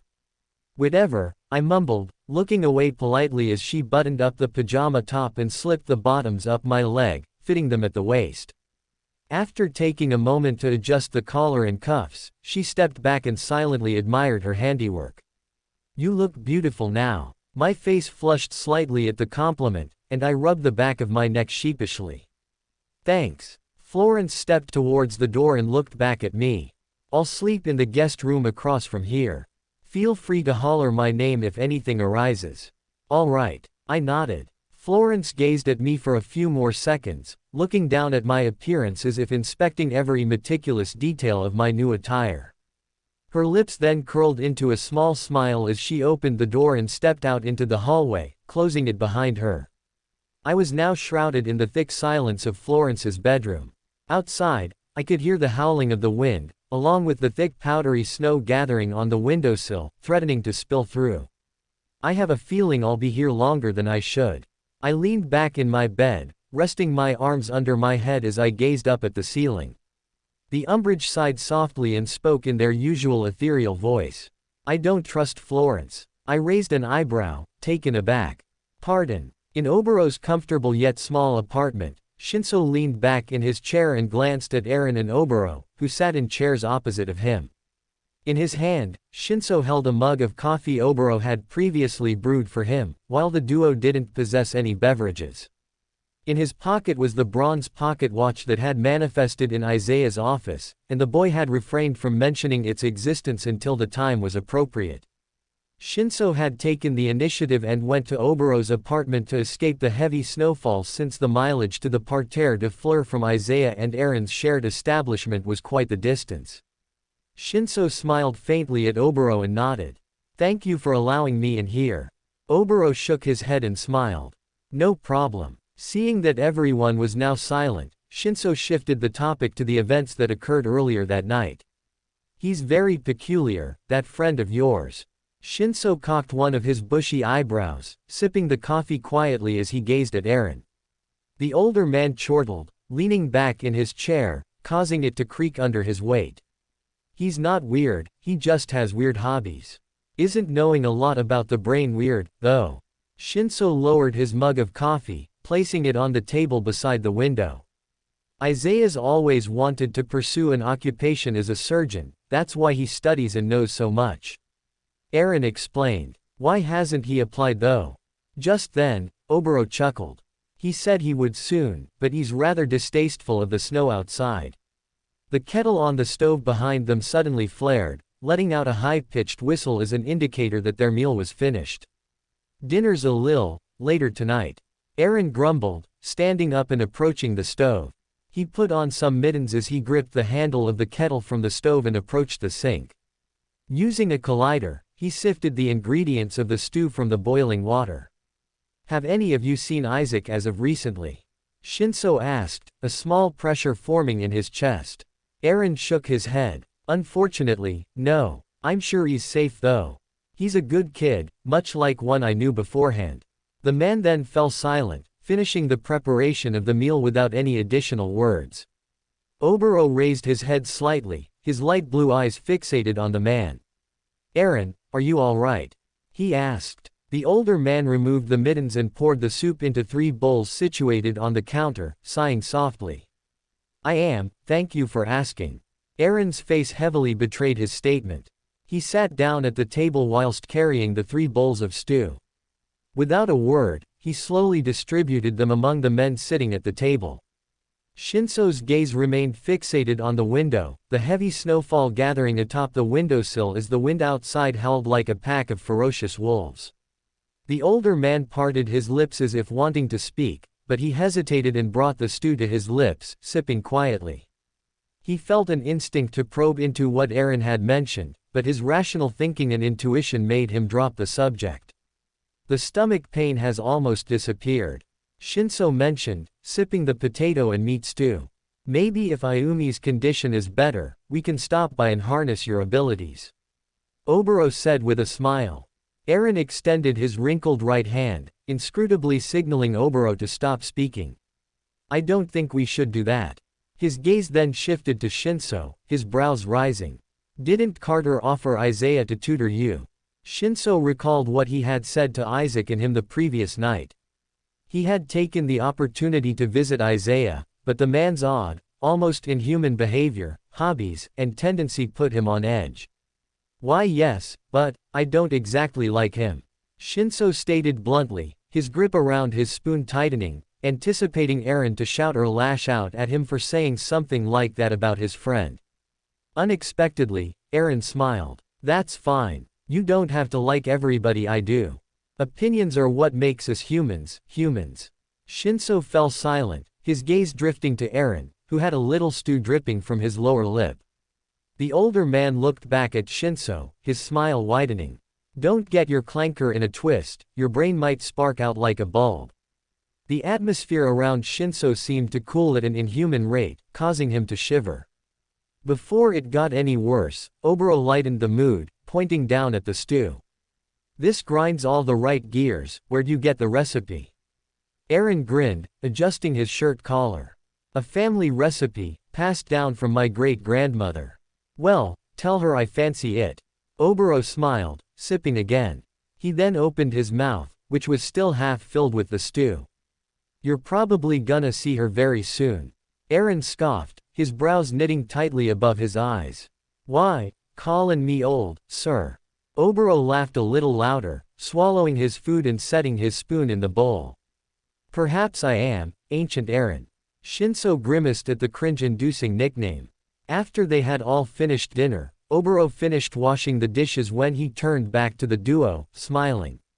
Why think you could teach Shinso a lil' something? The older man placed his hands on his hips and turned to Shinso, smiling softly. Why think we could pull a lil' something off tonight? The indigo-haired boy felt a cold rush on his forehead gazing into Aaron's eyes, causing him to swallow his spit and nod. I believe we can. Just then, Shinso remembered what had occurred in Isaiah's office. He pulled out the bronze pocket watch, showing it to Aaron. This appeared when my stomach began to hurt earlier. Hey, I thought you said the pain disappeared for the most part. Aaron took the object, admiring it closely in his hands. The object was neatly polished with a bronze finish, and had a gold trim along the edges of the analog clock frame within the watch. He looked back at Shinso, raising an eyebrow. "You said this manifested during one of your stomachaches."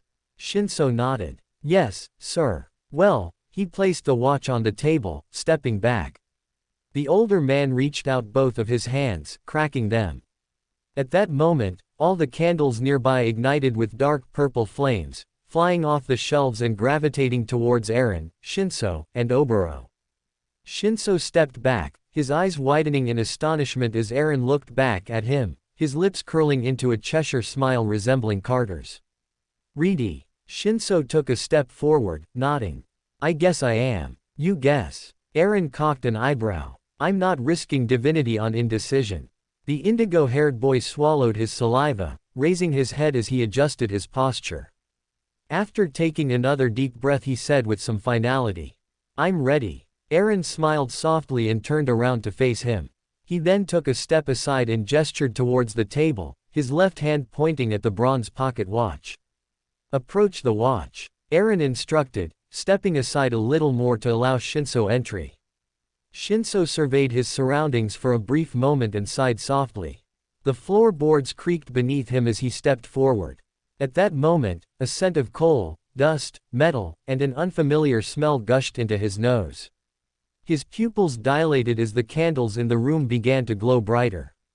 The markings on his left arm suddenly ignited in purple, radiant energy that coursed through his body. At that moment, the pocket watch conjured out of midair lifted up, slowly spinning as it opened on its own. Aaron, who was watching from the sidelines with Oboro, spoke up again, his voice calm and collected. "Close your eyes." Shinso followed the man's instructions, closing his eyes slowly as he took another deep breath, this inhale lined with a slight tremble. "Okay, what now?" he asked softly. Aaron stepped forward and placed a hand on Shinso's shoulder. "Your scale shifter potion is digesting as we speak, we just need to awaken the abilities you have inside you." Hearing this, Shinso felt his heart inexplicably speed up. "Scale shifter, why that name? You were with Ayumi and Catherine the other day, yeah?" Aaron asked. Shinso nodded once more. "Yeah, but the knowledge they exchanged is blurry." The older man's lips curled up as he chuckled softly. The man's grip on Shinso's shoulder tightened. "Scale shifter is the Order 9 potion name for the Justice Pathway. Sure, it doesn't need digestion requirements, but the name was listed in the reports from the Mother Nature Church. So, it's a guess." "Yeah, pretty much," Aaron said with a smile.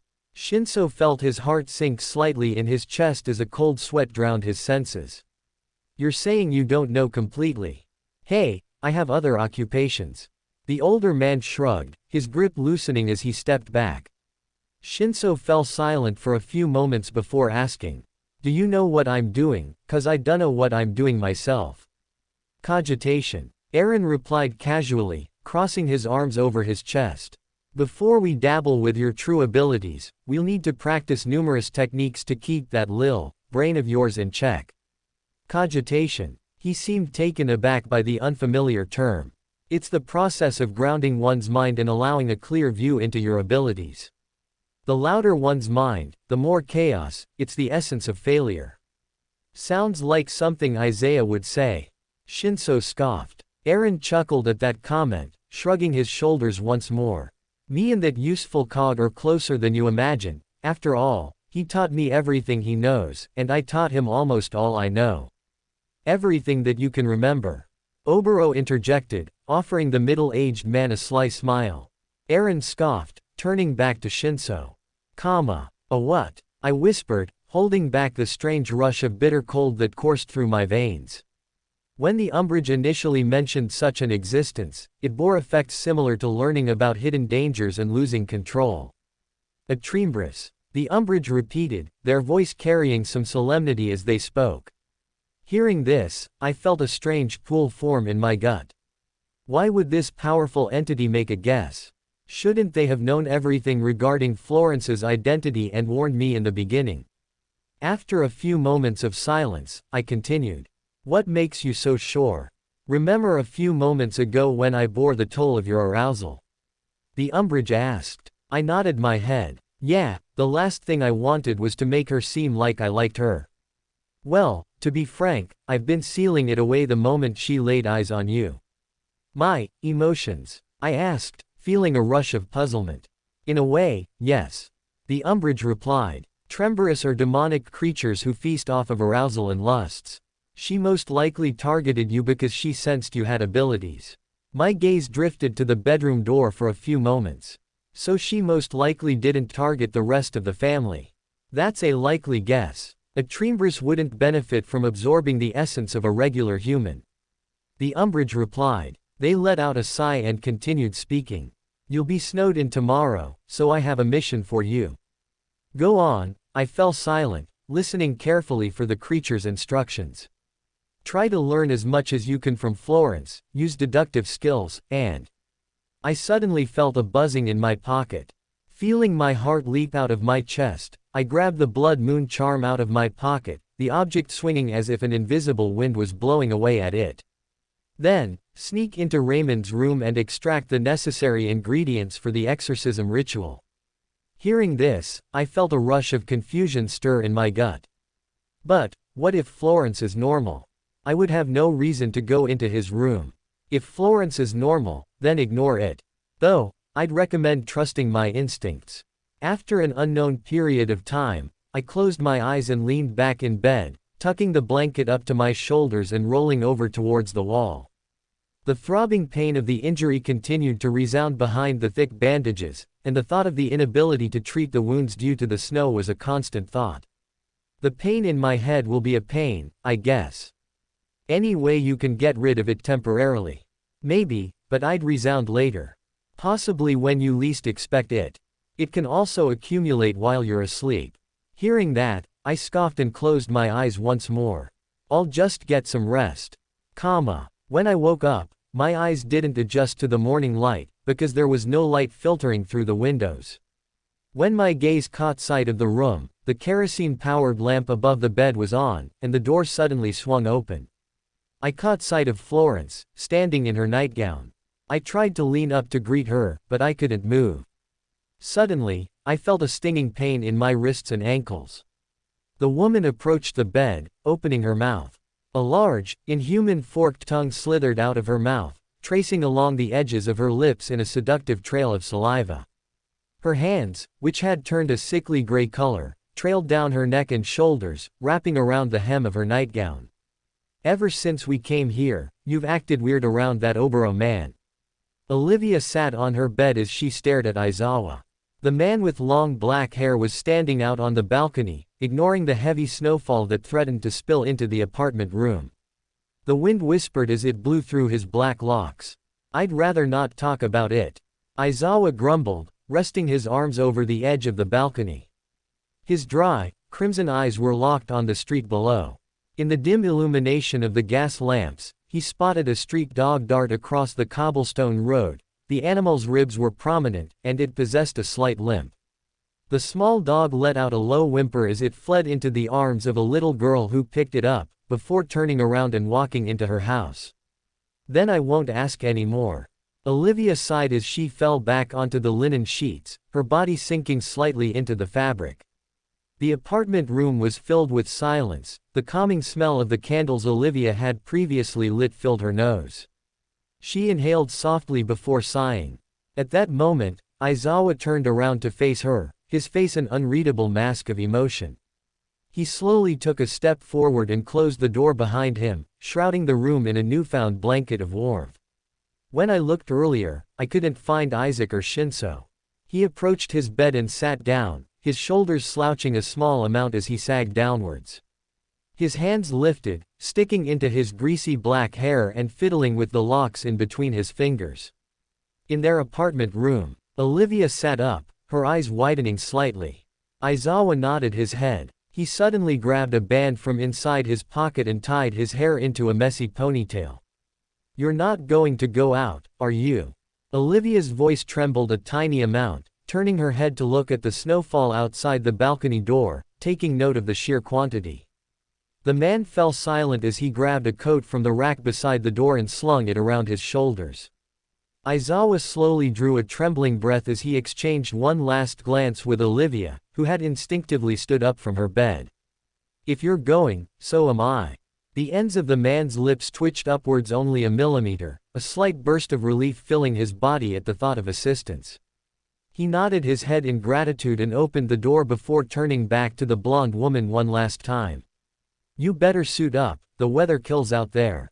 Stepping out of the parterre de fleurs, the duo was instantly submerged in the bitter temperatures of the ice and snow pummeling down onto the kingdom. Above their heads, the crimson moon was barely visible through the thick clouds obscuring most of the night sky. When Aizawa gasped for air, a small torrent of fog left his mouth before being carried away by the winds. He looked back at Olivia, who had covered her mouth with a thick wool scarf. The rest of her body was obscured behind thick winter attire for the time period, yet it was surprisingly comfortable and provided ample insulation from the snow. We'll run out of breath if we dare yell, this wind looks like it can steal our voices. Olivia called out, her voice slightly muffled behind her scarf. Aizawa nodded his head. It's best to act rational. They're both smart boys, so it's best we check inside restaurants, open businesses, pretty much every building with a light on. He walked out into the street, looking both ways to ensure no horse or carriage would trample him. Pulling down his yellow protective goggles, he was able to see a little better through the haze of thick snowflakes and bitterly frigid winds. The cold wind lashed at his face, causing him to raise his hands and obscure most of his exposed skin. Behind the veils of his fingers, he caught sight of a few dim lights, which either came from kerosene-powered street lamps, or possible open establishments. Turning back to Olivia, he nodded his head, gesturing for them to proceed forward. Walking down the street was akin to surviving a tornado. They had to position their bodies to lean forward as they walked to ensure they wouldn't be sent back. Aizawa cursed under his breath as he habitually reached for his capture weapon, remembering it had been left behind. Olivia had managed to catch up to Aizawa, taking a hold of the man's arm to ensure she wouldn't be sent back by the harsh speed of the winds and snow. Eventually, Aizawa latched to a street lamp and clung to it for dear life, positioning his back to face the winds. Olivia, on the other hand, looked forward at the lights that didn't originate from gas lamps. I see a light a little down there, we can make it if we hurry. She pointed to Aizawa's left, signaling towards a store which was still open. In the window, Olivia caught sight of the interior. The walls were made of dark wood and a warm light emanated through the window. On the walls, she made out the head of a moose out of display above the fireplace. Maybe they went in there. Olivia suddenly let out a yelp as she tugged with her left arm. Aizawa's senses sharpened like a knife as his gaze bolted to the source of the disturbance. He caught an older-looking woman with prominent wrinkles on her face, tugging away at Olive's coat. Her mouth was wide open in a silent scream, and her eyes were sunken and wide with an unreadable emotion. I need skin, I need skin. Her voice was raspy and barely above a whisper. Aizawa strode forward, latching onto the woman's arm and freeing Olivia from her grip. Back off and go home. Aizawa growled, his crimson eyes glowing dimly in the dark surroundings. The woman froze like a deer in headlights when she saw his eyes. Her own eyes widened in terror as she stumbled back and fell onto the sidewalk. The woman fell silent for a few seconds before letting out a shrill whimper. At that critical juncture, Aizawa's instincts arose as he approached the elderly woman, effortlessly scooping her up into his arms and gesturing towards the store a little down the road. She needs warmth. His voice took on a deadpan, no-nonsense tone. Olivia's gaze drifted to the feeble woman, recalling the offense she had committed a moment ago. But after a quick moment of deliberation, she sighed inwardly and dropped the previous incident. Let's go. My limbs remained frozen, unable to move as I was stuck in my spot on the bed. Florence, whose skin had turned a dark gray color, had finished taking off her clothing and approached the bed. Behind her hair, which had now transformed into a ghastly white color, her ears had grown pointed like an elf's. The white in her eyes had turned an ink-black hue, but her yellow pupils remained the same, glowing with a malevolent, somewhat lustful vigor. Her slim body slithered onto the bed like a snake, and her long forked tongue darted out once more to coil around the hem of my shirt. I watched in repulsion as she slowly lifted it off my torso, exposing my exposed skin, which had turned pale with fear. Sweat beamed down my entire body, making my back stick to the sheets below like an extra method of keeping me from moving away from this creature. The smell of Florence's transformed body overwhelmingly coursed into my nose. It was possibly the best thing I've ever smelt, a mixture of everything I found pleasurable. My head slacked back as I let out a low moan, my face flushing obscenely as my silk pants tented beneath the blankets. At that moment, Florence sniffed the air like a rabid creature, before grinning as she looked down at the lump in the blankets. Her long, bony hands immediately tore back the blanket, tossing it to the floor beside the bed. My entire body was now exposed to the tremorous who had pretended to be Florence. My body turned ice cold as I felt her hands slowly, almost teasingly peel back my pants and undergarments. Before she could make another move, the creature suddenly froze as her eyes widened in fear. She let out a foul hiss as she turned towards the darkest corner of the room. In the darkness, a pair of illusory, wormhole-like eyes manifested. "Wake up!" The Umbridge's voice sounded in my mind. As if on cue, the entire bedroom grew illusory and distorted. The walls and floors began to spiral inwards, along with the now illusory figure of Florence. The Trembress let out a deafening, terrifying shriek as she was pulled into the darkness. As I darted upwards in bed, the air in my lungs had seeped out. I gagged on nothing as I fell back once more into the blankets. The cold sweat I had broken out whilst I was asleep caused my silk pajamas to stick to my body like extra skin. Florence's room was silent, and the door was closed unlike the dream I had experienced. My gaze habitually drifted to the corner of the room where the Umbridge had previously manifested, calling out in a whisper. "You can manipulate my dreams." A pair of illusory, wormhole-like eyes manifested in the darkness, and the figure of a cloaked figure drifted out of the shadows. Behind them, the shadows of the corner dragged behind them as they approached the bed. "Spirit creatures can do lots of things with their hosts," the Umbridge replied. "Why did Florence look like that?" I asked, my breath gradually returning to my lungs as my body cooled back down from my unwanted arousal. The bulge in my pants had disappeared, but my face flushed once more when I felt a warm substance inside my undergarments. "Mind if I clean up really quick?" The Umbridge turned away, closing their eyes as they nodded their head. Seeing this, I couldn't help but smile weakly. I didn't know spirit creatures could also get aroused. I'd consider myself grateful for my enhanced state. "You've only been asleep for about 30 seconds, while the dream made it feel like a few minutes at most." "Okay," I let out a shaky sigh, my gaze drifting to the window. The snow continued to pummel down outside, unrelenting and unmoving. After leaving the bathroom, I tossed the wet rag into the disposal bin outside the bathroom for the servants to take care of. Either side of the hallway was dark and cold, aside from the faint light of the night sky outside the windows. Why didn't the blood moon charm do anything? I asked, walking back to the room. My theory is that it only operates when you're conscious. The mind and body are two different worlds. In a literal sense, I wouldn't be surprised. I scoffed, sitting on the bed and looking down at the wooden floor. At that moment, I heard a noise from downstairs. It sounded like a crash. "I'm gonna investigate," I whispered, slowly approaching the door and opening it. I stood in the doorway for a few more moments to listen for any more noises from downstairs. My ears twitched when I heard another noise coming from downstairs. My body moved on its own as I walked down the hallway and headed down the staircase. The entire time, the throbbing pain in my head had never ceased, but it wasn't on the magnitude to interfere with the current predicament.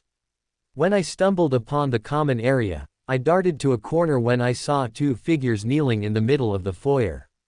Almost done, I heard a low voice mumble, accompanied by the faint sounds of grinding gears and other facets of clockwork. I peeked past the corner, and in the faint light, I caught sight of the two figures.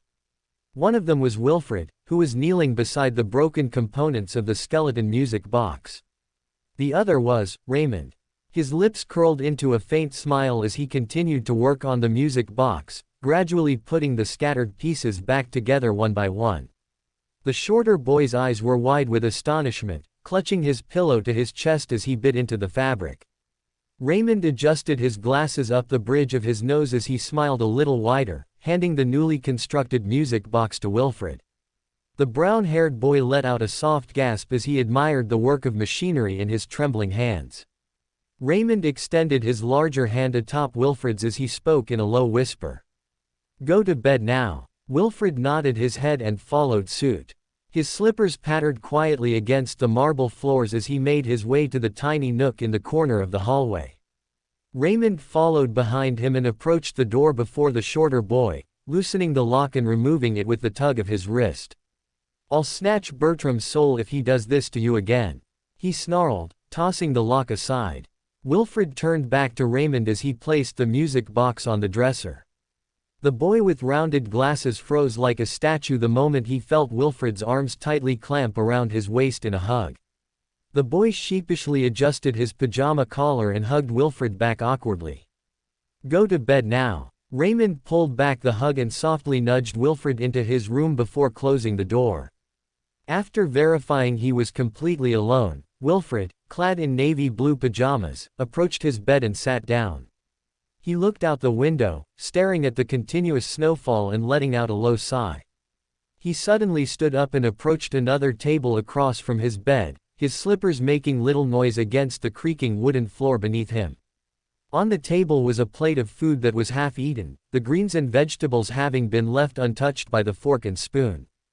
Beside the plate was a glass of water with mint leaves floating atop its surface, gently floating and colliding with the ice cubes drifting within the glass. The last item was a flower, dried and withered. It was kept within a partially cracked jar sitting beside the glass of mint water. The flower was a rose, its thorns having been trimmed off long ago. Wilfred slowly picked up the cracked jar and unscrewed the lid, allowing the rose to gently drift onto the table. The moment it landed, the brown-haired boy picked up the dried flower and placed it in the cup of mint water. After a few seconds of silence, accompanied by another glance at the door, he grabbed the plate of uneaten vegetables and tipped it into the glass accompanying the previous items. "Power of the mother," Wilfred whispered, clasping his hands together as he dropped to his knees before the concoction in the cup. "Bestow on me your finest blessing, allow my heart to expand and contract as you please." His hands began to tremble as he reached out and grabbed the glass of water with vegetables, mint leaves, and ice within it. "Give me the blessing of finality, allow the girl to gaze upon my form and love me." Wilfred's voice hushed as he brought the glass to his lips. Gulping down the concoction slowly, he plugged his nose to avoid tasting the foulness of the drink he had prepared. There were many ways to worship deities, making sacrifices to appease them was the most favored, especially in the eyes of the one who's being worshipped. After finishing the drink, Wilfred gritted his teeth as he clenched his stomach with his hands, pressing them to his lower abdomen and curling up on the floor. Aside from a divine ritual, mortal issues like indigestion were bound to still occur. "Thank you, Mother Nature," he mumbled, his voice low and trembling, barely above a whisper. Raymond just did that. I turned around in Florence's bedroom, facing the umbrage. The illusory cloaked figure with wormhole-like eyes gazed down at me. They nodded their head with some solemnity. Appearances are never what they seem to be. Strange, based on how he's talked to me, I thought he'd collaborate with Bertram to keep him shut at night. The umbrage crossed their arms over their chest, their form gradually turning illusory. Raymond was the one who found him in the streets. It's best for him to assist Wilfred whenever he can to show he cares about his adopted younger brother. I shrugged, letting out a scoff. If I were to confront him about it tomorrow I suddenly recalled something he had said before sending Wilfred to his bedroom, my eyes widening slightly. Raymond said he'd take Bertram's soul if he did something like that again. The towering figure clad in a dark-colored robe of shadows suddenly disappeared, their illusory voice sounding in my mind. It's just a teenager's wordplay. I looked around the room for a brief moment, everything was silent and the umbrage was nowhere to be seen. Why'd you vanish on me? A few moments later, the door suddenly opened. Florence, still clad in her nightgown, stood in the doorway. Her blonde hair was tousled into a messy bun above her head. "You're still up," she mumbled, rubbing the tiredness from her eyes. "I just got back from a snack." I turned around to face her with a small, unassuming smile. Upon hearing my words, Florence's lips curled into a smile. "It appears the both of us are victims of late-night cravings. Were you gonna go get a snack, or were you coming back from one?" I asked. "I got back, fancied myself some buttered bread," Florence replied, leaning off the doorway and entering the room. She paused for a brief moment, looking towards the area where the umbrage once stood in their illusory state. Florence's nose twitched as she sniffed the air for a brief moment. I habitually took a step back, my face paling slightly. "What are you doing?" My voice trembled a bit. The blonde-haired woman turned to look at me, waving her arms around in the air. "Is the incense bothering you?" I never realized I kept the wax burning. Florence pointed to the table beside the window and opened a drawer. Inside of it were numerous candles burning without flames, letting out tiny fumes of colorless smoke that dissipated into the air. Bertram recommended to me a rather peculiar flavor, night vanilla. She reached down and picked up one of the candles. The wax was a dark purple color, bordering on black. Unlike the other candles, this one burnt with a small purple flame on the tip of the wax. Madame Fitzgerald has quite the vast collection of incense, and she lets us borrow them from her. But, I've never seen night vanilla among the catalog. "How long ago did Bertram give you it?" I inquired, crossing my arms over my chest. Florence fell silent for a few moments before sighing. "After you arrived and he gave you the tour, he came to my room and gave me the candle." At that moment, I grabbed the candle from Florence and sniffed it. The smell was a mixture of something like wet grass, vanilla, shampoo and conditioner. Along the edges of the candle wax were tiny, resplendent beams of starlight that shone dimly. "Did he tell you anything else about it?" I raised an eyebrow. "It can cause nightmares if consumed directly," she replied, her gaze never leaving the candle. I froze, my skin paling as my hands began to tremble. I quickly recalled the bottle Carter had given me from Catherine's catalog of items. The sleeping medicine he had given me bore similar effects, and I believe I took it to this house. At some point in time during the tour, Bertram must have taken it. "So that explains the nightmare I had," I mumbled under my breath. "Still, I don't trust Florence." The umbrage's voice rang with caution. I looked up at Florence and sighed. "We can talk more about this in the morning."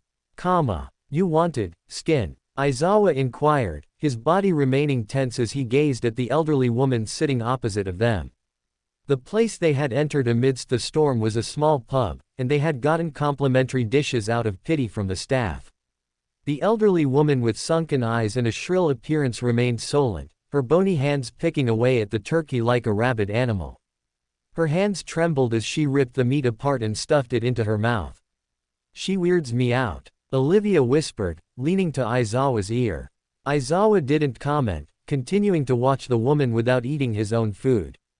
Although her previous actions were violating to say the least, her desperation for warmth and food must have altered her mental state, prompting her to say such things. "Skin," her low voice sounded again as she looked up, her dark brown eyes locking into Olivia once more. The woman tensed, shrinking back in her chair. Aizawa cocked an eyebrow, his eyes glowing their faint crimson hue. "Don't try anything." "I won't. I apologize." The elderly woman sat up in her chair, adjusting her posture almost formally as she picked up her fork and knife, slicing into the meat with a formality that deeply contrasted the rest of the pub.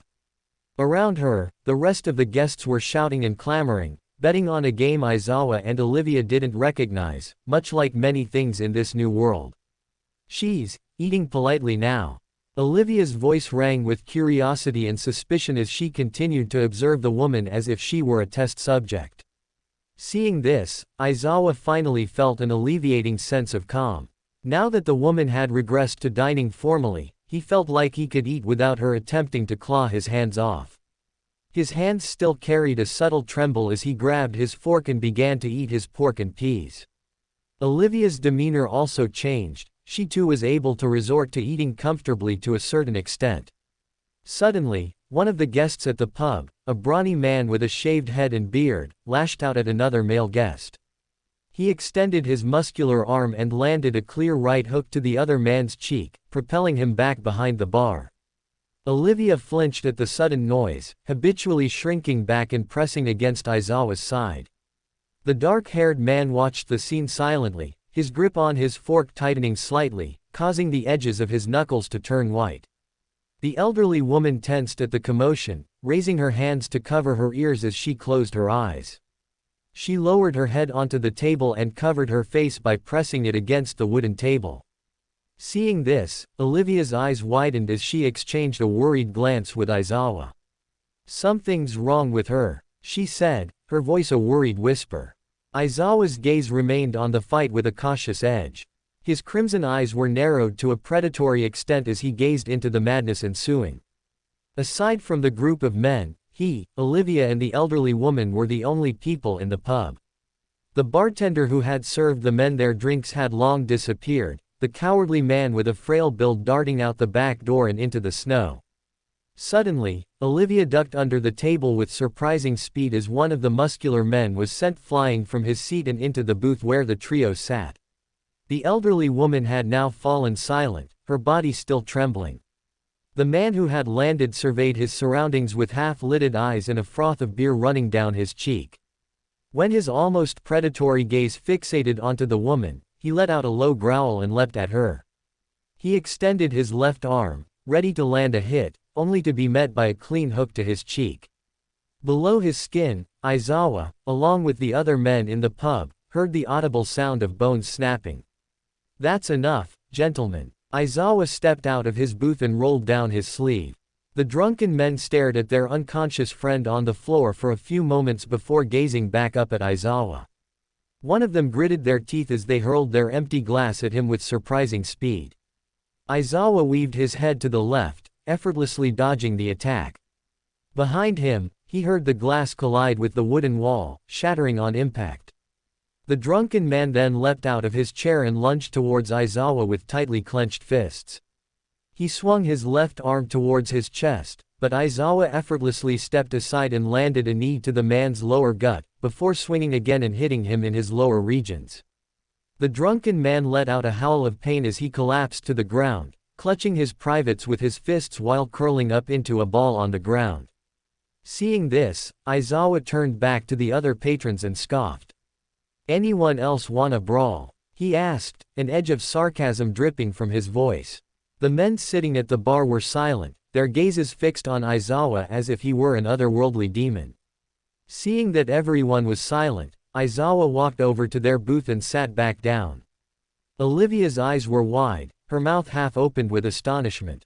"Badass," she mumbled, crawling out from under the table and sitting back down. Aizawa then turned to face the elderly lady. "Hey, you're safe now," he said, poking her cheek. The shriveled woman looked up at him, her widened eyes gradually regressed to normal as she vigilantly surveyed her surroundings. "When do I go back to my room?" she asked. For more thrilling fanfiction stories like this, check out my channel Fanfic Audiobook.